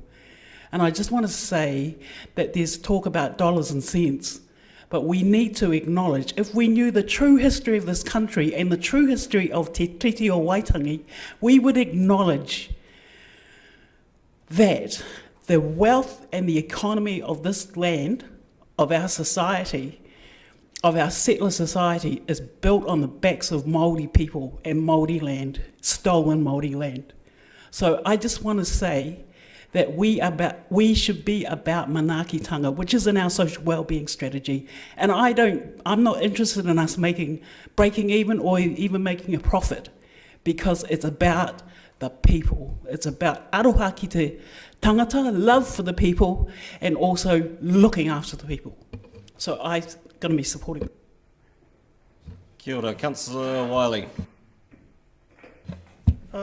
Thank you. Before I speak, can I just get clarification on where Councillor Raddich's motions can fit? It'll be a subsequent motion, if anything, so we won't address it until after this. Okay, so we will address it after that part. Okay, cool. Yeah. No, that's fine. Can I ask for clarification on that? No.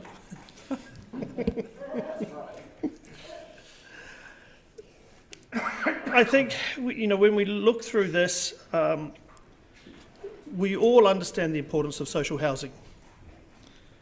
And the key part for me is D, is noting the public submissions will be used to inform the next stage of the review of the Dunedin City Council housing policy and the Dunedin City Social Housing Strategy 2010 and 2020. So I think that is the key factor.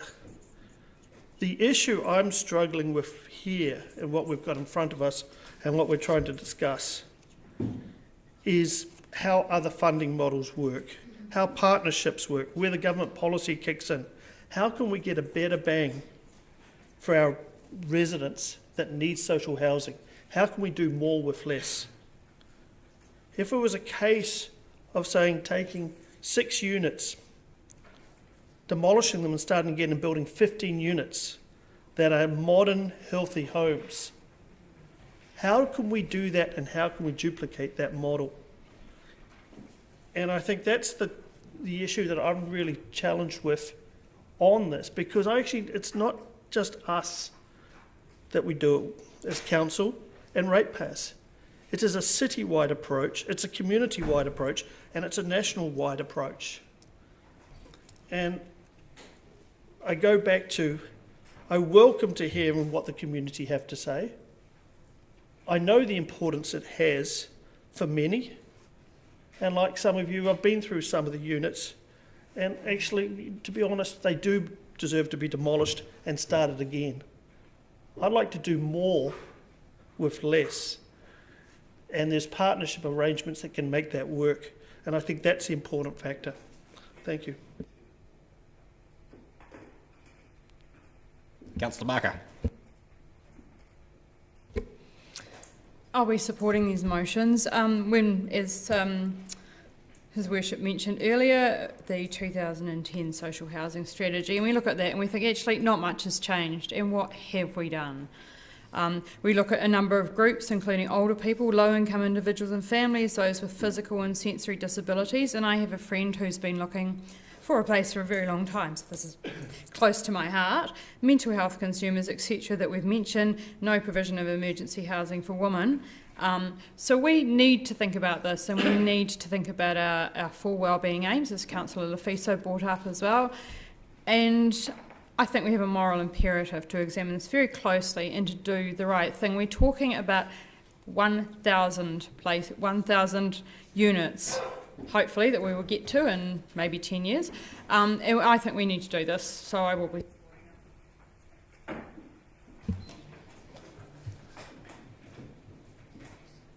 Anyone left? No? So in response, I think it's important, it's a refrain of the day perhaps, to consider what it is that we're being asked to do by this resolution. We're not being asked to support a change in the policy around the age of eligibility or the funding mechanism for our community housing portfolio. A and B are asking us to ask the question of our community, and I can't see how either of those are particularly controversial. Councillor Staines raised a very good point around effectively older people who are without assets, and certainly the Ryman model and others that relies on people getting to that stage of their life being the owner of freehold assets that they can exchange for care isn't sustainable in the long term, and is tied to the fact that fewer and fewer people over time will own those assets, sadly, at that stage of their life. And so provision of affordable rental properties for people who are in many cases beyond working age but without an asset base is only going to become increasingly important.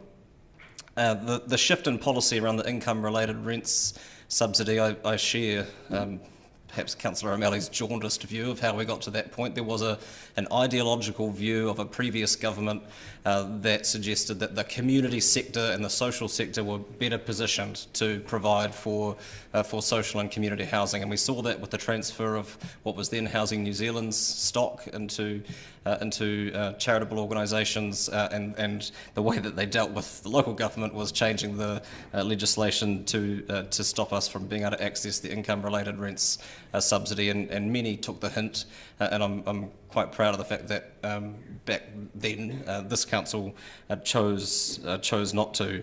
The Minister of Housing and the Prime Minister have been mentioned. It is ultimately a question for the Ministry of Social Development, but I echo the concerns. I think it would be a very low cost investment of government to make this available to particularly the remaining large holders of community housing within local government, and allow us to expand our offering. And so yes, it would be great to have greater government support, but that is never a substitute for us putting up our hand and putting skin in the game and doing our bit. Councillor Vanivers has said that people might be upset about the idea that they're being taxed to pay for the upkeep of other people's property. Well, welcome to renting. There are plenty of people who contribute a significant amount of money on an ongoing basis to somebody else's asset base. I think it's important also to make the distinction here that we are not a social housing provider. We have a community housing portfolio. We don't offer, a social housing provider offers wraparound care and support for the tenants. And so when we get into a discussion about high needs tenants, whether they're people with mental health issues or addiction issues, those aren't those are better supported by social housing providers, and we are not one of them. It's been mentioned often, the idea of partnerships or trusts or joint ventures or otherwise, and I'm certainly open to those sorts of conversations, but I think it is absolutely essential that we retain control of our portfolio, and I specifically didn't draft this in a way that was prescriptive around what the operating model of any expansion of the portfolio would be, because I think trying to box ourselves into a corner at this point would limit the range of discussions that we would be able to have subsequently, should this end up being approved in our 10-year plan budget that allows us the money to be able to contribute to a growth in the community housing portfolio. But I have a hunch that we'll have the opportunity to discuss that subsequently. And with that, I will take the motion by division. Oh, you want to take C separately, do you, Councillor? No, my understanding is that if this motion can still pass, and then we can consider the subsequent motion, which is exactly the same as that's this, fine. So you're comfortable not E. taking it in parts? You don't want it taken in parts? I just want clarification that... No, you can get to your subsequent motion, but does anybody want this motion taken in parts? Yeah, I would like to be able to vote against A and B because I think they're misleading and superfluous. I'm very happy with C and D. I'd like to be able to vote So we'll take against A, A and B. Okay, that's A and fine. B separately. So we'll take A and B separately and C and D separately for those reasons, and we'll take them both by division.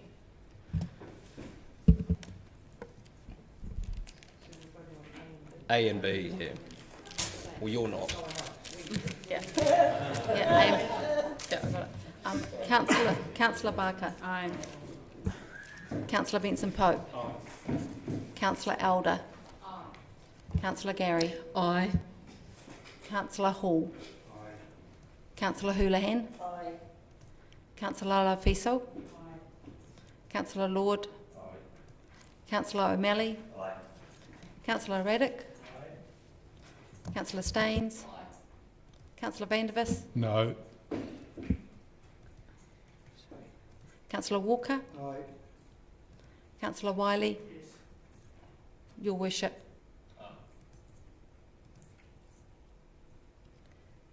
Carried 14-1. Thank you. We're now voting on C and D together. Councillor Barker. Aye. Councillor Benson Pope. Aye. Councillor Elder. Yes. Councillor Gary. Aye. Councillor Hall. Aye. Councillor Houlihan. Yes. Councillor Lafiso. Aye. Councillor Lord. No. Councillor O'Malley. Aye. Councillor Raddick. Aye. Councillor Staines. Aye. Councillor Vandervis. Aye. Councillor Walker. Aye. Councillor Wiley. Yes. Your Worship. Carried 14-1. Thank you. You've prepared your subsequent motion, Councillor.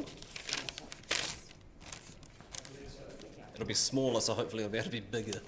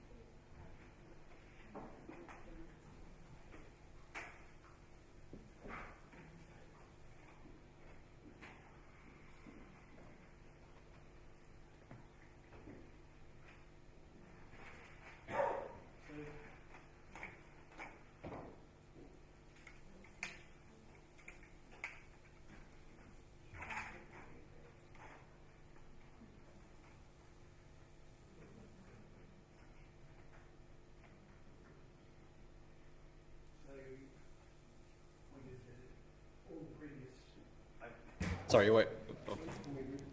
Yeah, give people a chance to read it, Councillor, and then you can seek a second and then you can speak to it.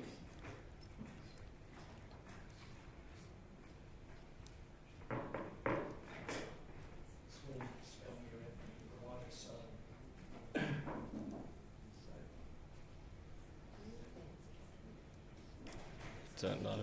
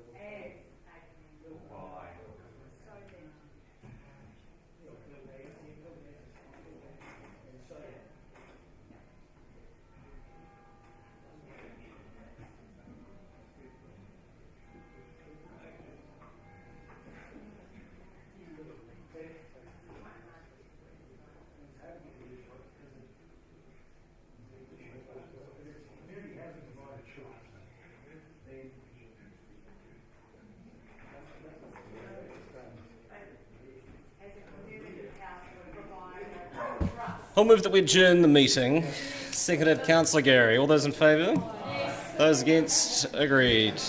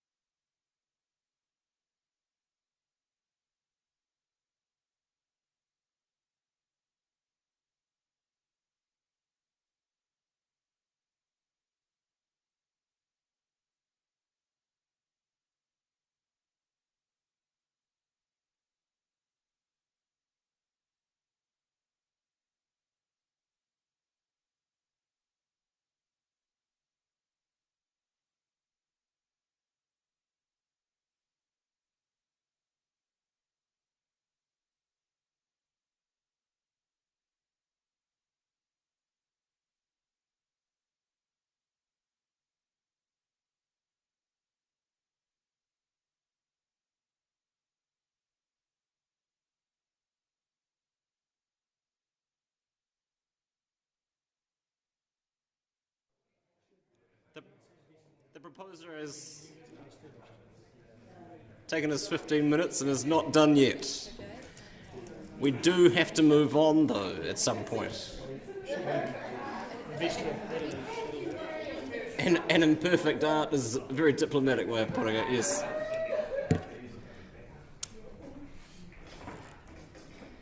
I'll give people a moment to pass that.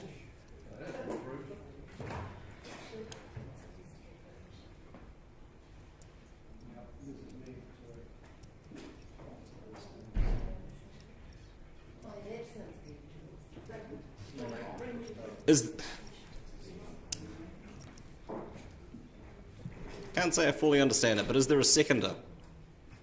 There is a seconder.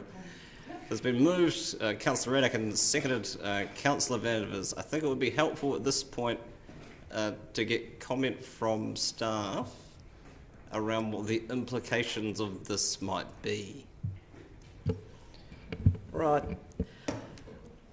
There are a couple of issues broadly. One is that were a question like this to be provided, put in the consultation document, we have done none of the underlying work that supports meaningful consultation.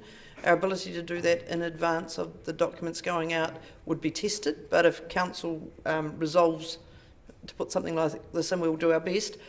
Whether we will pass audit would be my big risk with this, because it is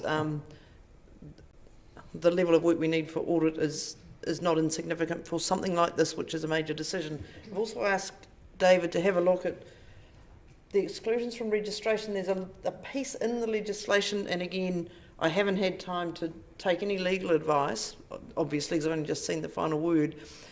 If you have to be seen to be genuinely providing community housing to qualify to be a CHIP.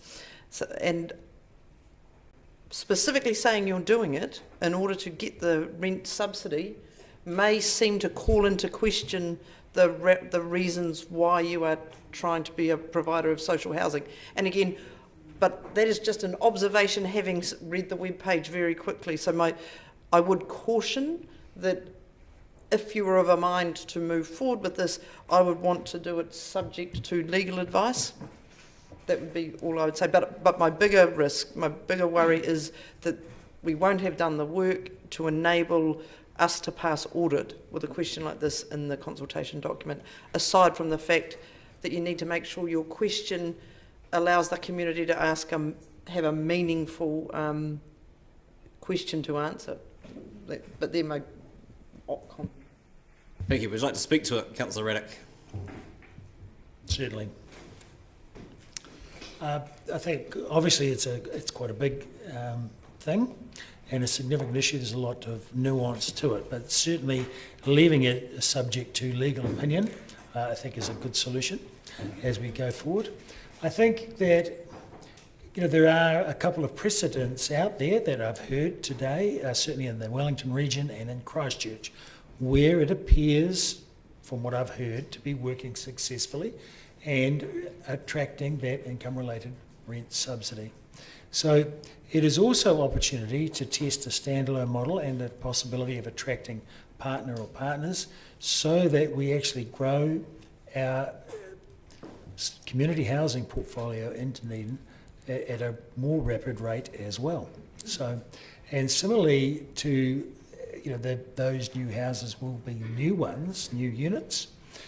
I think it'd be very helpful to have that rent subsidy coming in, because they will naturally have higher build costs and higher ongoing costs going forward. So it's an opportunity then to test a slightly different model in the city, and if that was model could be proven to be more successful, it would be a good vehicle to facilitate expansion of community housing in the city. So I think it's worth doing and certainly worth investigating. Councillor Vandevers. The audit issue, I think, can be not got around, but I think if you look at what it actually says, we're talking about ownership of any new community housing. So the intention there plainly is to increase our community housing and to increase it in a way where it will become more affordable for a wider range of people. Given that that is the assumption or the premise of this, I think that there would be a very strong argument you could make to audit to say, look, what we're wanting to do is expand community housing. This relates to new community housing. Where is your audit problem with that? To me, it's a strong argument. I think we should at least vote for this, investigate it, and if there are audit or other objections, certainly happy to have a clause put in that it needed to be checked to be legal. I think we should give it a go. Councillor Walker. Yeah, I couldn't disagree more, actually. I mean, apart from the question itself not making any sense from a sentence construction point of view, I think the risks as set out and well stated by the CEO are absolutely enough for me not to support this. Councillor Houlihan. I would say that if we had a clause that just said subject to legal opinion, like suggested by the CEO, I think is a good idea. I've got no problem with that. But I absolutely would support this because I think what's the harm in us trying to get it? Because if we could become one of these providers, it would mean our tenants could pay market rent and they'd get the subsidy paid to them for that, is my understanding how that works. And that could make a huge difference to our ratepayers and increase, the income that the council gets, which I see as a win-win myself, because we're still providing, properties for people who need it, and they're getting it still at a reasonable price because they get the subsidy, which would top it up, and we'd get the higher rent. So it ticks every box as far as I can see, and what's the harm in applying for it when we know that there's other councils, I believe, Christchurch has a charity that they do it under, so why shouldn't we? It seems like an opportunity. Councillor Elder. I support the idea of investigating a model that enables us to own the properties, but also be able to actually register as a community housing provider so that we can actually reinvest and build more houses. And that's the intent of this motion. So if it doesn't pass, I'd really like to see us investigate outside of this meeting, or the opportunity to investigate what models are out there to enable us to actually build more houses. Councillor Barker.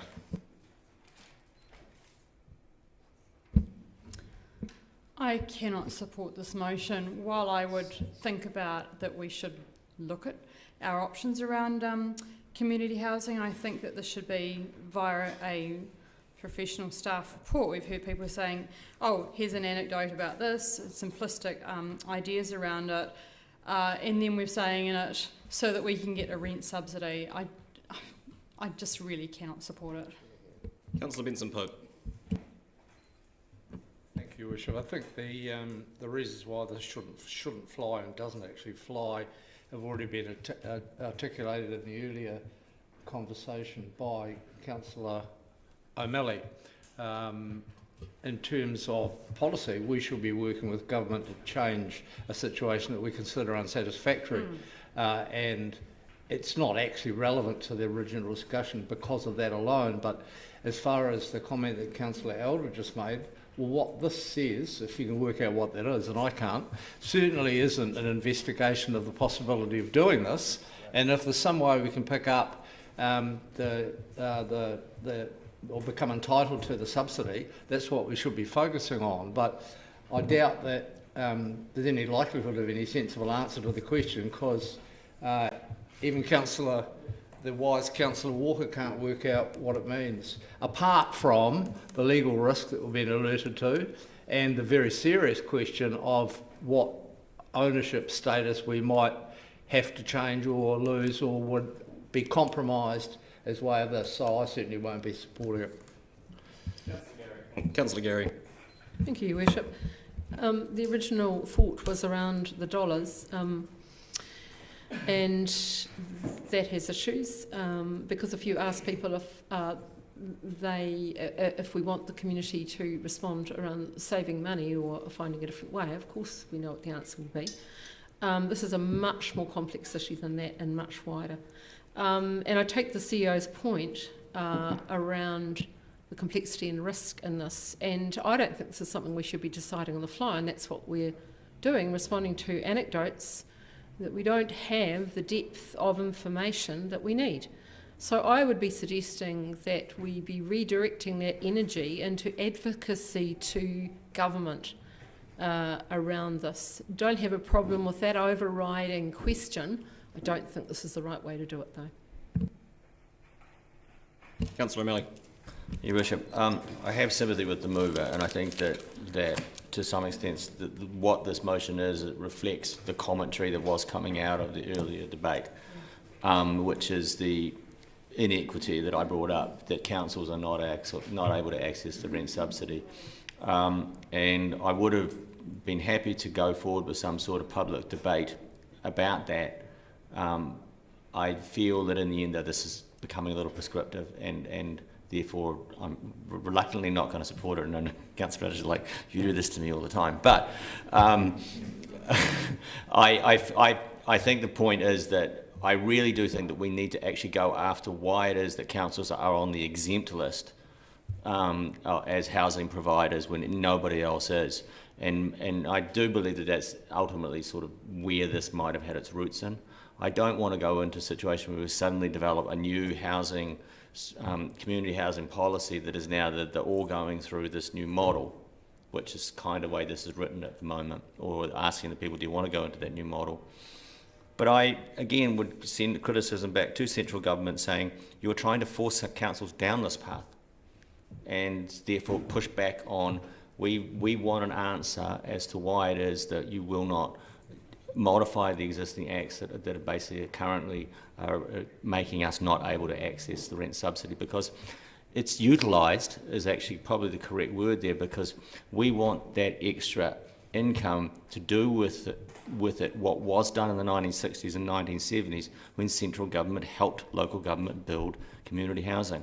And we basically are wanting the government to get back into the game and help us. So I will reluctantly vote against this because I believe that the motive was correct. Councillor Wiley. I will support this. And what leads me to that is it's seeking feedback on ownership of any new community housing units. It's seeking feedback. We want to hear from the community should they want to go down that pathway. It's not about putting a shovel in the ground. It's not about putting dollars into a fund. To me, as I read this, it's about seeking feedback. And this is what we're doing with the community. We're seeking feedback right across the board with this whole 10-year plan consultation document. So I think this is a good pathway to follow. Councillor Stones. I can't support this resolution. I don't think it makes sense. I would be quite prepared to have accepted some work on behalf of staff over the next 12 months to see to scope what this might look like and whether there was any interest from other community housing providers to form a partnership that ended up in a trust that owned these new properties. But this just doesn't have the detail, hasn't had the work done, and we haven't got time. We've heard that. We haven't got time to do that work. So I think I just can't support it on that basis. Councillor Lofiso. Tēnā koe, Your Worship. I would just, I would like to thank and acknowledge Councillor Raddick for the spirit and the vision of this motion. It doesn't make grammatical sense, but reluctantly cannot support it. And because my concern is the work that this will put on the staff in order to get the consultation document ready for consideration by the community. I agree with Councillor Wiley, we need to ask that question, but I think this is too premature and that we actually need to do some work in-house first before we go down that path. Thank you. Yeah, thanks. I can't support this either. The syntax has been mentioned by a few people, and I'm not being flippant when I raise that. We won an award for our consultation document for presenting it in plain English, and I think that's a really useful tool in terms of getting the best feedback you can from your community, and I cannot see how putting this question out separate from all the context of the hours that we've spent in this room debating it until we get this point, how this in a vacuum put to our community would elicit any kind of meaningful feedback in order to inform a subsequent decision. And nor can I justify the amount of work that staff would need to put in at very short notice to do the backfilling, basically, to get it to a level that would meet our audit requirements. The real solution here is changing the legislation so that we are able to access the income-related rents subsidy, and so that we can do that and do that in a way that retains a direct control of our community housing portfolio. I would have thought at the moment, given the temperature that is raising by the day on central government around housing issues, that they would be looking for as many friends as they could find to help them address the housing need. And we have the willingness to do it. All we are asking for is the same tools that are available to other social sector providers that give you the confidence to expand your portfolio and the offering for our community. What makes me most nervous is the discussion around becoming a community housing provider. We are not, a community housing provider is more than a tick box exercise to access a government subsidy. It is a social service that provides wraparound support for tenants. We are currently a landlord.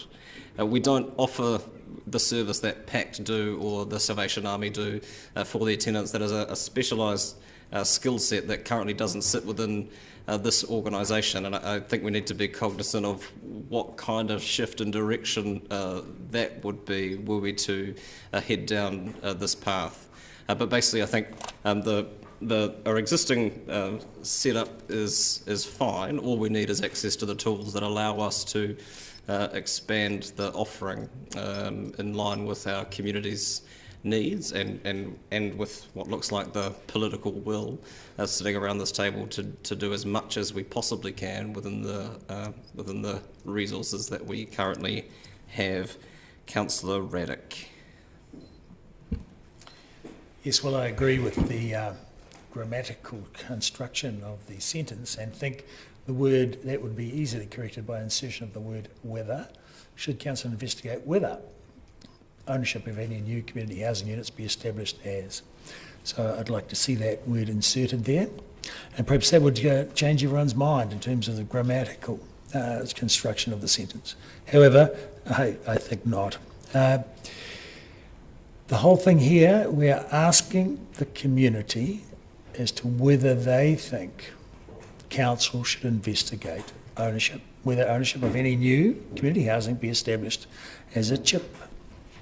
We're not forging ahead to actually do that.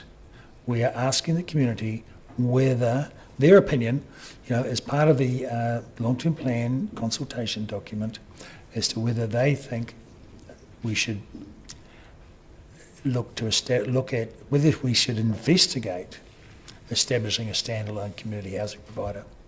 So we're not asking any, sure, it leads into a much bigger picture and a much bigger set of work, but we simply ask the community whether they think we should investigate it.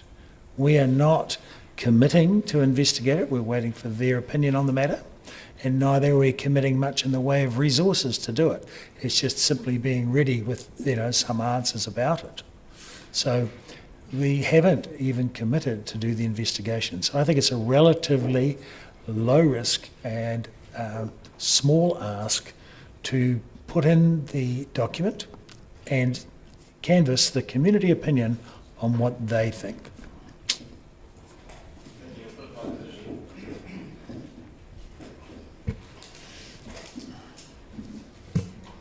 Councillor Barker? No. Councillor Benson-Pope? No. Councillor Elder? Yes. Councillor Gary? No. Councillor Hall? No. Councillor Houlihan? Yes. Councillor Lafiso? No. Councillor Lord? No. Councillor O'Malley? No. Councillor Raddick? Yes. Councillor Staines? No. Councillor Vandervis? Yes. Councillor Walker? No. Councillor Wiley? Yes. Your Worship, thank you. Lost 10-5. Thank you. Item 21, which you'll find on page 105 of Part 2 or Supplementary 1 of your agenda papers, 21-22 draft operating budgets for property services. Mr. West, the return of Mr. Bainbridge Zafar.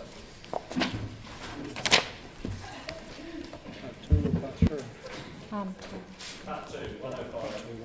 Thank you.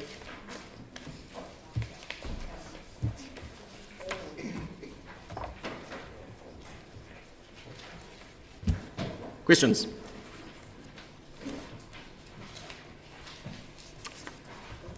Councillor Houlihan, thank you.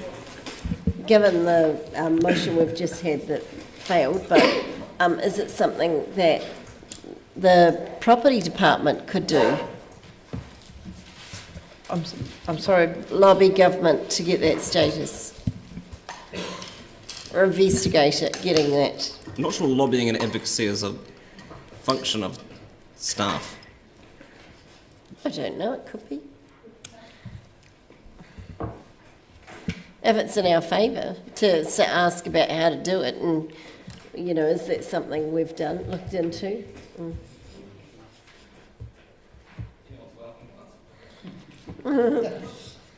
Well, certainly. It's just that this is about community housing, so I thought I'd I'll ask. certainly have conversations with my colleagues, especially in Wellington, around this. Yeah, that's a good idea. Thank you. Councillor Elder. So could we put in a motion to that effect that Dunedin City Council would like to would like the government to reconsider their funding my model? understanding is that it's already council policy by way of being an action under the Housing Action Plan.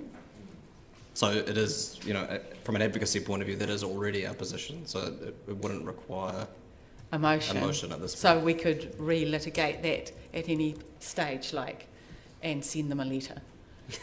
we can try. We definitely could send them a letter, yes. Councillor Barker. To go off the topic or kind of back on the topic, I'm just looking at the community property and the community art gallery and just wondering about the fees and charges there, because we'd heard earlier that our insurance has gone up. I think that was by 10% and electricity by whatever percent. However, we have a 0% increase on the charges for the community art gallery, and I wondered what might be the reasoning behind that. Page 111, attachment B. It was felt that the fees we charged to use the community gallery on Princes Street were appropriate as they are, so there was no increase for this year. So I know that somewhere in here we talk about what's public good and what's private good on some of our community property, and I just wondered, it's probably a historical question, how those rates were set when I see that there's something about, where was it, an opening up fee or something like that, community groups only per day, and it's $22.50, and I'm just like, that would appear to me to not cover a staff member walking across with a key or cleaning up afterwards, etc., etc. So I just wondered on what basis these rates were set? Are they historical?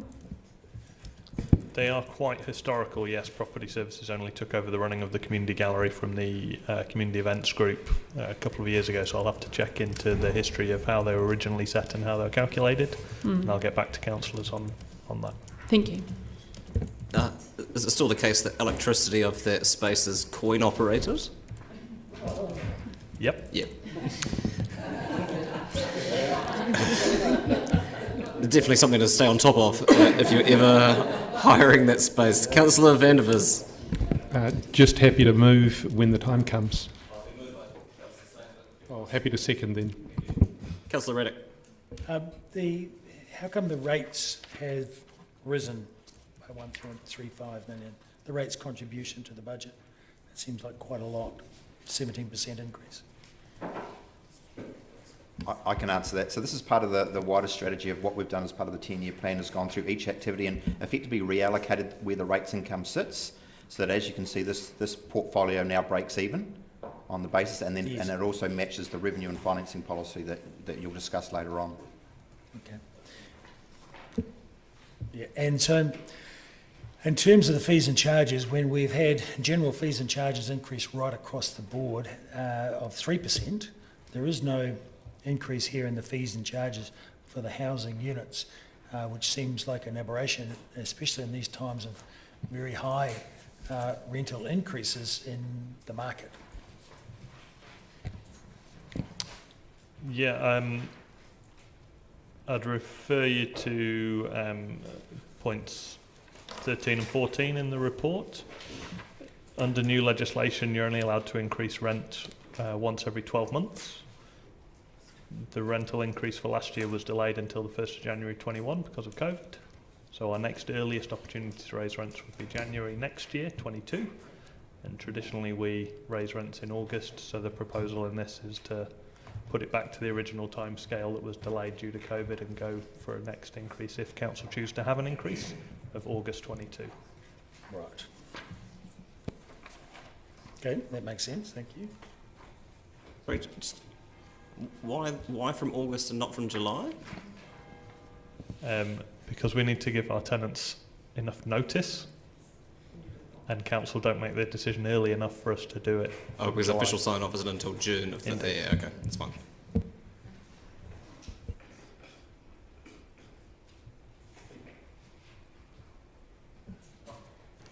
Sorry, I thought you were deep in thought there, Councillor Raddick. Any further questions? It's been moved by Councillor Staines and seconded by Councillor Van der Vis. Would you like to speak to it, Councillor? Further speakers? I'll put it. Oh, Councillor Van der Vis, just in time. I just wanted to say that I'm relieved to see Property Services not ramping up fees and also being moderate regarding staff increases, which I believe have been run away in recent years. And I very much appreciate the work that they do and that they are continuing to do it with more limited resources. I'm very happy to vote for. Thank you. Councillor Houlihan. Yes, I seem to be in line with Councillor Van der Vis a lot today. I was going to say I agree with what he was saying there. Oh, I've got to stop sitting next to him. He says, yes, that's right. Yeah, you're contagious. Once you're done flirting, you two. Oh, there's no flirting. I'm a married woman, Mayor. What I wanted to say about this is that a lot of arts groups like the Fringe Trust had their office in there in the community gallery. A lot of art exhibitions are in there. It's been a reasonably cost-effective space for the arts sector, and it's really central. It's right beside the Octagon, So for all those reasons, I think that's brilliant. So I hope we continue to keep that, and it's good that the cost is down. Thank you. Your right of reply, Councillor. I'll put the motion. All those in favour? Aye. That's agreed. Item 22, economic development. Excuse me, it's nothing personal. Page 112 of part 2 of the agenda. Mr. Christie. One moment, por favor. Oh, drowning and making me panic.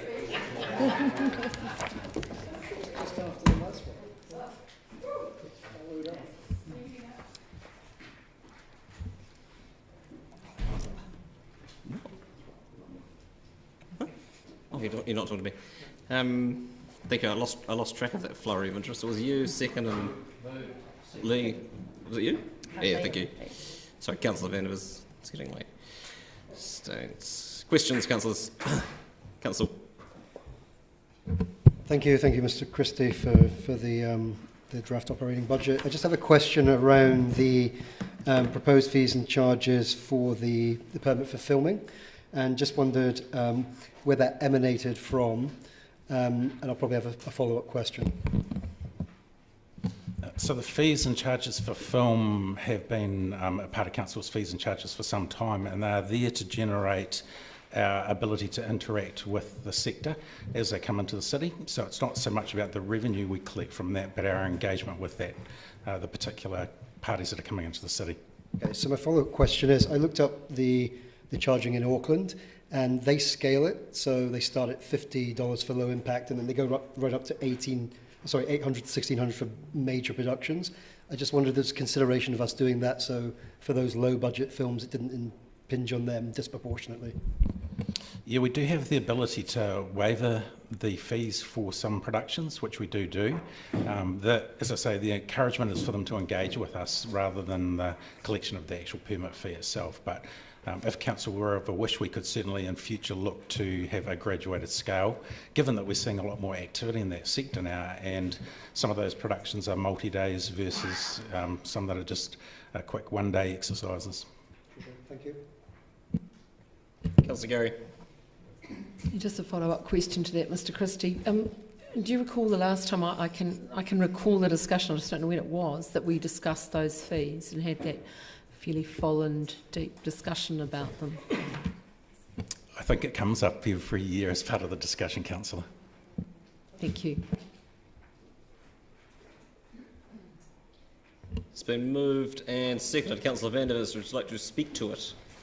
All good, thank you. Just congratulations on a nice, concise report and moderate spending. Further speakers, Councillor Elder. I would like to say for the moderate spending, they have had pretty good impact with their marketing campaign of destination Plan D.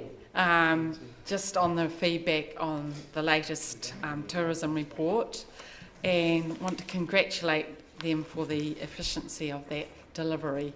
So, yeah, I think job well done. So I want to congratulate John Christie and his team for the work they did with Plan D. I thought it was fantastic, really clever.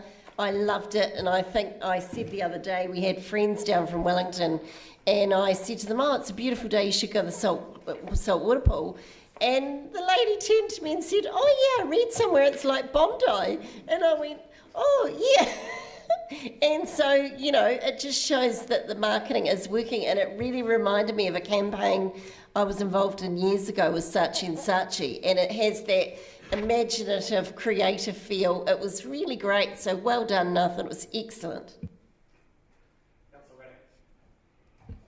Yes, I'd like to congratulate the team on the tightening of the belt as the revenue has decreased somewhat.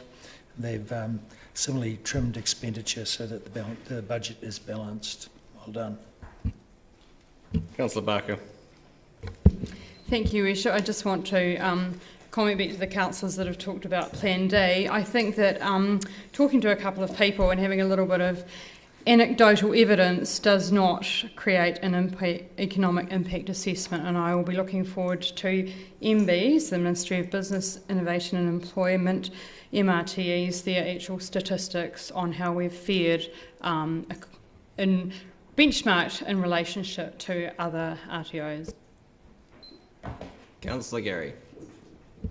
Oh, thank you, Your Worship. I just wanted to make the comment about the budget and the fees and charges, just to say this particular department's work in terms of the impact of COVID is particularly important, and it is uncertain and a bit of a moving feast really, and so I affirm the work that they will be doing going into the next year and the next 10 years, in fact, because we see the figure in this report of 2031 for the return of international tourism to the level it was before, as just one feature, and then the international student sector. There are many moving parts, so just want to affirm that work, which will be so important to our business community, our tertiary community, our arts community, and so many other aspects of our city.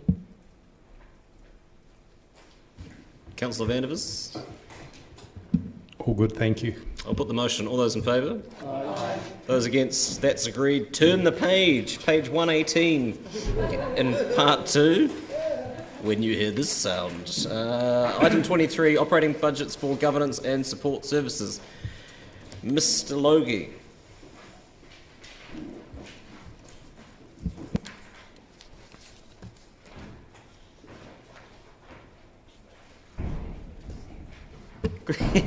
Nothing personal.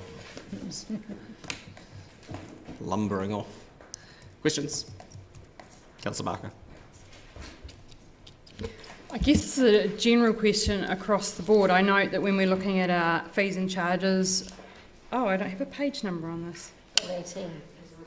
Okay, governance and support services group. There's an archivist fee of $50 per hour, and then when I look through, I see that if somebody wants some official information, that's $76 per hour. Libraries research $70 per hour. Toitu archives $65 per hour. And I was just wondering how these are set. I know there's different bands in the SP10 about what people get paid. So it seems, I mean, there's a whole lot more obviously through all of the different departments and all the different charges, and we're not getting to look at them all holistically, but I do wonder how they're set. Is it a cost recovery basis? Sorry, lots of questions.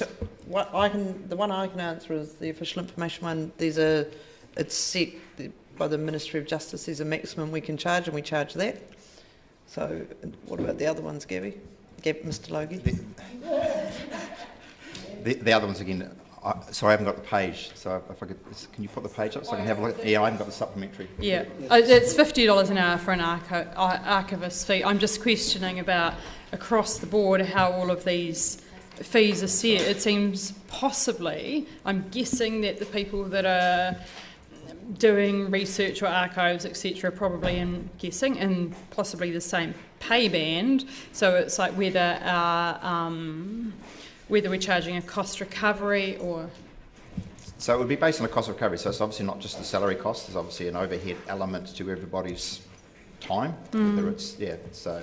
But one being $50 and then another one being $70 doesn't. Some seem to be charged out quite high. In the regulatory, etc., there's building services processing $190 per hour. So I think Mr. Pickford might be able to provide some. I'm just curious. So through the chair, I think it's based on cost recovery, and it is related to the complexity of the task in hand. So there's no profit made out of it as such. It's really just for based on the salary plus on overhead. And the complexity that's associated with that particular piece of research. Okay, thank you. Councillor O'Malley. I'm just wondering the dollar value of complexity. I mean, it's per hour, so if a person is being paid a salary, that would be the hourly cost, would it? I mean, and the overheads, the floor space, the everything else that comes with providing the wraparound service for that person. And then you'd have to assume then that the salary plus the wraparound support for that person is dramatically different if the charges are dramatically different. And it just gets back to this question I've had earlier about where is the underlying calculation, and is it possible for us to see it? And I also fully acknowledge when I ask that question that there is going to be qualitative stuff in that calculation that is not you can't say the square meterage of a wait of a year or something. But we would like. I think it would be useful just to know when there's an estimate in there, when there's a hard number in there.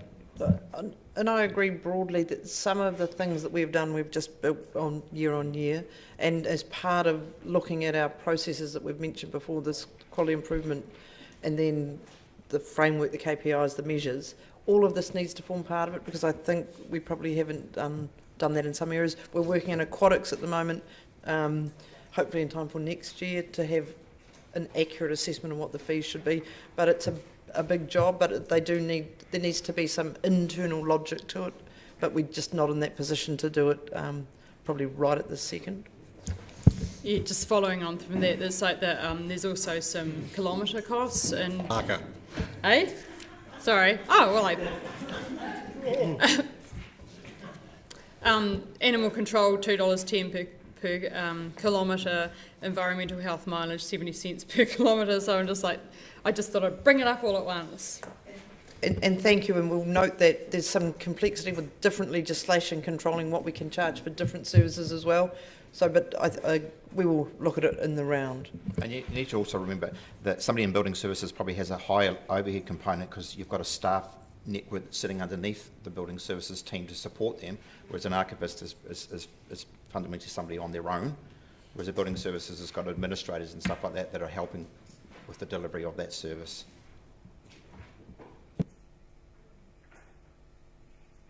Sorry, I'm just trying to find the building services stuff, is it? Oh, I see. I see. Yeah, that's fine. Councillor Reddick. Yeah, so why is it that the contribution from rates has increased so much? You know, an extra 4 million? So again, just referred to previous discussions where what we've done is we've taken the opportunity as part of the 10-year plan to look at the operating fiscal result for each activity. So for this particular activity, what it does is it recovers a bulk of its charges through internal charges to other departments. And then if you look at the operating surplus, it's $3 million. Yes. Okay, and that $3 million represents the vested asset line that sits in the income statement. Yes, and what's going to become of that? So that was my next question. Well, that's effectively that's effectively a surplus line, and it's a non-cash. Right. Okay, so what we're saying is the operation is fully funded. Yep. Okay, 100%. So normally it would be zero, other than that $3 million. Yes. Yeah. So the cost of running those groups is either funded from rates, from fees and charges, or from a direct charge. Yes. To the rest of the organisation. Yeah, but you're holding then a nominal $3 million. Yeah, so we have to have a level of income in the budget for vested assets. So vested assets, as we previously discussed, is where a subdivision's done, and as the infrastructure that's part of that subdivision, that's paid for by the developer, is then vested to council so it's the roading and the pipe work that sits in the subdivision. So it's not the pipe work that feeds the subdivision. It's the internal pipe work. So that gets vested to the council when the 224C resource consent is signed off. Yeah. So effectively what we then have to do is record those assets coming into the books of council. Okay, so that $3 million represents the estimate of that for next year. So those assets come in at a value. We have to value them. We can't bring them in at nil. Right. Wouldn't that go into a CapEx budget then? Because it's being no, it's not a CapEx. No, because effectively we get given these assets. They're donated to us, for want of a better term. Yeah. Hey? Yeah, but they're items of capital because they're not going into. Yeah, but we don't pay anything for them. No. But it's the capital value of the assets. Yeah. So what we're saying is that $3 million is the estimate of the capital value that we think will get vested next year. That's right. But this capital value. Order. If we're going to have one person talking at a time, we might so there's capital value that you're putting in an OPEX budget, yeah. It's the income. So effectively we get the assets, and the other side of the entry is we get this nominal income. So we get a donation, effectively. But it's just non-cash. And it has to sit somewhere. I have to put it in the box. And this is the budget where it sits. Yeah. But it's also shown as that income from rates. Like you've also got the large income from rates coming in there, $4.5 million. Yeah, that's to pay for the costs of running the governance operation, which is biz, finance, corporate leadership, civic, customer services, fleet, human resources. So there's a $42 million budget for this group. Right, And so it's then- funded from rates, Yeah. from fees and charges, and then from a $25 million recovery from the rest of the organisation. And the number that's left at the bottom is the $3 million for the vested There's $3 assets. million from the vested assets. Yeah, so if I took that vested asset line out, the balance would be zero. Yes. Right, I see that. Thank you. Councillor Barker, please let it be a different question. It's about trains. I note that in the operations and maintenance, the reduction is primarily attributed because we're saving $1 million funding for Dunedin Railways Limited. I just want to check on when we might expect a report back about Dunedin Railways in relation to the 10-year budget. So if we were to make a decision about what to do with Dunedin Railways, where was that fit in the timeline? It'll be in advance of May, but I haven't been able to confirm exactly when. Okay, thank you. I'd like to move the resolutions that the draft budgets be adopted. Not you, obviously. Councillor Elder. Councillor Staines. Nice try. Would you like to speak to it, Councillor Elder? Further speakers. Councillor Vandervis.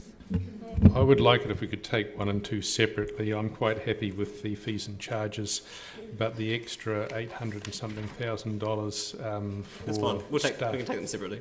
Sorry? We can take them separately. Yeah, thank you.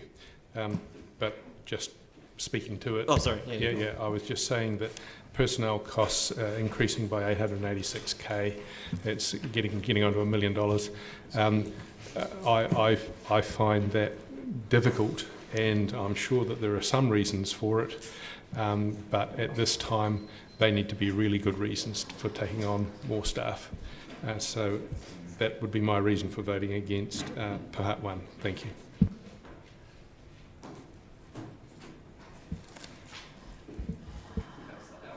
Reply? Okay, thank you. We'll take them separately. I don't know why. Is there a B? We've got A, Romans 1 and Romans 2. Yeah, that's fine. I just don't know why they are. It should just be A and B. No? Oh, anyway, we'll take them. Let's not. We'll take them separately. We'll take Romans 1. All those in favour? Those against? Thank you. That's agreed. And Romans 2. All those in favour? Those against? That's agreed. Thank you. Item 24. The New Zealand Sports Hall of Fame options for integration into the Aratoy Group. Mr. Pickford and Mr. Dixon. Part 3, page 131.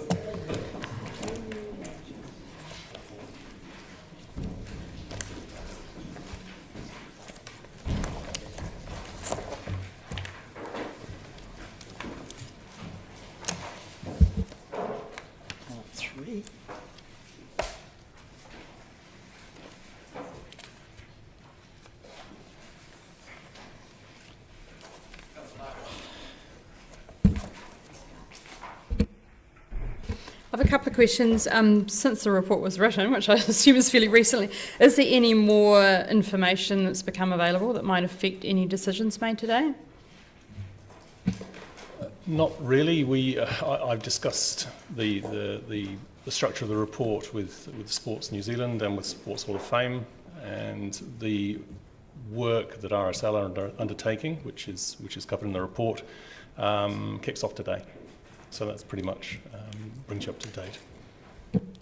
Thank you. My next question would be for economic development around the STEP funding, and I understand there's work going on product development in the city, and I just wonder what the timeline is around that.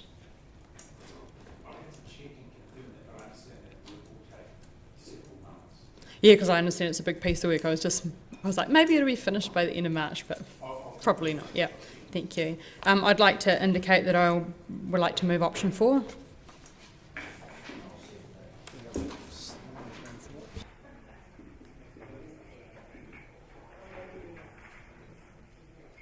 Sorry, let's do it later. well, defer till after the review of the. Sorry, I'm trying to find it. That's all. Oh yeah, option 4, delay a decision until the RSL report has got it, been got it. completed. No, 137. Thank you. It's moved. Barker, seconded Staines, if I heard correctly. But we'll take questions in the meantime. Councillor Houlihan and then Councillor Gary. Could I ask, why is this coming out of our toys budget? Because sports isn't really arts, is it? So the resolution that we asked for it. We're responding to was asked for. It was last year's paper. Is there any way we can change it out of the arts budget, or does it have to stay out of this budget? Well, one, it's a museum, so it would fit in that group, but it's not. And this was canvassed at the meeting in December. It's not taking money out of. It's asking for money to be added into the budget, and it has to sit in a group somewhere, and it probably wouldn't be in regulatory services. Councillor Gary. Thank you, Bishop. 2 questions. Mr Pickford, in relation to item 7, can you tell us about why Sports New Zealand ceased their funding at the end of last year? What was the reasoning for that? I don't know if I'm in a position to answer that. They decided to cease funding, but it would be contingent on what happened next with this consultant's report, which is attached, and then the subsequent RSL report, which is underway. So there's no plans at the moment to reinstate that, but it's subject to the report. It is subject is that right? to, with no commitment further on. Thank you. And item 20 on page 134, which is around the footprint of the bullnose at Toitu, and talking about the current footprint of the Sports Hall of Fame, that it isn't big enough to take. It means reducing the exhibition by over 75%. Where would the rest of it go, if that option, in fact, was an option? Again, so the reason we've put this in here because we had to consider whether there was any way within our existing portfolio where it could accommodate at least part of it. And so that's why we added that in. But realistically, that wouldn't be an option. Sure. Thank you very much indeed.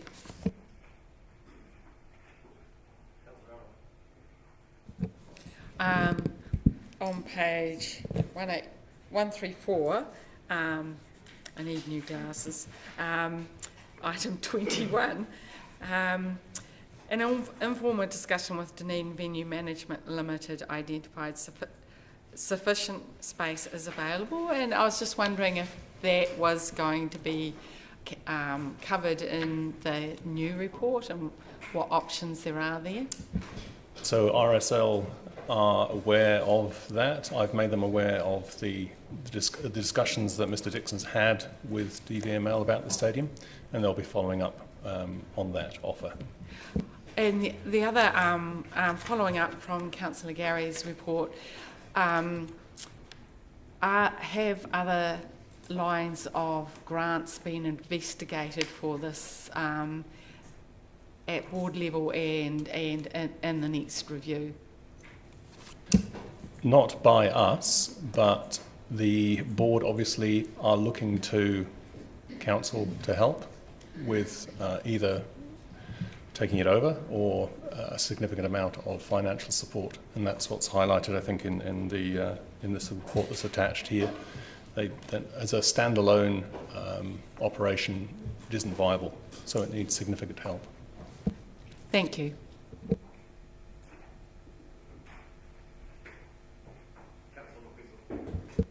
Thank you, Your Worship. Thank you, Mr Pickford and Mr Dixon. I just, it's very pedantic, but I just want to, make a comment about the Manui River consulting report, and that in the terms of background, the consultant talked about the establishment of the museum, the Hall of Fame, in 1990, and talked about the 150th anniversary or something of organised settlement. And I know the report's done, but I just guess I'm thinking about history, and because 1990 was actually the 150th sesquicentenary since the signing of the Treaty of Waitangi. And I just want to make an observation that is it an observation in the form of a question? An observation. Would it be, what I was wanting to check is that would RSL, I mean, they're not going to reprise history, but can they, I don't know, can you instruct them or have, I mean, you can't really because Sports New Zealand has done it, but I just want to know that the report that comes down the line from RSL is actually going to be clear in its history and establishment. We can certainly pass that back through Sports New Zealand. Yeah. It's been moved and seconded. Councillor Barker. I think it's eminently sensible to delay a decision until the other report has been completed and we will have more information, including on what Sport New Zealand might be looking at and what other possibilities there are that the governance group have been working on. I'm also very aware that we have our summer program out for Dunedin Railways and I would like to be looking at these things, I guess, in conjunction and hopefully some conjunction around the product development work that's coming through the STAP funding, because we do, if we are having to make decisions around visitor attractions for Dunedin, we actually do need to have a lot more information. Councillor Houlihan. Thank you. Yes, I think it's unfair that the council has taken a bit of flack over this when it's actually Sports New Zealand who's pulled the funding, and it doesn't seem to be clear as to even why they've pulled the funding. So I think some hard questions need to go to Sports New Zealand to say, what are you doing? Where's your support? Why are you pulling the funding? And pull your head in, basically. I have to say, I've got serious concerns about the carrying on here. On page 135, number 28, other options, it says here, and this is where it might answer some of the questions of where some of the money's gone, Sports New Zealand has commissioned a further report to validate the Manurewa consulting report and review options for the future location of New Zealand Sports Hall of Fame. So in other words, they're doing a report to validate a report. Well, that to me is just a complete waste of money, and it summarises, sadly, some of the things that happen in local government and in government organisations. There's too many reports that cost far too much money, and in actual fact, I'd love to know how much those reports cost, because I wouldn't be surprised the costs I've seen of reports recently, that might be the 100k we needed for the year just in those reports there that they had to do to review a report. So, yeah, I just think it's a joke, really, quite frankly, sorry to say, but and the Sports Hall of Fame, well, I think it'll be great to keep it in Dunedin. I think it's got a serious issue of a lack of marketing.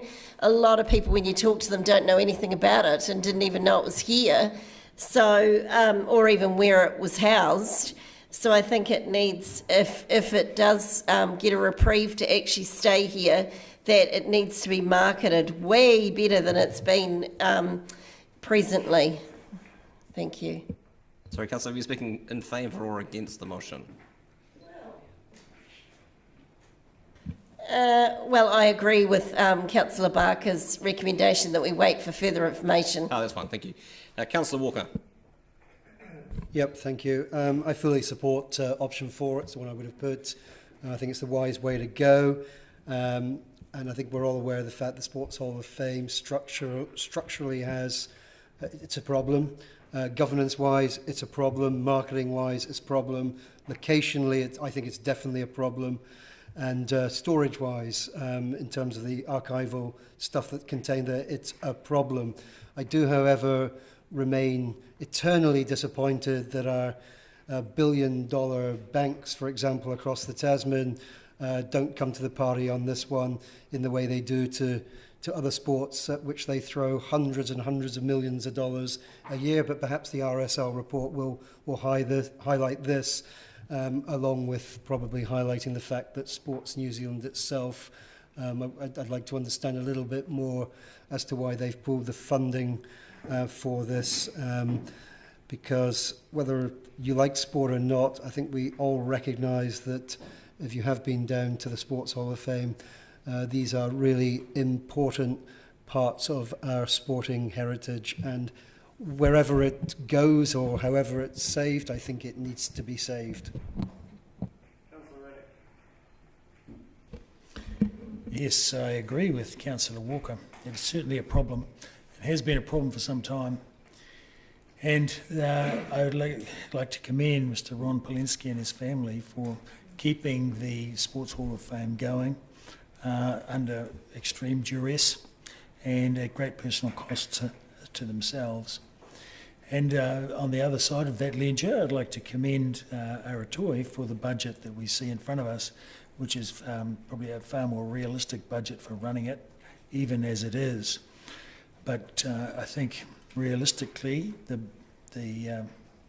museum, the Hall of Fame, needs probably $1 million budget per year to run it, and with similarly a hope and a plan to get that level of income back in the door to balance up the budget. And that, of course, will require quite a different looking museum and set of exhibits, and in my opinion a very strongly interactive set of exhibits might be able to achieve that. But that is something, I don't know that it'll be coming out of the RSL report, but it will be something that will land back on our laps soon enough as to what we're going to do. And I think because of the difficulty and the problem of deciding all of those things, I think that's why Sport New Zealand have just, kicked for touch to see what come what may as far as the Sports Hall of Fame goes. So I think it'd be quite useful if we wanted to retain it in Dunedin to be doing some groundwork on how we can make the exhibits that are contained there attractive enough to generate $1 million in revenue on an annual basis, whether that's in through the door fees or sponsorship or whatever. But essentially that's the order of magnitude that I see here. And in itself, that proposition is obviously quite problematic, which is why no one's addressed it to date. However, it's going to come back on the table for us soon enough, so I put it out there as something for us to think about. But I do support the motion, waiting till after the RSL report. Thank you, and this isn't the ideal time to raise this, my apologies, but a question for Ms Sullivan potentially. In a vacuum, the resolution as it's drafted isn't particularly helpful, so I wonder if it could be amended to say that the Council delay a decision on future support for the New Zealand Sports Hall of Fame until the recreation sports, just somehow relaying it to the...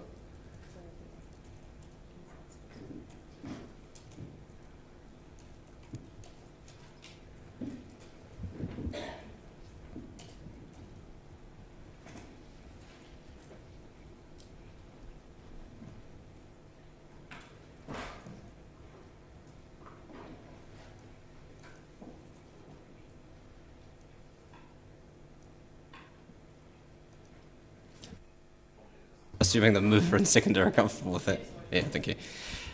Further speakers? Councillor Wiley.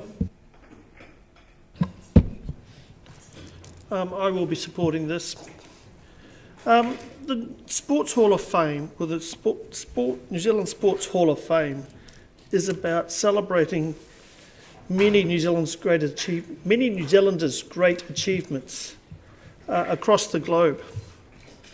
And when we look at it being hosted here in Dunedin, yes, it probably hasn't jumped and leaped ahead as well as it could have, but based on the environment it's been working in and the way it's been hamstrung, I also would congratulate Mr Polanski and his family and those around it for the work they have done to get it to where it is, because I can imagine what a challenge it has been. I am absolutely stunned that Sport New Zealand is failing to recognise the achievements of the legends of the past. And I use that word legends of the past because Sports New Zealand continually champions them as great people who have really achieved on the world stage, and yet they can't really give a damn and put any money into this. So there's a big disconnect between celebrating success and past success and actually realising what is their role in sport. I also struggle when I see some of the funding that hasn't been sought and seen, and when I looked at where they receive funding, I go, there's areas where I would have thought they could have go for dollars, and I guess the RSL report will highlight that.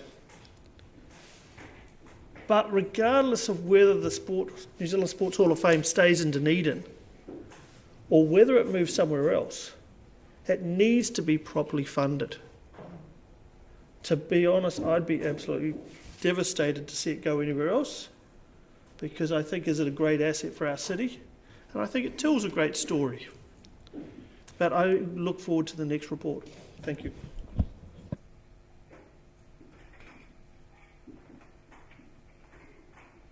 Now I can't remember what the original resolution said, so I'm not going to speak to it, but I'll take my opportunity to speak to suggest that perhaps any future support may be a more useful framing than the future support, if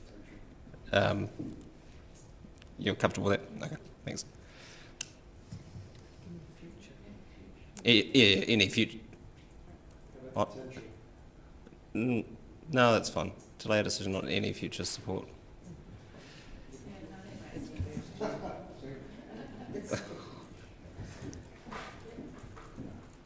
Councillor Barker, your right of reply. Thank you, Worship. I'm very comfortable with this. We've given them this New Zealand Sports Hall of Fame enough funding, I guess, to get them going to the end of July in this budget. It was illuminating to read the report attached, and I guess we've only had a small amount of time to digest the information within that, and I commend Sports New Zealand validating the report, and we give them a chance to respond. And for us, we obviously have spent the last few days weighing up a number of options and a number of considerations about our budget, and we do also need to consider how and if it fits into our suite of museums and attractions. I also think, as I've previously said, that once we've got the Dunedin Railway Summer Programme back, perhaps some more information about product development, then we might have more information. I would think that I'm very comfortable with the delay, and I hope other people support it too. Thank you. I'll put the motion. All those in favour? Aye. Those against? That's agreed. Thank you. Item 25. Aratoi operating budgets. Mr. Pickford, Mr. Dixon. Part 2. Secretarial support from Councillor Walker. Thank you. We're in part 2, page 125.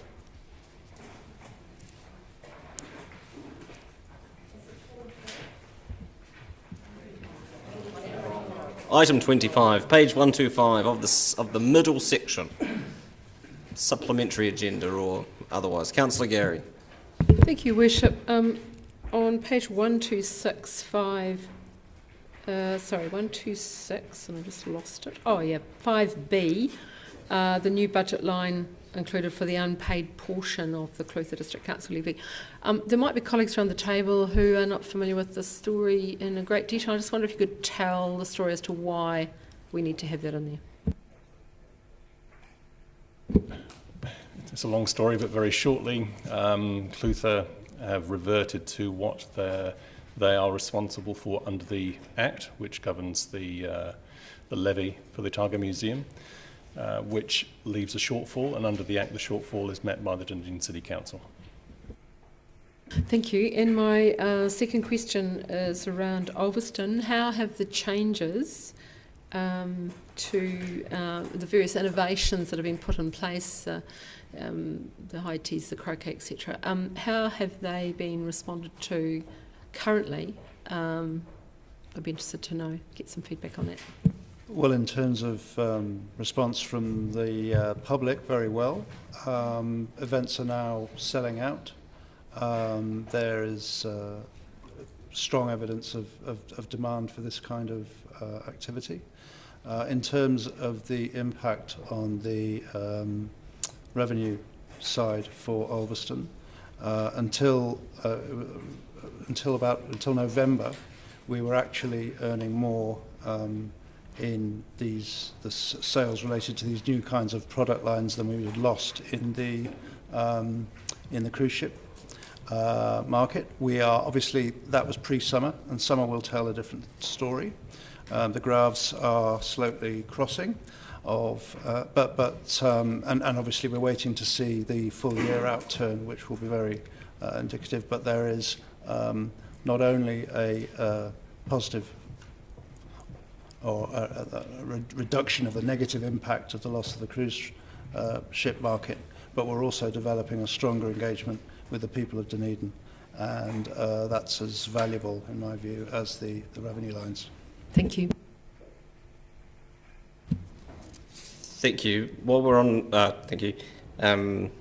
Also potentially worth noting for background on museum funding, it seems more callous in the way that it's set out in here than it is intended, but the removal of funding for the Tangata Whenua Gallery at the Otago Museum is simply a result of it being committed to by Council for a period of 2 years, this current financial year being the last one.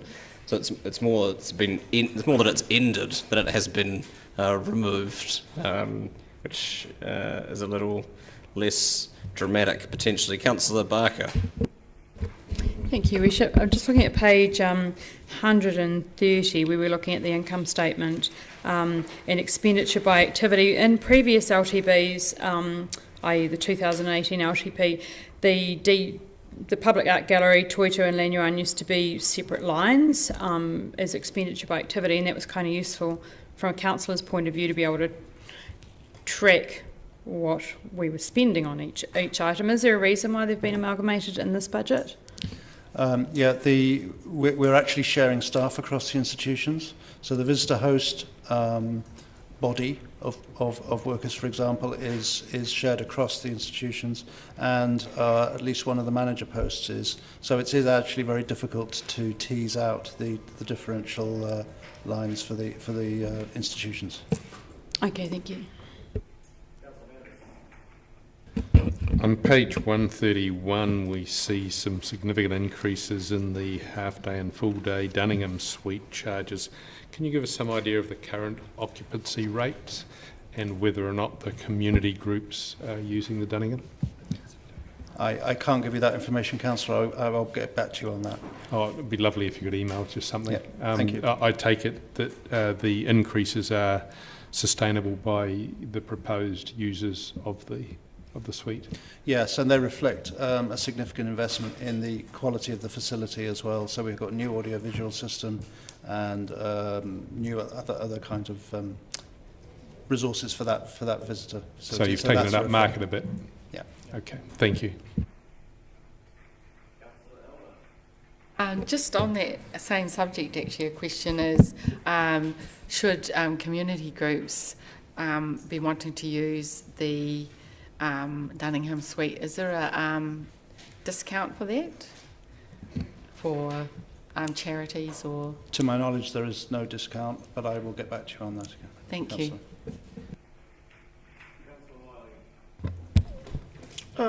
Thank you. Mr. Dixon, the Otago Museum, I thought we gave them some extra funding in the last long-term plan that was like an extra 200,000 or something. So as part of the 1828 10-year plan, an annual grant of 75k per year was given as a not part of the levy, not part of the percentage increase, so it was over and above. And as the Mayor pointed out, that finished this current financial year, so that was for the redevelopment of the Tangata Whenua Gallery, and no further provision was made beyond that, and hasn't been included in these budgets for the forthcoming 10-year plan. But as well as that, in terms of the levy itself, there had been a request 2 years ago from the museum to increase their levy by 12%, and we increased it by 5% for 2 successive years. The report canvassed doing that over a 3-year period, but there was no resolution to support that. It was just this is what we can do as a phased increase to the museum levy, and in the current COVID environment, all of our budgets were reviewed, and when the decision was made to not, or the proposal from staff is to not increase funding of our own institutions like the Toitu or the Dunedin Public Art Gallery, the proposal is to maintain the museum levy at the existing level to be consistent with that. Have I paraphrased that adequately? Yes, that's correct. Yeah. So, in understanding that a little bit clearer now, will that lead to potentially job layoffs at the Otago Museum or any of our other institutions? I can't speak for the Otago Museum. We are all facing the same fiscal challenge, so we're managing within the budget, and the Otago Museum will do what they do. They have that fixed budget that they have to manage.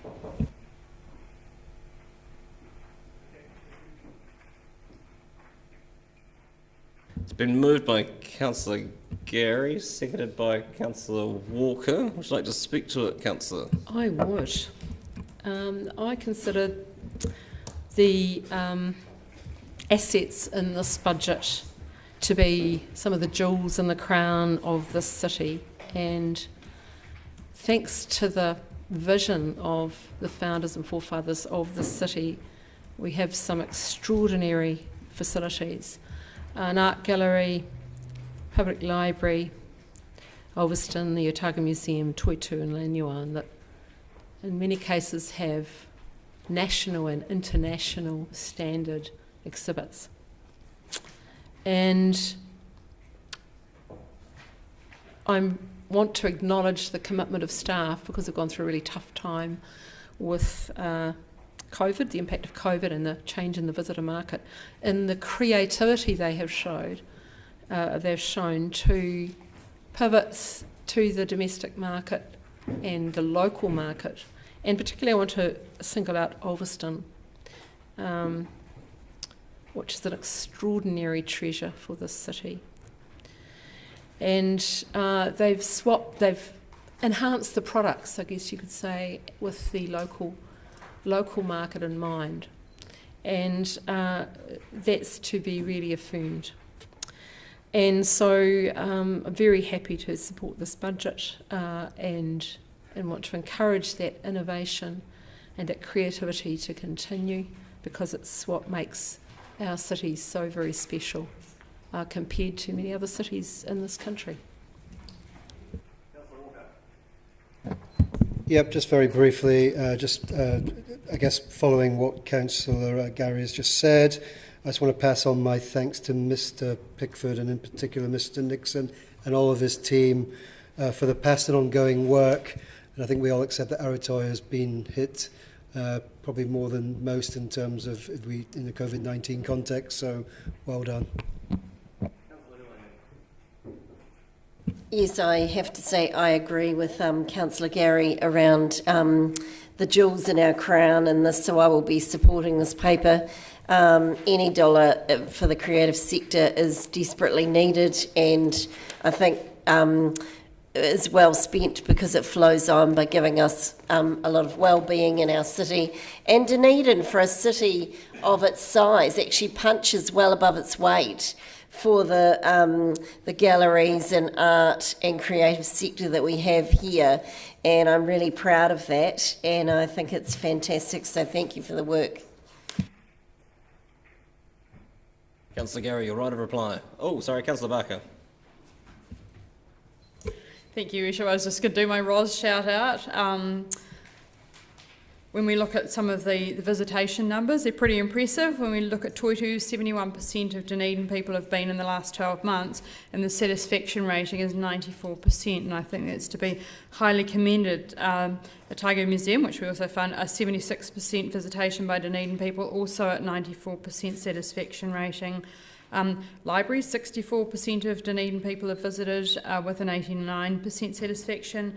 The Art Gallery, 51%. 90% satisfaction. Chinese Garden, 24%, 83% satisfaction. Obviously, we don't measure how many of our local people visit, but and also a 92% satisfaction. And I really commend them because I come from a visitor attraction background, and I know how challenging it can be to actually get those amazing satisfaction. So well done to everyone.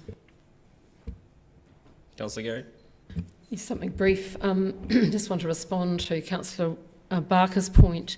I do believe there's still potential with our local people. There's still many people who haven't visited all of those local attractions, and I think since lockdown, the inability to travel far, there's been a much greater appreciation of the treasures we have, and what we need to keep encouraging and supporting our people to encourage our local people to visit local attractions, and these ones in particular. Thank you. I'll put the motion. All those in favour? Aye. Those against?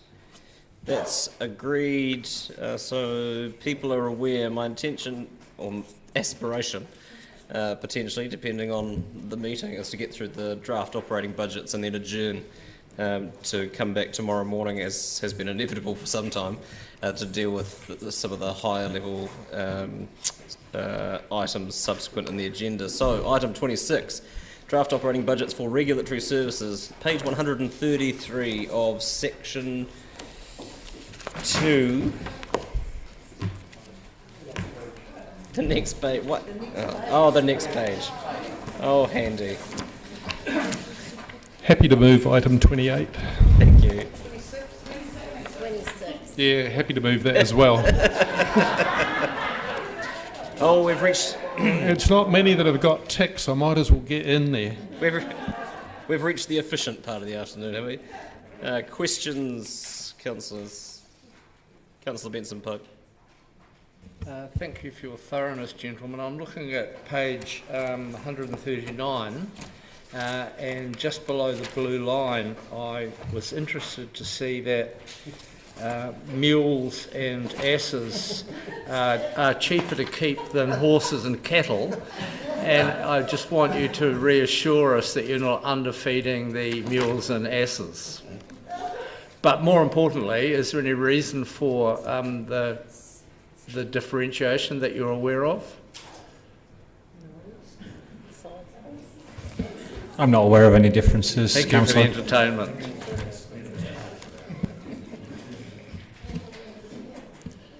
You didn't notice that, did you? I always notice my ass. Further questions? Councillor Lord. Yeah, look, I just had a question about the increase in the parking rate of 16.7% for all-day parking in the city centre, and I just wondered what's the basis for that? Is that part of just trying to drive mode shift? Through the chair, the price is to, I guess, align ourselves more to metropolitan city pricing. So why would we do that? That would appear to me that we're just putting our price up because someone else charges the same and there's no benefit or there's no relativity to cost. So, through the chair, these fees, these charges have been reviewed in light of other markets. So, some of those are other metros, but also the private sector. That's what they're charging currently within the city, and they're actually slightly cheaper than some of the private sector car parks, all-day parking. So, they've just been reviewed in that light. Councillor Houlihan. Is it correct our parking increased last year? Sorry, Councillor, are you referring to these ones specifically? Because the different parks are... Did we have parking increases last year? So as far as I'm aware, Councillor, not for the all-day ones, it was the previous year before that it was last increased. Oh, okay. And so is it mainly supply and demand by the sound of it, do you think? That there's a large demand, so we've put up the price? So again, it's more to be in line with other metropolitan cities.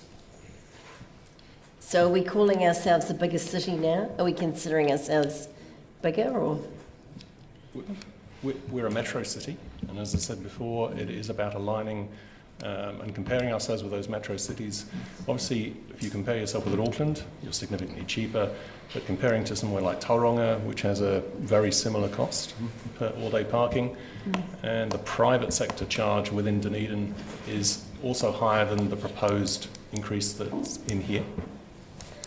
Thank you. All revenue generated in this fashion offsets the income required by way of rates revenue. Yes. Thanks. I'll move. Councillor Lord? Do we apply that same method when we look at all our building charges and all the other charges right around the city, or is it only in this area that we've looked at this and followed the leaf of a metropolitan city?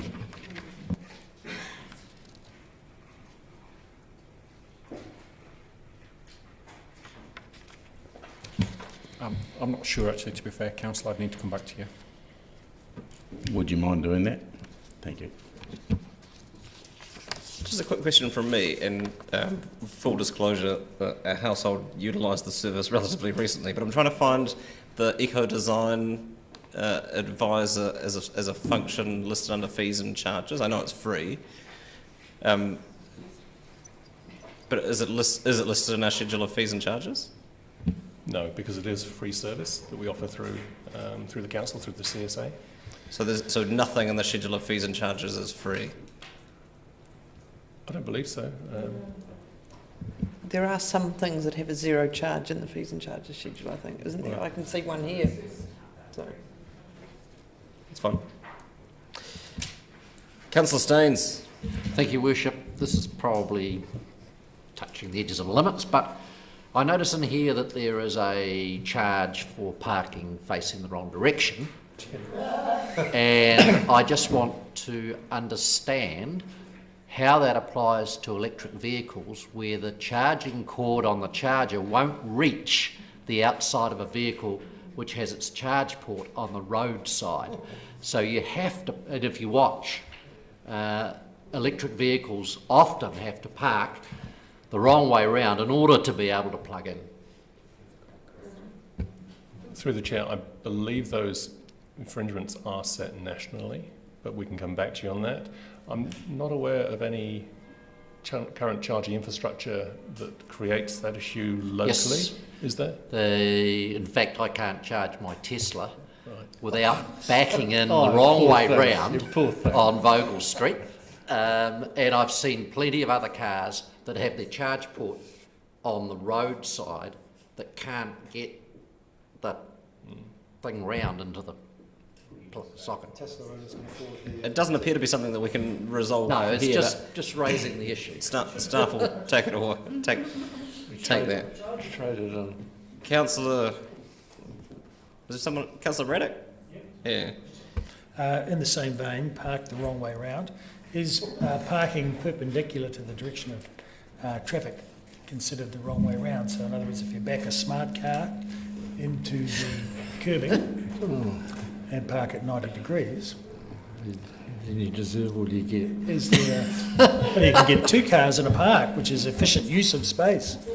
It's much cheaper than spending $9.5 million to get signs. Oh, councillor. So is that considered parking the wrong way round or not? I think the response from staff is that their understanding is that it is set in legislation, but they're unsure, and they're going to report back on that in due course rather than making things up at this forum. Yeah, well, I've been told of someone being issued a ticket for that. Councillor Walker. Sorry, can I assume as two Englishmen sitting there that you don't understand the concept of parking the wrong way like myself? Councillor Houlihan. Given Councillor Benson Pope brought it up, I feel I have to follow up by asking, how many registered mules and asses do we have in the city, do you know? Plenty of asses. Yeah, plenty of asses. There's a few around the table. Don't ask a question that you don't know the answer to. Through the chair, that it's not about registration. This is about the impounding and the sustenance of those and the charge around that. It's not a registration to have a mule. How many asses and mules have we impounded? I can't answer that. We can get back to you though. Okay, thank you. It's been moved by Councillor Vandervis and seconded by Councillor Benson-Pope. Would you like to speak to it, Councillor? Dare I ask any further speakers? I'll put it. All those in favour? Those against? That's agreed. Item 27, operating budgets for community and planning. Mr. West and Ms. Pinfold.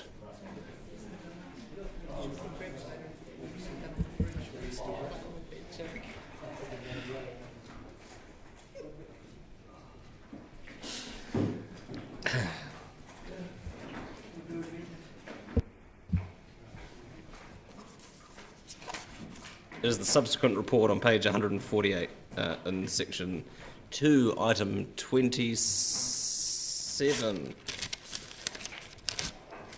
Questions?